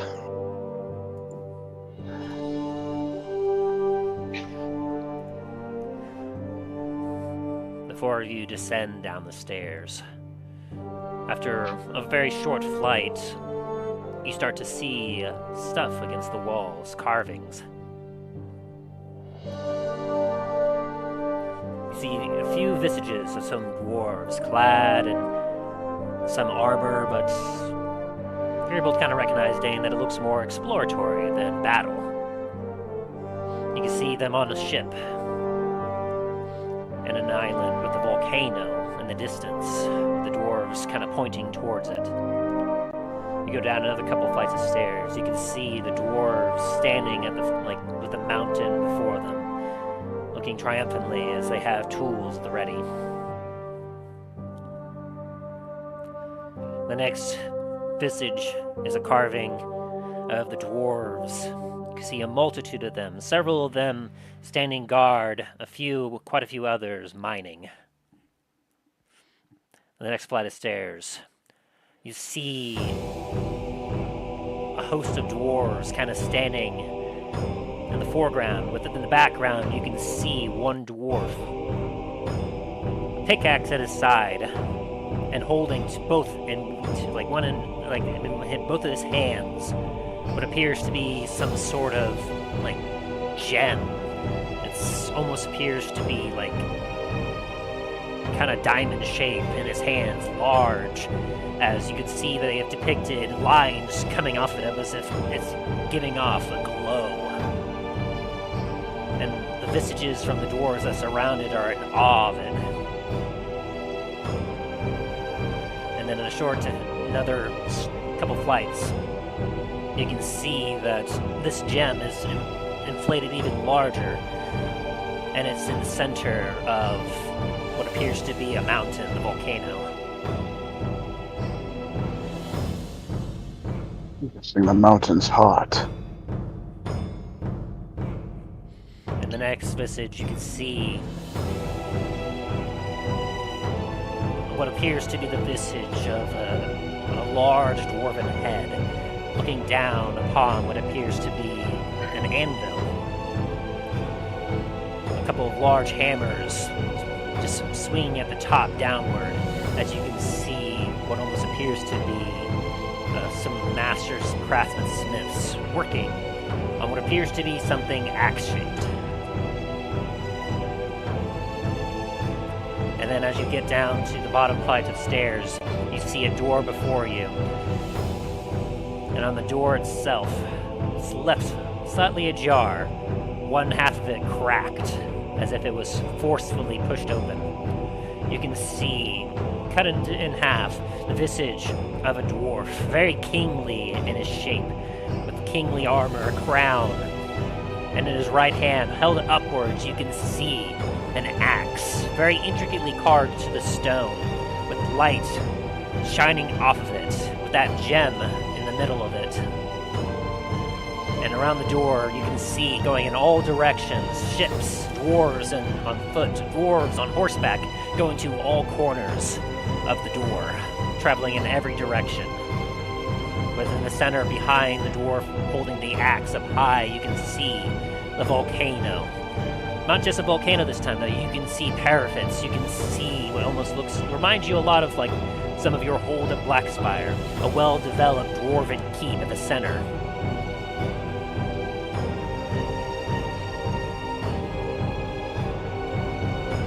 As you feel an intense heat coming from behind the door. So, that must be Thugrahm.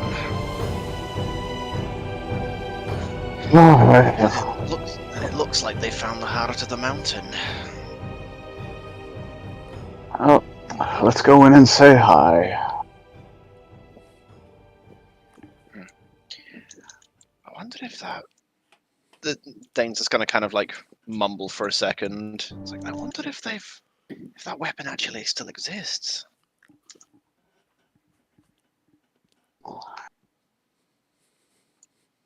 No, so it's kind of like just like rolls his shoulders.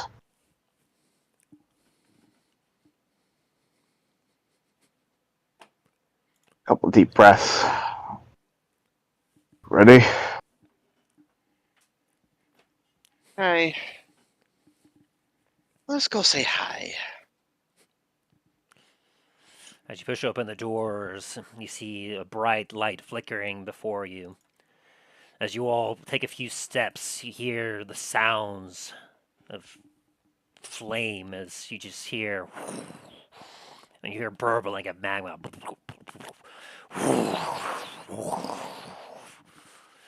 As it sounds like a torrent of flame within.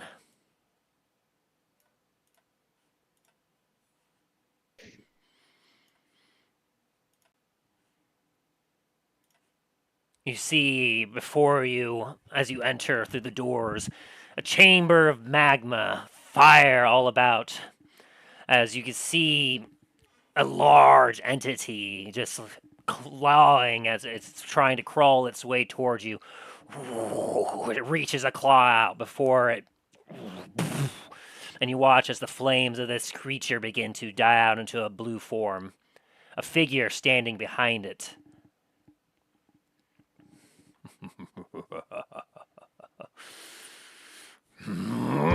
And you watch as this figure, held in shadow by the flames around it, suddenly flexes as he begins to like grow in size, and flame erupts from him.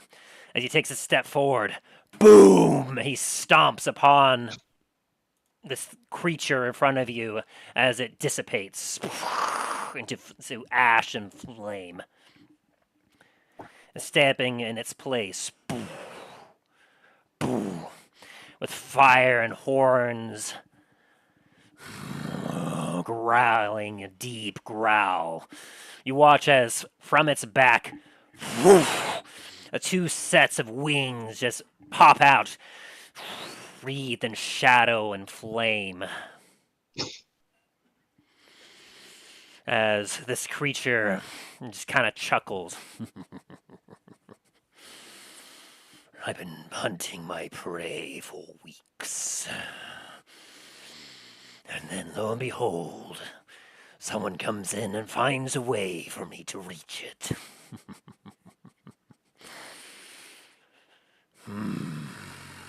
As you see the visage that is very familiar in a way, and yet not familiar. As you take a look and you realize that the voice that you hear is a little deeper, a little bit more unhinged. The figure is unrecognizable with the way it looks. With its fiery wings, its blackened, fiery body, no longer does it have the red scales it once did. Still humanoid in some way, but it has wings greater, and its size is far beyond anything that you remember seeing this figure before. Can't be. Hang on.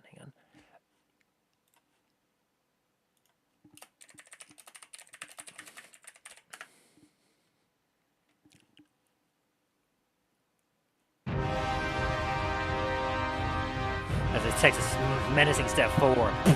You feel the ground shake. But then his laugh kind of stops suddenly. You hear sniffing. Wait. His eyes narrow. I know this scent. I have known it. 40 years burned into my mind.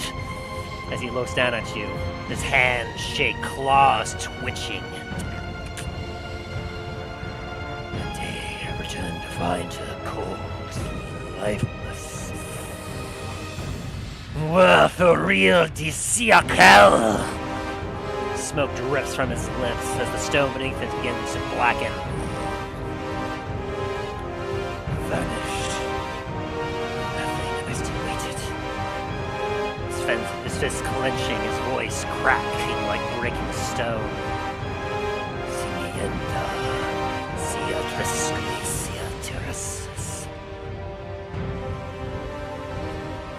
As his rage begins to burst out, as you watch as a wave of flame rises from his legs.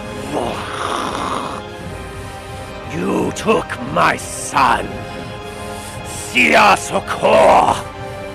The air ignites with that cry as his wings begin to flicker with flame behind him. Sia ithquans vissid til kilti!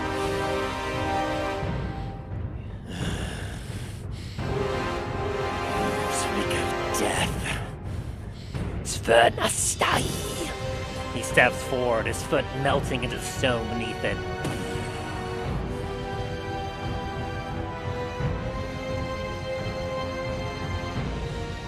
Do I recognize what he's saying? Yep. You were able to hear him say, "The fire of my heart is gone. I remember my legacy, my mate."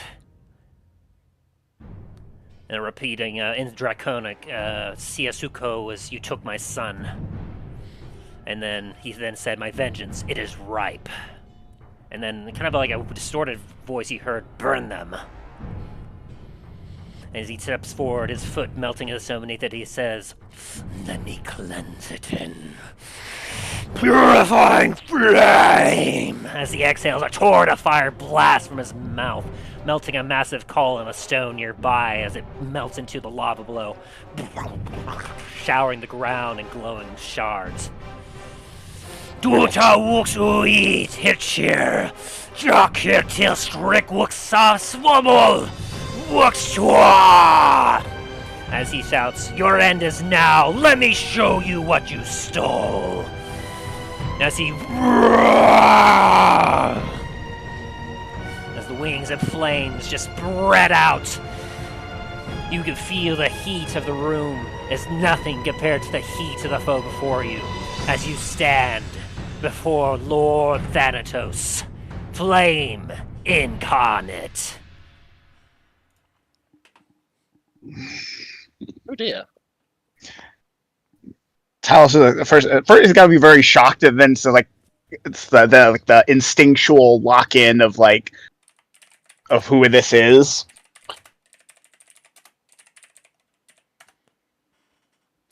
And just roar back in like a draconic battle cry, like a roar.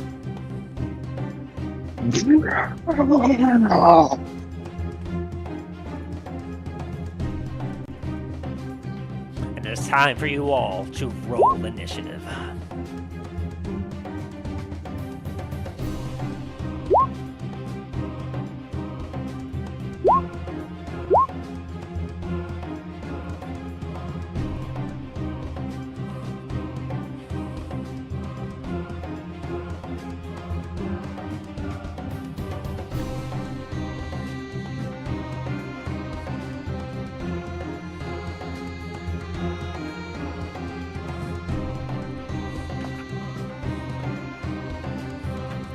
So, we have Milo at the top with Dallen right up next to him, followed then by Thanatos and then Talos and Dain. As you feel the heat coming off of this creature before you, it seems less Thanatos than what you remember. as he looks at you all and goes, "Once I am done with my revenge, I will turn my attention to those wretched elves, and I will turn the sand into glass." Well, you did kind of burn down their forest.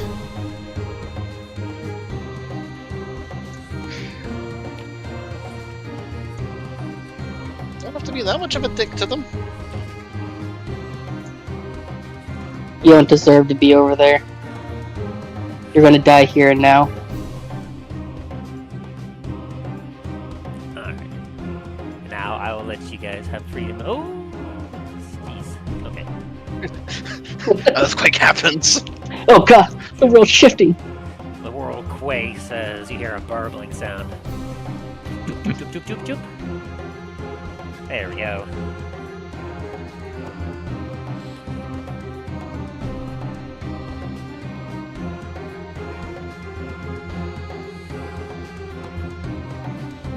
Oh wait. Why would I have him roll initiative? He automatically gets an initiative count of 20. I'm sorry, what? Layer action. Boop. Fair enough. But that still is not enough to beat you. Still doesn't change the order. Doesn't change the order at all.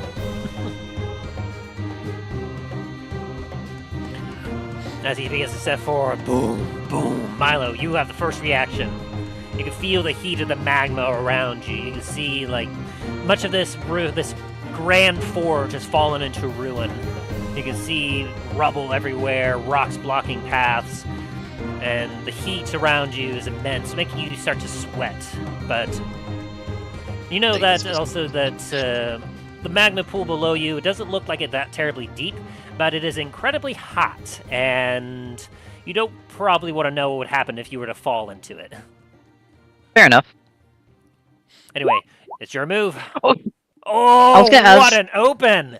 I was about to ask, but never mind. I do not need to. Nice. Holy crap. As Milo opens up by taking out, I'm assuming, your meteor arrow. Yes. As you launch a bolt. Shoo! Go ahead and roll damage. On top of that, also, I'm going to use 3 uses of Hail Thorns as well. Alrighty.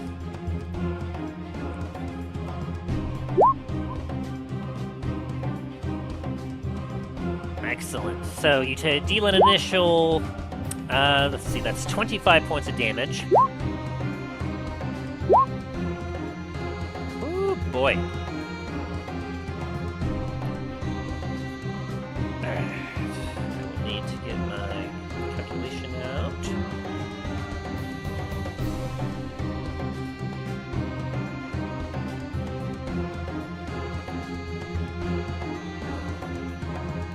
Let's see, 14, 17, 13, good lordy, 12, 16, and 11.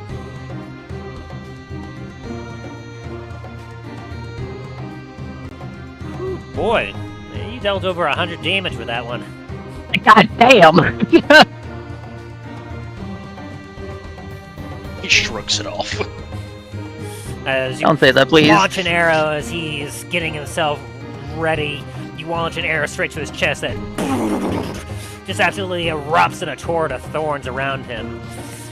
You watch as he kind of flinches for a second and glares at you.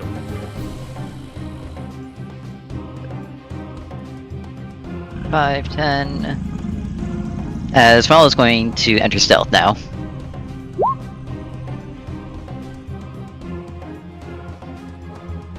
Alrighty, and he'll see if he can spot you. So his attention isn't entirely on you.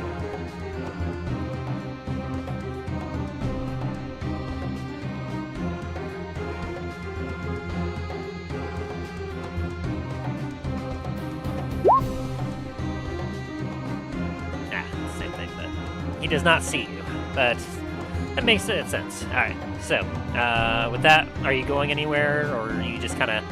By the way, there is a boulder here. That is... Yes, and Milo's gonna move up to where he's at now, and that'll be his turn. Alright, Dallen, you're up. As you watch as Milo took a shot and then tucked and covered. Dallen is gonna move over here first. He's gonna point his handgun at the dragon, and the barrel is gonna start lighting up as he casts. Let's actually get this damn thing up. It's taking a long time to load.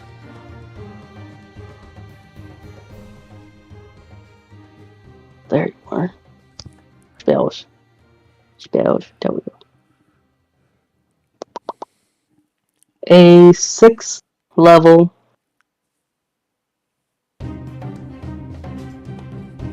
vitriolic sphere. Alrighty. Alright. And that is 14d4 acid damage and a dex save of 18 to take half damage. Alright, dexterity saving throw.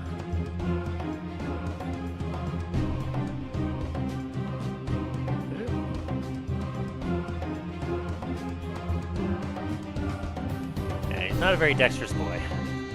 He gets a 17. Oh wait, hang on. That's going to get 18, sorry. Yes. Because Oh, he's got advantage? Yep. So if it meets, it beats. So he takes half damage. Vitriolic. You point at a location within range, and a glowing 1-foot diameter ball He needed to of do a dex emerald save against your acid. thing, didn't he, Milo? I'm sorry? He needed to do dex save against all your Hail of Thorns, didn't he? Yes, he did. Oh boy.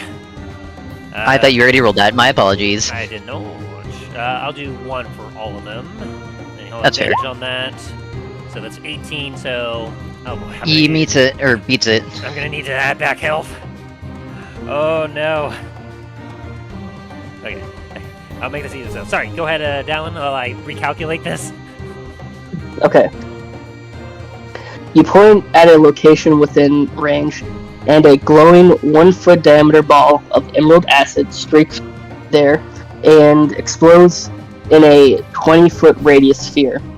Each creature in that area must make a dexterity saving throw. On a failed save, the creature takes 10d4 acid damage and another 5d4 acid damage at the end of its next turn. On a successful save, the creature takes half the initial damage and no damage on the end of its next turn. So, takes half of it, and since this is a higher one, 14d4 acid damage. Alright. There we go. And you said that it leaves an area? No, it just explodes in an area. Okay, It's basically the acid version of Fireball. gotcha. Alright, so go ahead and roll damage that he will take. 14d4 And it's acid, not poison, right? acid. Okay. And it would be half that, so 16. Very solid, very solid. As you launch it out, it erupts on him as it just melts on him. You see steam around as he gives another growl of slight annoyance, but doesn't seem to be too phased by that attack. okay. And do action surge and do it again at 5th level. So he's got to make another dexterity saving throw and Alrighty. beat 18. That's a nat 20. Half again. All right. So that would be 13.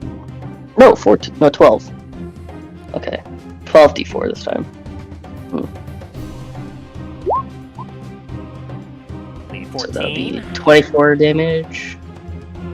14 damage, yeah. What? Not, why 20? No. As you For some reason I was always focusing on the 8. as you you launch a few, and it just the damage rolls off of him as the acid just making a very the already sulfuric smell in here even worse with the acidic smell.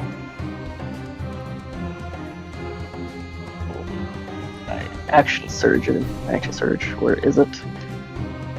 Why can't I find it? It was right here. Here it is. No, it's not. That's breath weapon. Fuck.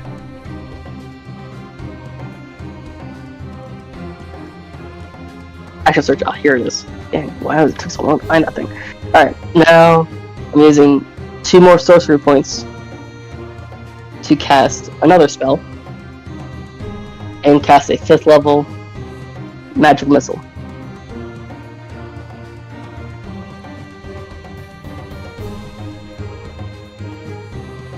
Get rid of that spell slot.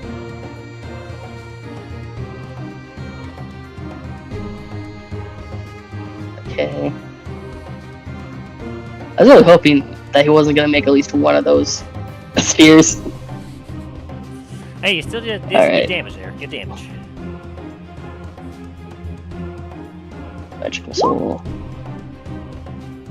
Oh, it did not let me change the level. Okay, I'm gonna just disregard that. I'm gonna actually do it by hand then. Disregarding. So it is 4. So it's a 3d4.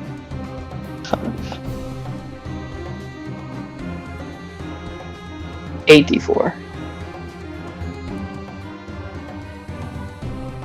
D4 plus 8.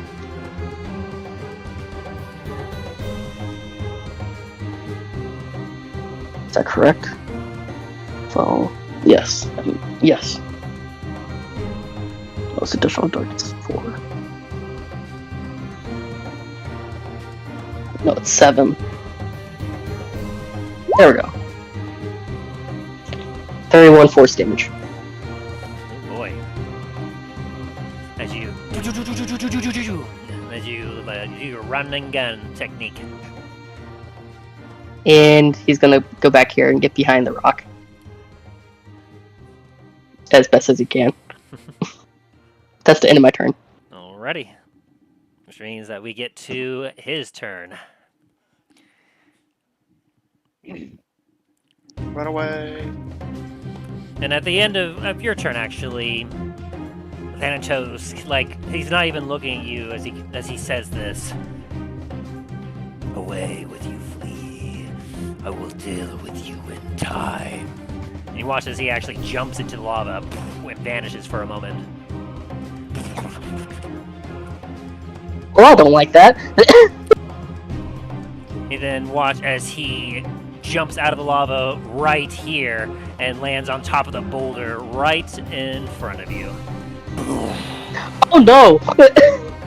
Uh-oh. And on top of his turn, you watch, you feel the heat just coming off him as he is flame.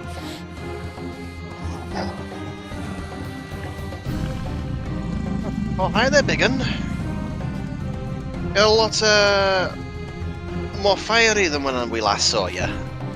And when he arose, with him was a 20-foot high, 5-foot radius geyser of lava as he erupted, just. And so each creature within 5 feet of it, which would be Talos and Dallen, need to make a dexterity saving throw. Fuck. Okay. I'm gonna use one of my second lucky to re-roll that. I got a natural 20! Nice. Alright, you both make it, so 16. you will take half as much damage as the lava like splashes upon you, and you both will be taking 8 points of fire damage.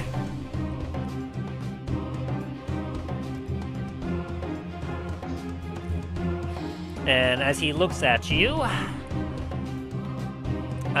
you feel yourself as he starts his turn in your area. You are within 5 feet. I need you.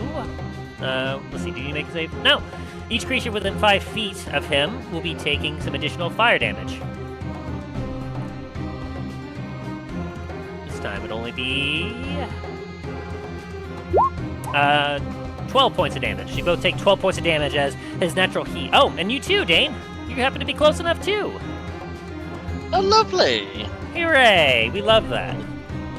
Milo, Yeah. you are just far enough away that you feel the heat, but you're not close enough to be taking the actual damage from him. So the three of you will take 12 points of fire damage. Thanatos looks down at you directly, Talos. You serve that wretched creature. You were such a headache before. I almost had you. As he draws from his back, like it almost looks like he just creates a longsword out of fire. I plan to rectify that. As he begins to swing down upon you, as he will be dealing 1, 2, 3, 4. 4 swings down at you. That's a 20, 2 18s, and a 22 down at you, Talos. None of that hits me. As he swings down, as you block and you dodge, and you just absolutely avoid this barrage of attacks.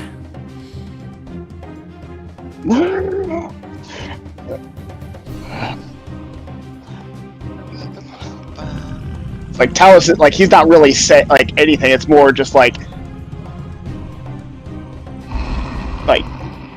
deep guttural growls and stuff, and sounds of effort as he's like deflecting with his shield and dodging and rolling. Ooh, nat 20 from Dain. God love Sentinel. Go ahead and roll that wait. damage. Don't you have to be right next to Talos for that? When a creature within 5 feet of you makes an attack. Ah, So I don't need to be 5 feet within one of the party members. The creature just needs within 5 feet of me. fair enough. And Dain, as you strike him with your axe, a bit of flame and magma fly off his body, dealing 12 points of fire damage to you. Ow. As you deal a pretty devastating blow to him. Go for the kneecaps. As his eyes just kind of quickly turn over to you. I remember you, dwarf. Your time will come too. Hey, all our times are gonna come.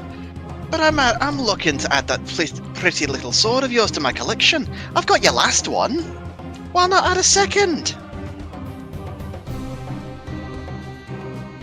To be fair, that was the son's, not his. Yes. All right, I know. with that, Talos, it is your turn. Talos is gonna roar and like just roar and just take a swing with his sunblade at him. 32 definitely hits. Man, you all are rolling hot today. And you deal 21 radiant. You take 11 fire damage as magma flies off his body and sprays you, scorching you with every blow. Ugh.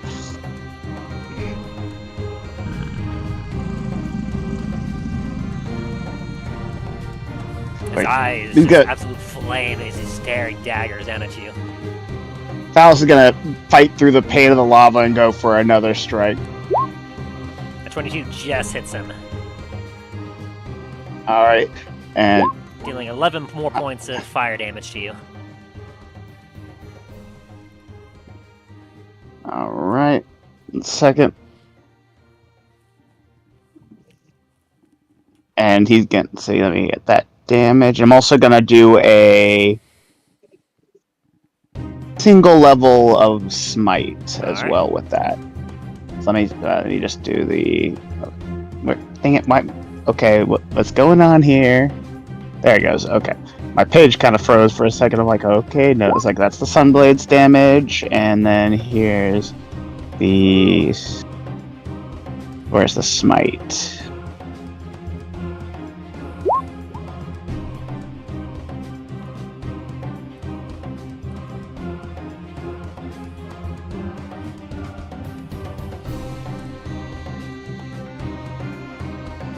So that'd be an additional 5, it looks like. The 7 would Yeah. be something else Yeah. if it was undead. Alright. So it's As you boom, boom, your sword slashes into a magma flying off and hitting you. As you just hear a guttural laugh of him. Things will be different this time. I've waited a long time for this thing to be delivered to me. When it was lost, I knew I would find it again eventually. Now, nothing will stop me. Is that the end of your turn? let's see. That's gonna have to be my turn, yeah. Alright. So at the end of your turn, he's going to use 2 points of his legendary action to jump into the lava again. Come on!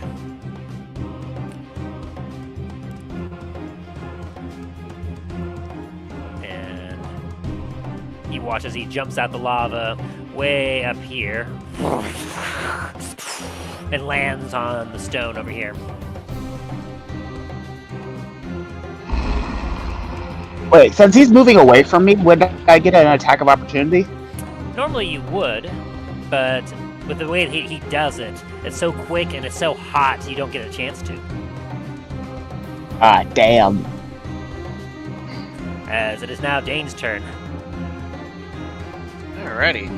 Well, seeing as can't actually hit him right now, I'm going to use my action to cast Spirit Guardians at, let's see.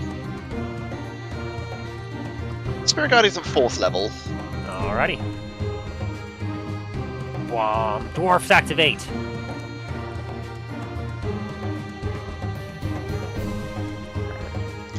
And they are all just clad in armor. They are very pissed.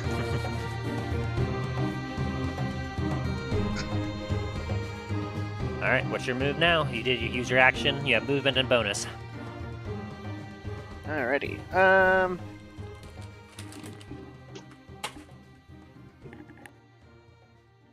Do-do-do-do. Wait, hold on. That was fire damage, right? That I took? Yes. Indeed. I have resistance to that. You can take half of it. Alright. Yeah. Gotta bring back some health. Sorry, didn't mean to interrupt you. There you go.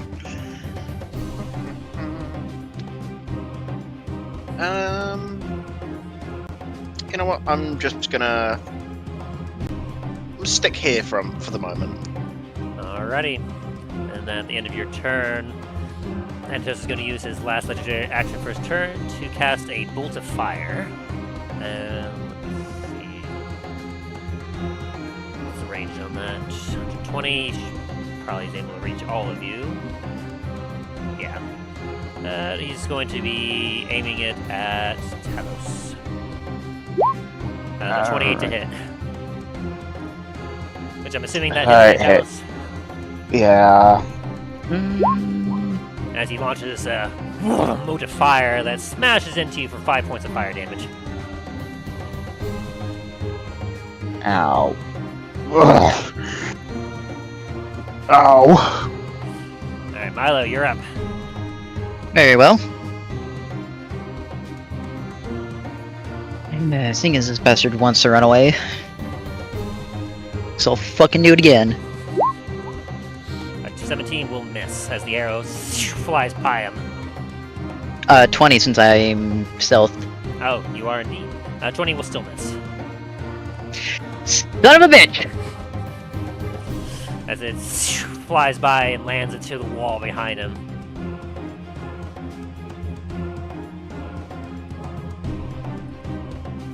As his eyes kind of flick over to you for a second.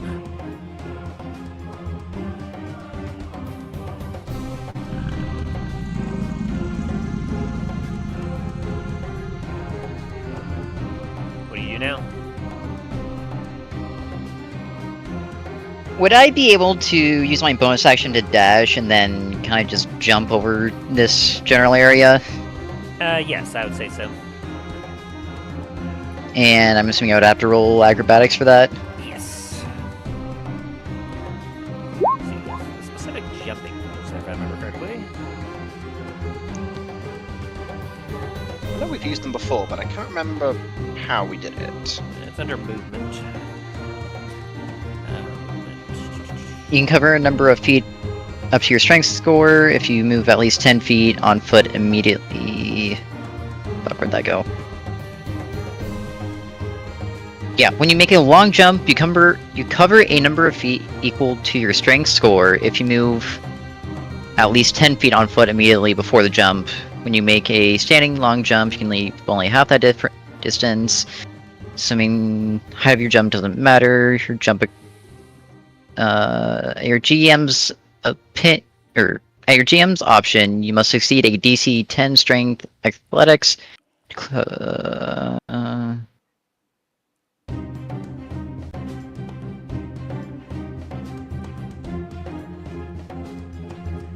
each foot you clear on the jump costs a foot of movement.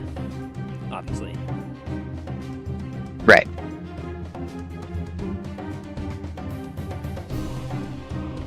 Yeah, DC of 10 difficulty seems about fair, and yeah, you clear that easily.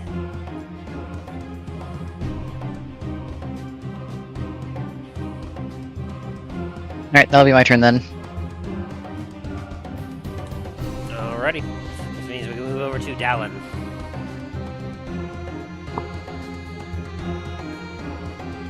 Okay.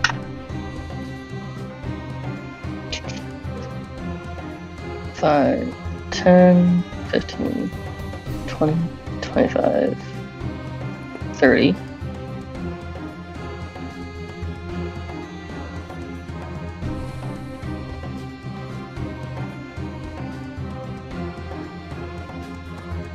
Yes, okay. Okay, I am casting 4th level magic missile on him. Alright.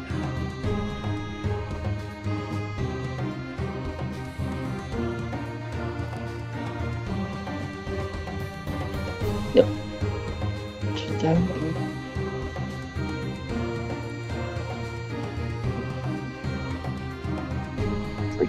So that'll be 6.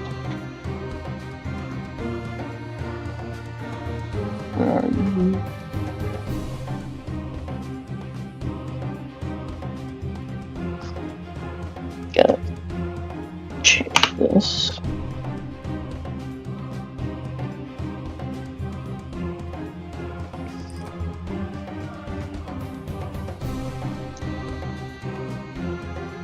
There we go.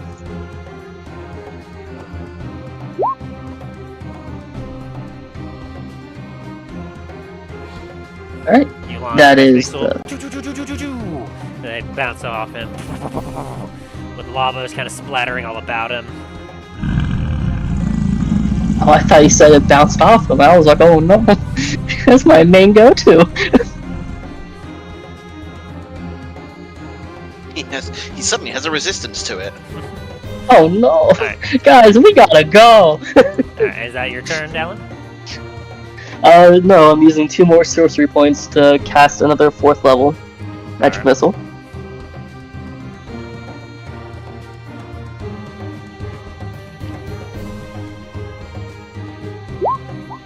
And that will be my turn.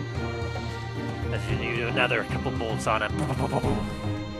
Making him definitely very unhappy with you as you watch as his eyes flash for a moment, and through the cracks right here, a fissure pops up open in the middle of the walkway, spraying gas out into the air as boop. In a 20-foot radius sphere, all creatures within it need to make a Constitution saving throw. Ah, shit. As a gaseous cloud envelops Oh no! Dallen.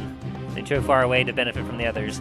So the rest of you all succeed, but Dallen, after you shoot these bolts off, you're like, oh yeah, I got this, I got this. This gas layer surrounds you, and you begin to go into a coughing fit.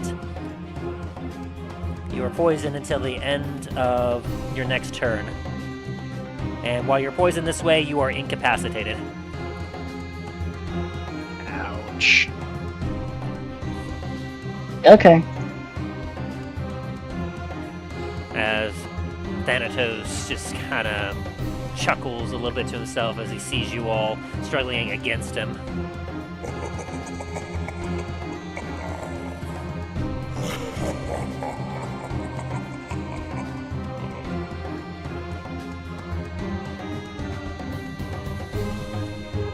Let me see here. I won't do that just yet.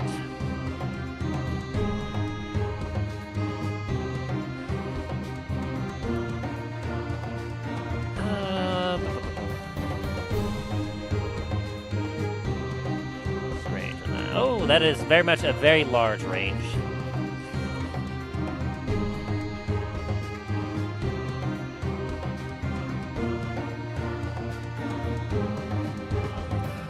Location you choose, the area lasts up to 10 foot cubes. Oh boy.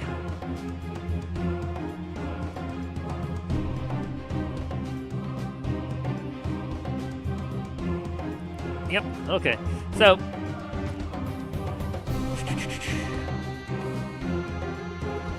let's see, 10 foot cubes. Let's double check to see what that is. What that looks like exactly. Dang it. Yeah, well, that's fine. Didn't mean to do that yet. And cube 10.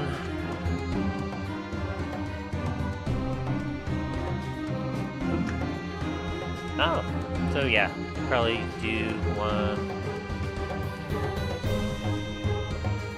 2, 3. Yeah, you'll just do it in a straight line like that. So basically, you watch as he kind of reaches down to lava and throws it at an arc, as what it would best be described as a firestorm rains down upon you. As those of you caught within that line, I need you to roll me a dexterity saving throw.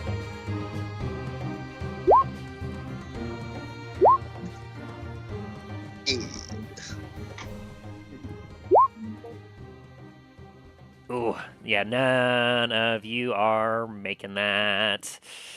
As you all will be taking 36 points of fire damage as this lava rains down upon you. Jesus. I am hurt. And then his big wings, they go out behind him.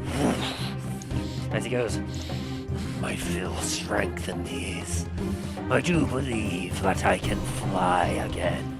As he woo, woo, woo, and he starts to hover in the air.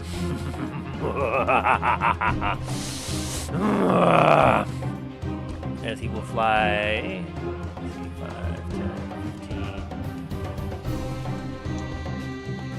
20, 25, 30, 45, 50, 60, 75. As he'll fly over here and just hover up in the air about, let me move him back a couple, he'll be there, about 10 feet off, up in the air, and he's moved 70-ish. And I can now go ahead and get rid of those. Oh, and Dain, I will need you to make me a wisdom saving throw. Yeah. DC will be 18. And you make it, so you hold on to your dwarves.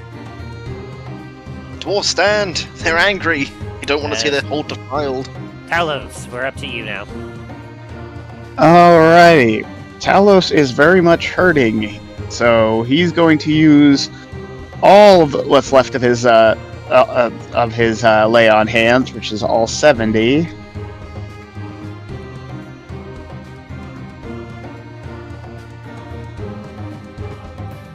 One sec. Just putting this in my notes so I know how much that I have 0 left in the pool. And I heal myself up for 70 HP.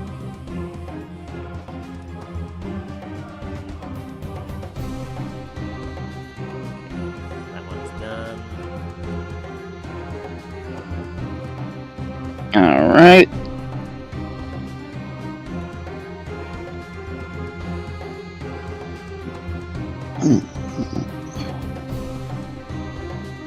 And 15, 20, 25, 30.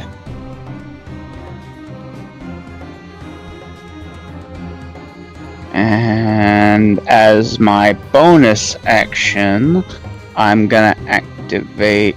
I'm gonna use.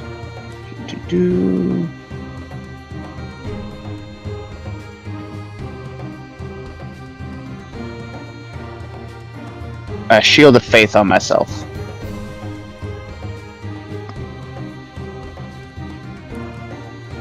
Alrighty.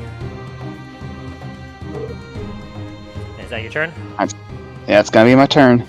As you move over, hovering in place, Thanatos, his eyes continue on you. As you move, you hear him and Draconic go, "No, you will remain still. You will be ended by me." As he then looks at you, and you lock eyes for a moment as he says in Draconic, "Be stoned."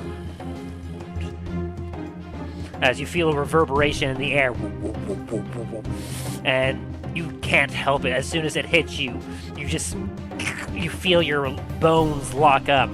Every part of your body, you are confounded as you just you can't move. Is this a spell? It is indeed.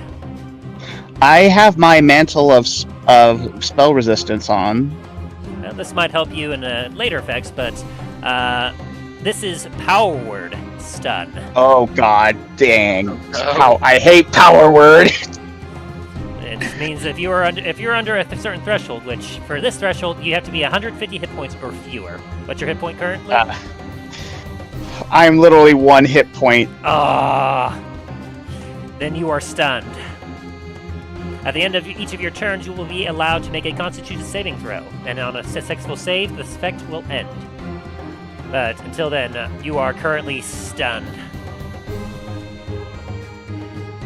Damn, like literally 1 HP, just the 1. Dain, it is your turn. Alrighty. So, first off, 5, 10, 15, 20. I'm gonna move here. And can I use my lay on hands to get Dallen back on his feet? He is poisoned. Do you have enough lay on hands? You been keeping track of that? Yes, I have been keeping track of that, and I do have plenty of lay on hands right now. Alrighty, you should, if I remember correctly, for paladins, you're able to use 5 points of lay on hands to end a certain effect. Lay on hands. Here we go. And you can touch a creature, draw, Alternatively, you can spend 5 minutes to pull of healing to cure the target of 1 disease or neutralize 1 poison affecting it. Would neutralizing Dallen's poison enable him to... It would indeed. Nice. I'm going to use 15 points of lay on hands, 5 to get him back on his feet, and 10 to heal him up. Alright. Dallen, you feel a pat on your shoulder as you get out of your coughing fit and you see Dain there, triumphant looking, giving you a nod. Or just 10 points for healing? Yeah, 10 points for healing. Alright. You're a lifesaver, Dain. Thank you. The fight's not over yet. Gotta teach this overgrown lizard a lesson. That I agree with.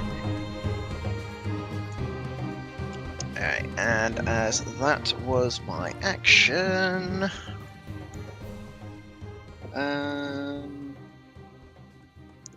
Do.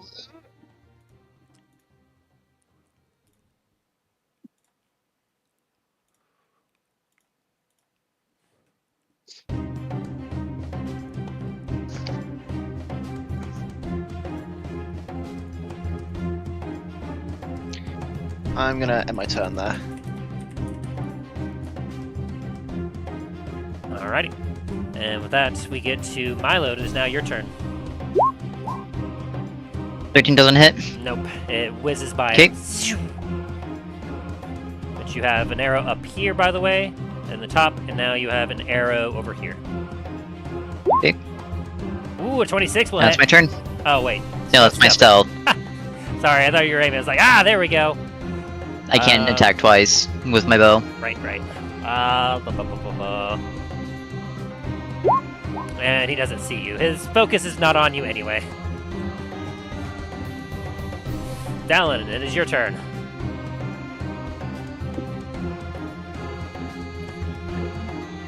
Okay. Thanks to Dain using up his turn, you are allowed to have your turn.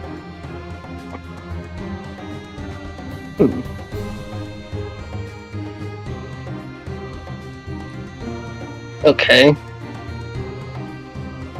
So, you have your action and bonus. 10, 15, 20. Actually, no. I'll go back to where it was. 5, 10, 15. And, yeah, I'm gonna do that. Hold up, actually. I also didn't think I was gonna have a turn this round, so now I gotta figure out what I want to do. Gotta always be ready, on the ready. Starry Ryan. Why are you apologizing for making me able to play the game?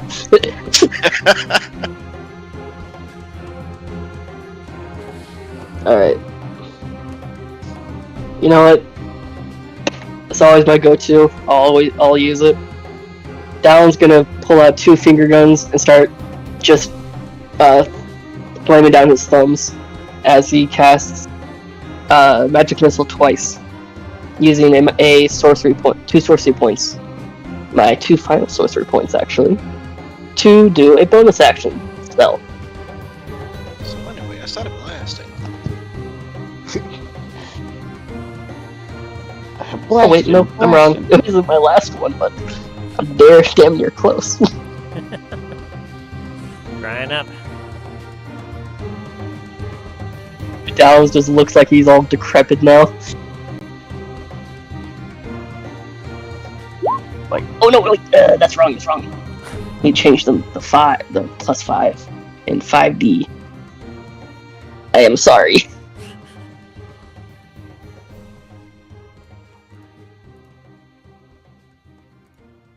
These are the correct ones. The 18 and the 14.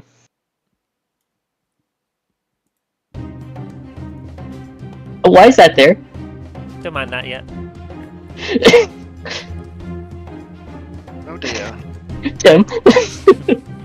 Don't pay no mind to that yet. Alright, so you deal 18 and 14 force damage. You blast him with more magic missiles. Is there anything else?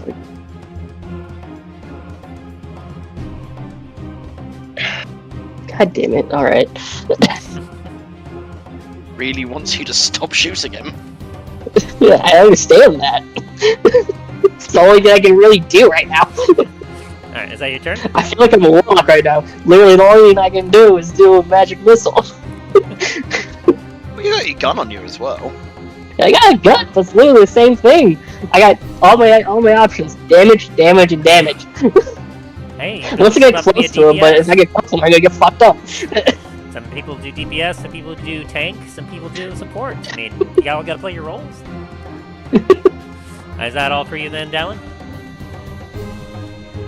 Yeah, that's all for me. Right. Now I just gotta brace myself for whatever happens to me. Yep, at the top of his turn order, he has another layer action activate where bursting up and it will reseal immediately.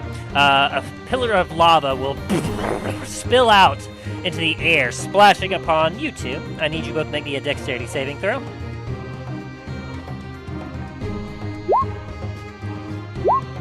I am not doing good right now. Oh no! You don't have to a- worry, Talos. You're not in the range.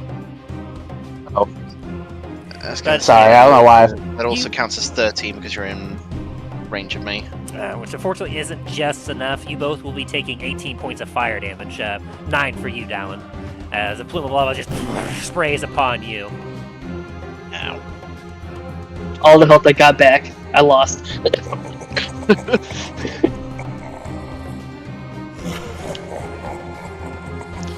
Now, Shax, you're mine.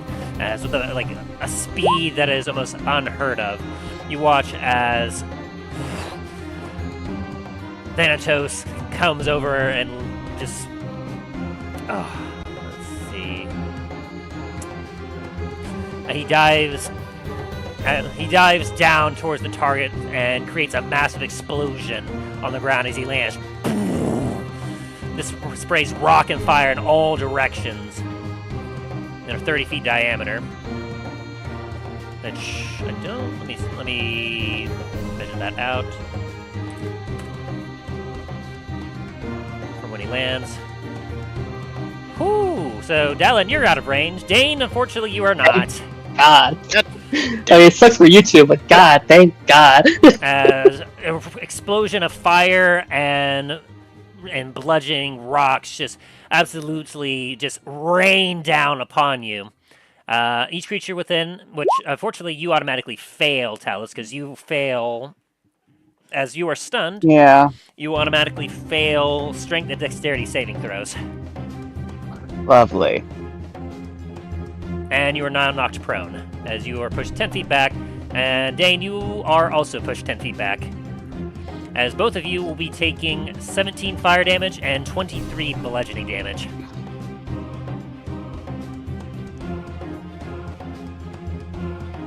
And how much bludgeoning? 23. And now that ground that he's landed in, everything around it has become, let's see. Just the ground in that area becomes difficult terrain as it is engulfed in flames for 10 minutes. So everything in the red area is on fire.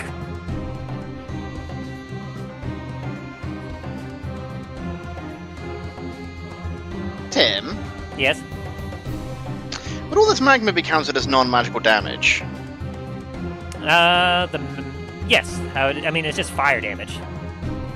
Alright. I just remembered that with my armor I have resistance to all non-magical damage. Ah. And as you lay there stunned and prone now, Talos, boom, boom. Looking down at you from above, Thanatos looks at you and goes, I shall put you out of your misery and send you back to that pathetic whelp you call a god. As he will now... I'm sorry, Talos, this is gonna suck.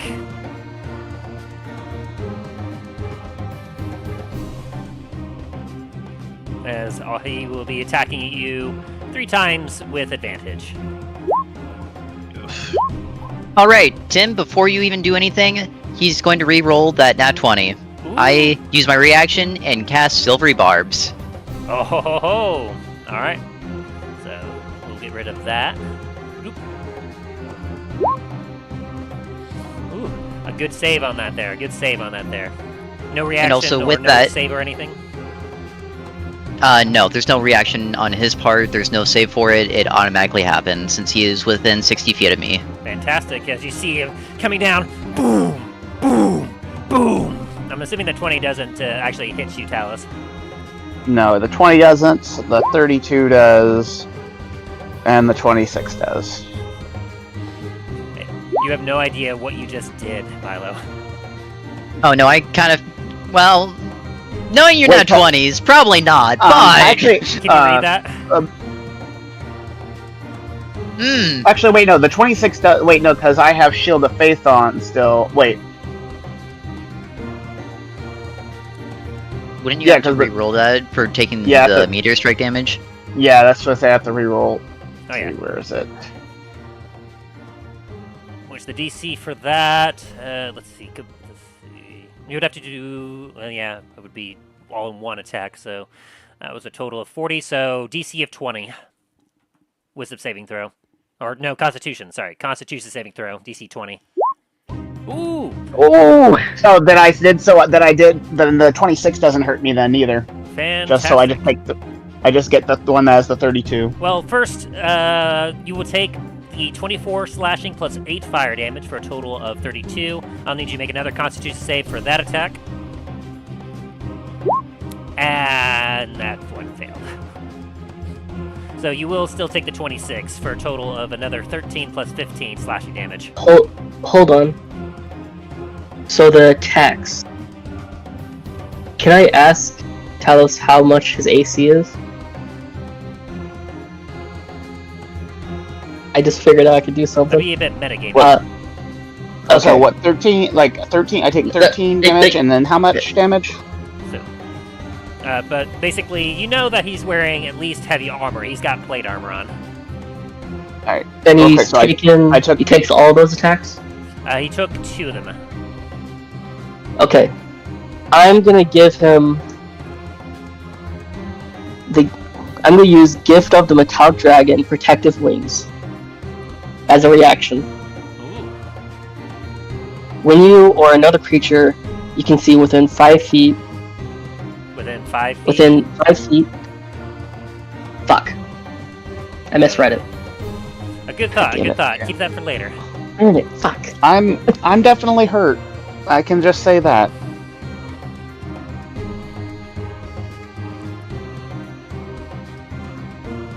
Oh, I tried. I'm So, sorry. In total, Talos, that would be 32 for the first attack and 28 for the second attack. Did you calculate One that sec. already? No, I did not. Give me a second.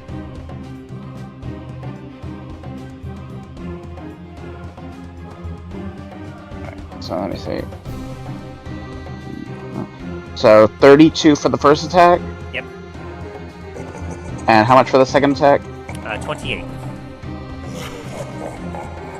Oh yeah, I am. Yeah. Talos, roll me a religion check.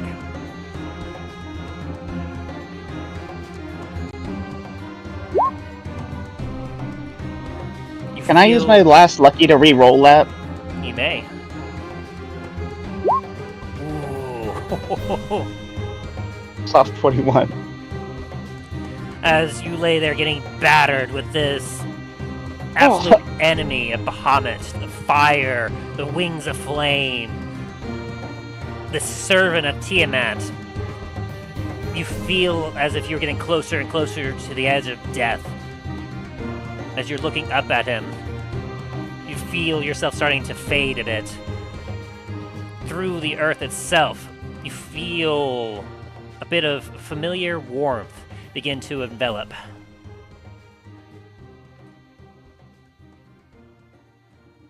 What? As the world around you goes black for a moment.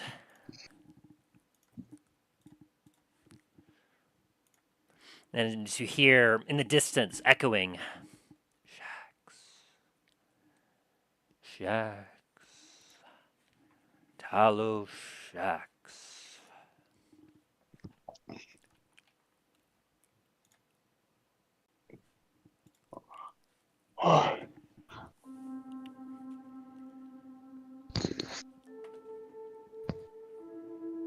Like Talos, like it's very like he's very like it's painful to talk, but he's trying to answer.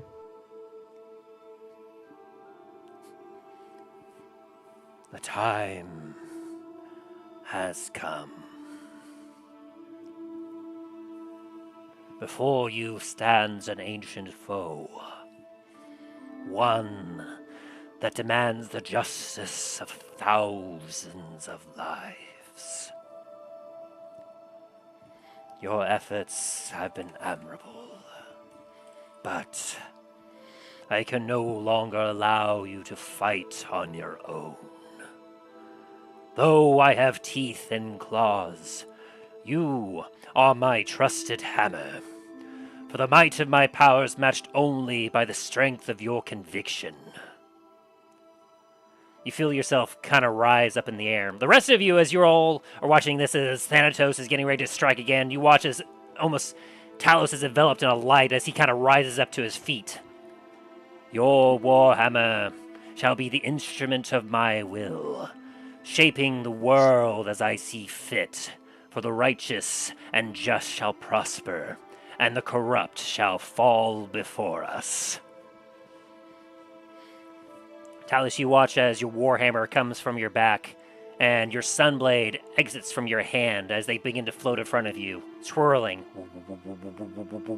You then watch as they stop suddenly, where the hilt of your sunblade suddenly rises up and locks itself into the bottom part of your shaft of your warhammer.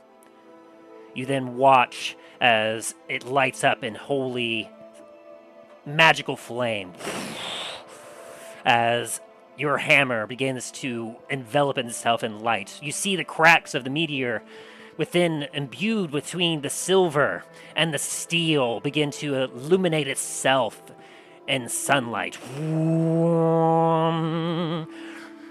Rise, Shax, and take up your hammer as the Star Striker, for the light of your valor shall pierce the darkness of our foes and lead us to victory. Talos reaches out and takes his hammer. Like at first, it's like very obvious. Like every movement is clearly agonizingly painful. But then he wraps with the around the shaft of the hammer, but the strength is still there, the conviction. It will be done, my lord. And as you grip your warhammer, you instantly restore 58 hit points, and you are no longer stunned. As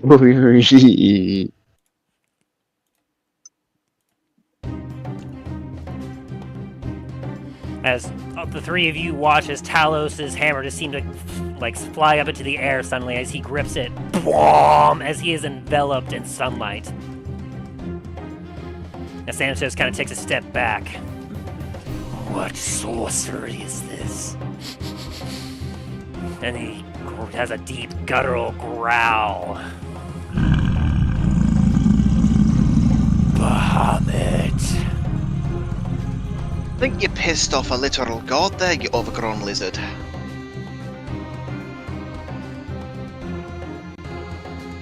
And Talos, as you come and your feet planted on the ground, you swing your warhammer, the Star Striker, in your hand.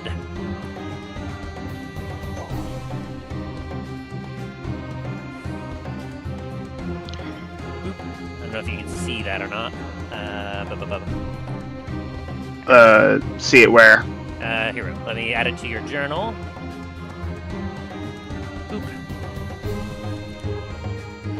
You have the Star Striker, a versatile warhammer, imbued with the power of the sun and Bahamut's will. And as 1 second, reloading. Yeah. And as you stand there, you face the warhammer towards your foe. As all of you... Let's see, what kind of radius would this be?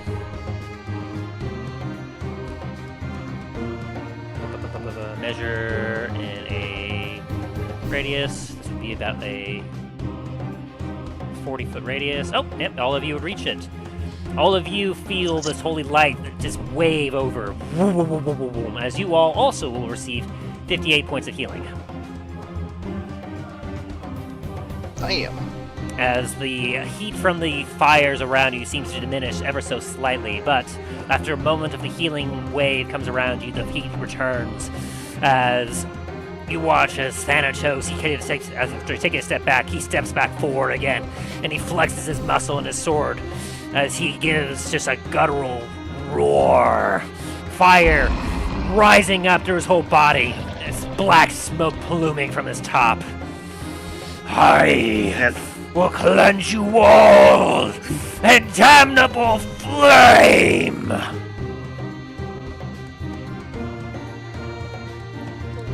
As that I don't think so.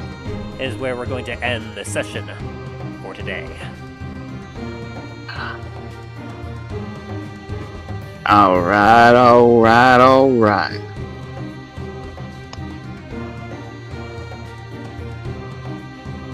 I'm glad my last use of my lucky actually worked. It was well played, very well played. Anyway, I will be right back.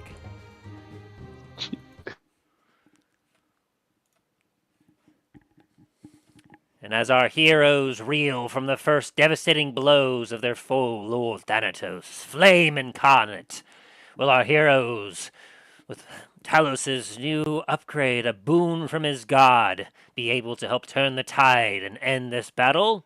Find out on the next exciting episode of The Adventures in Dundras.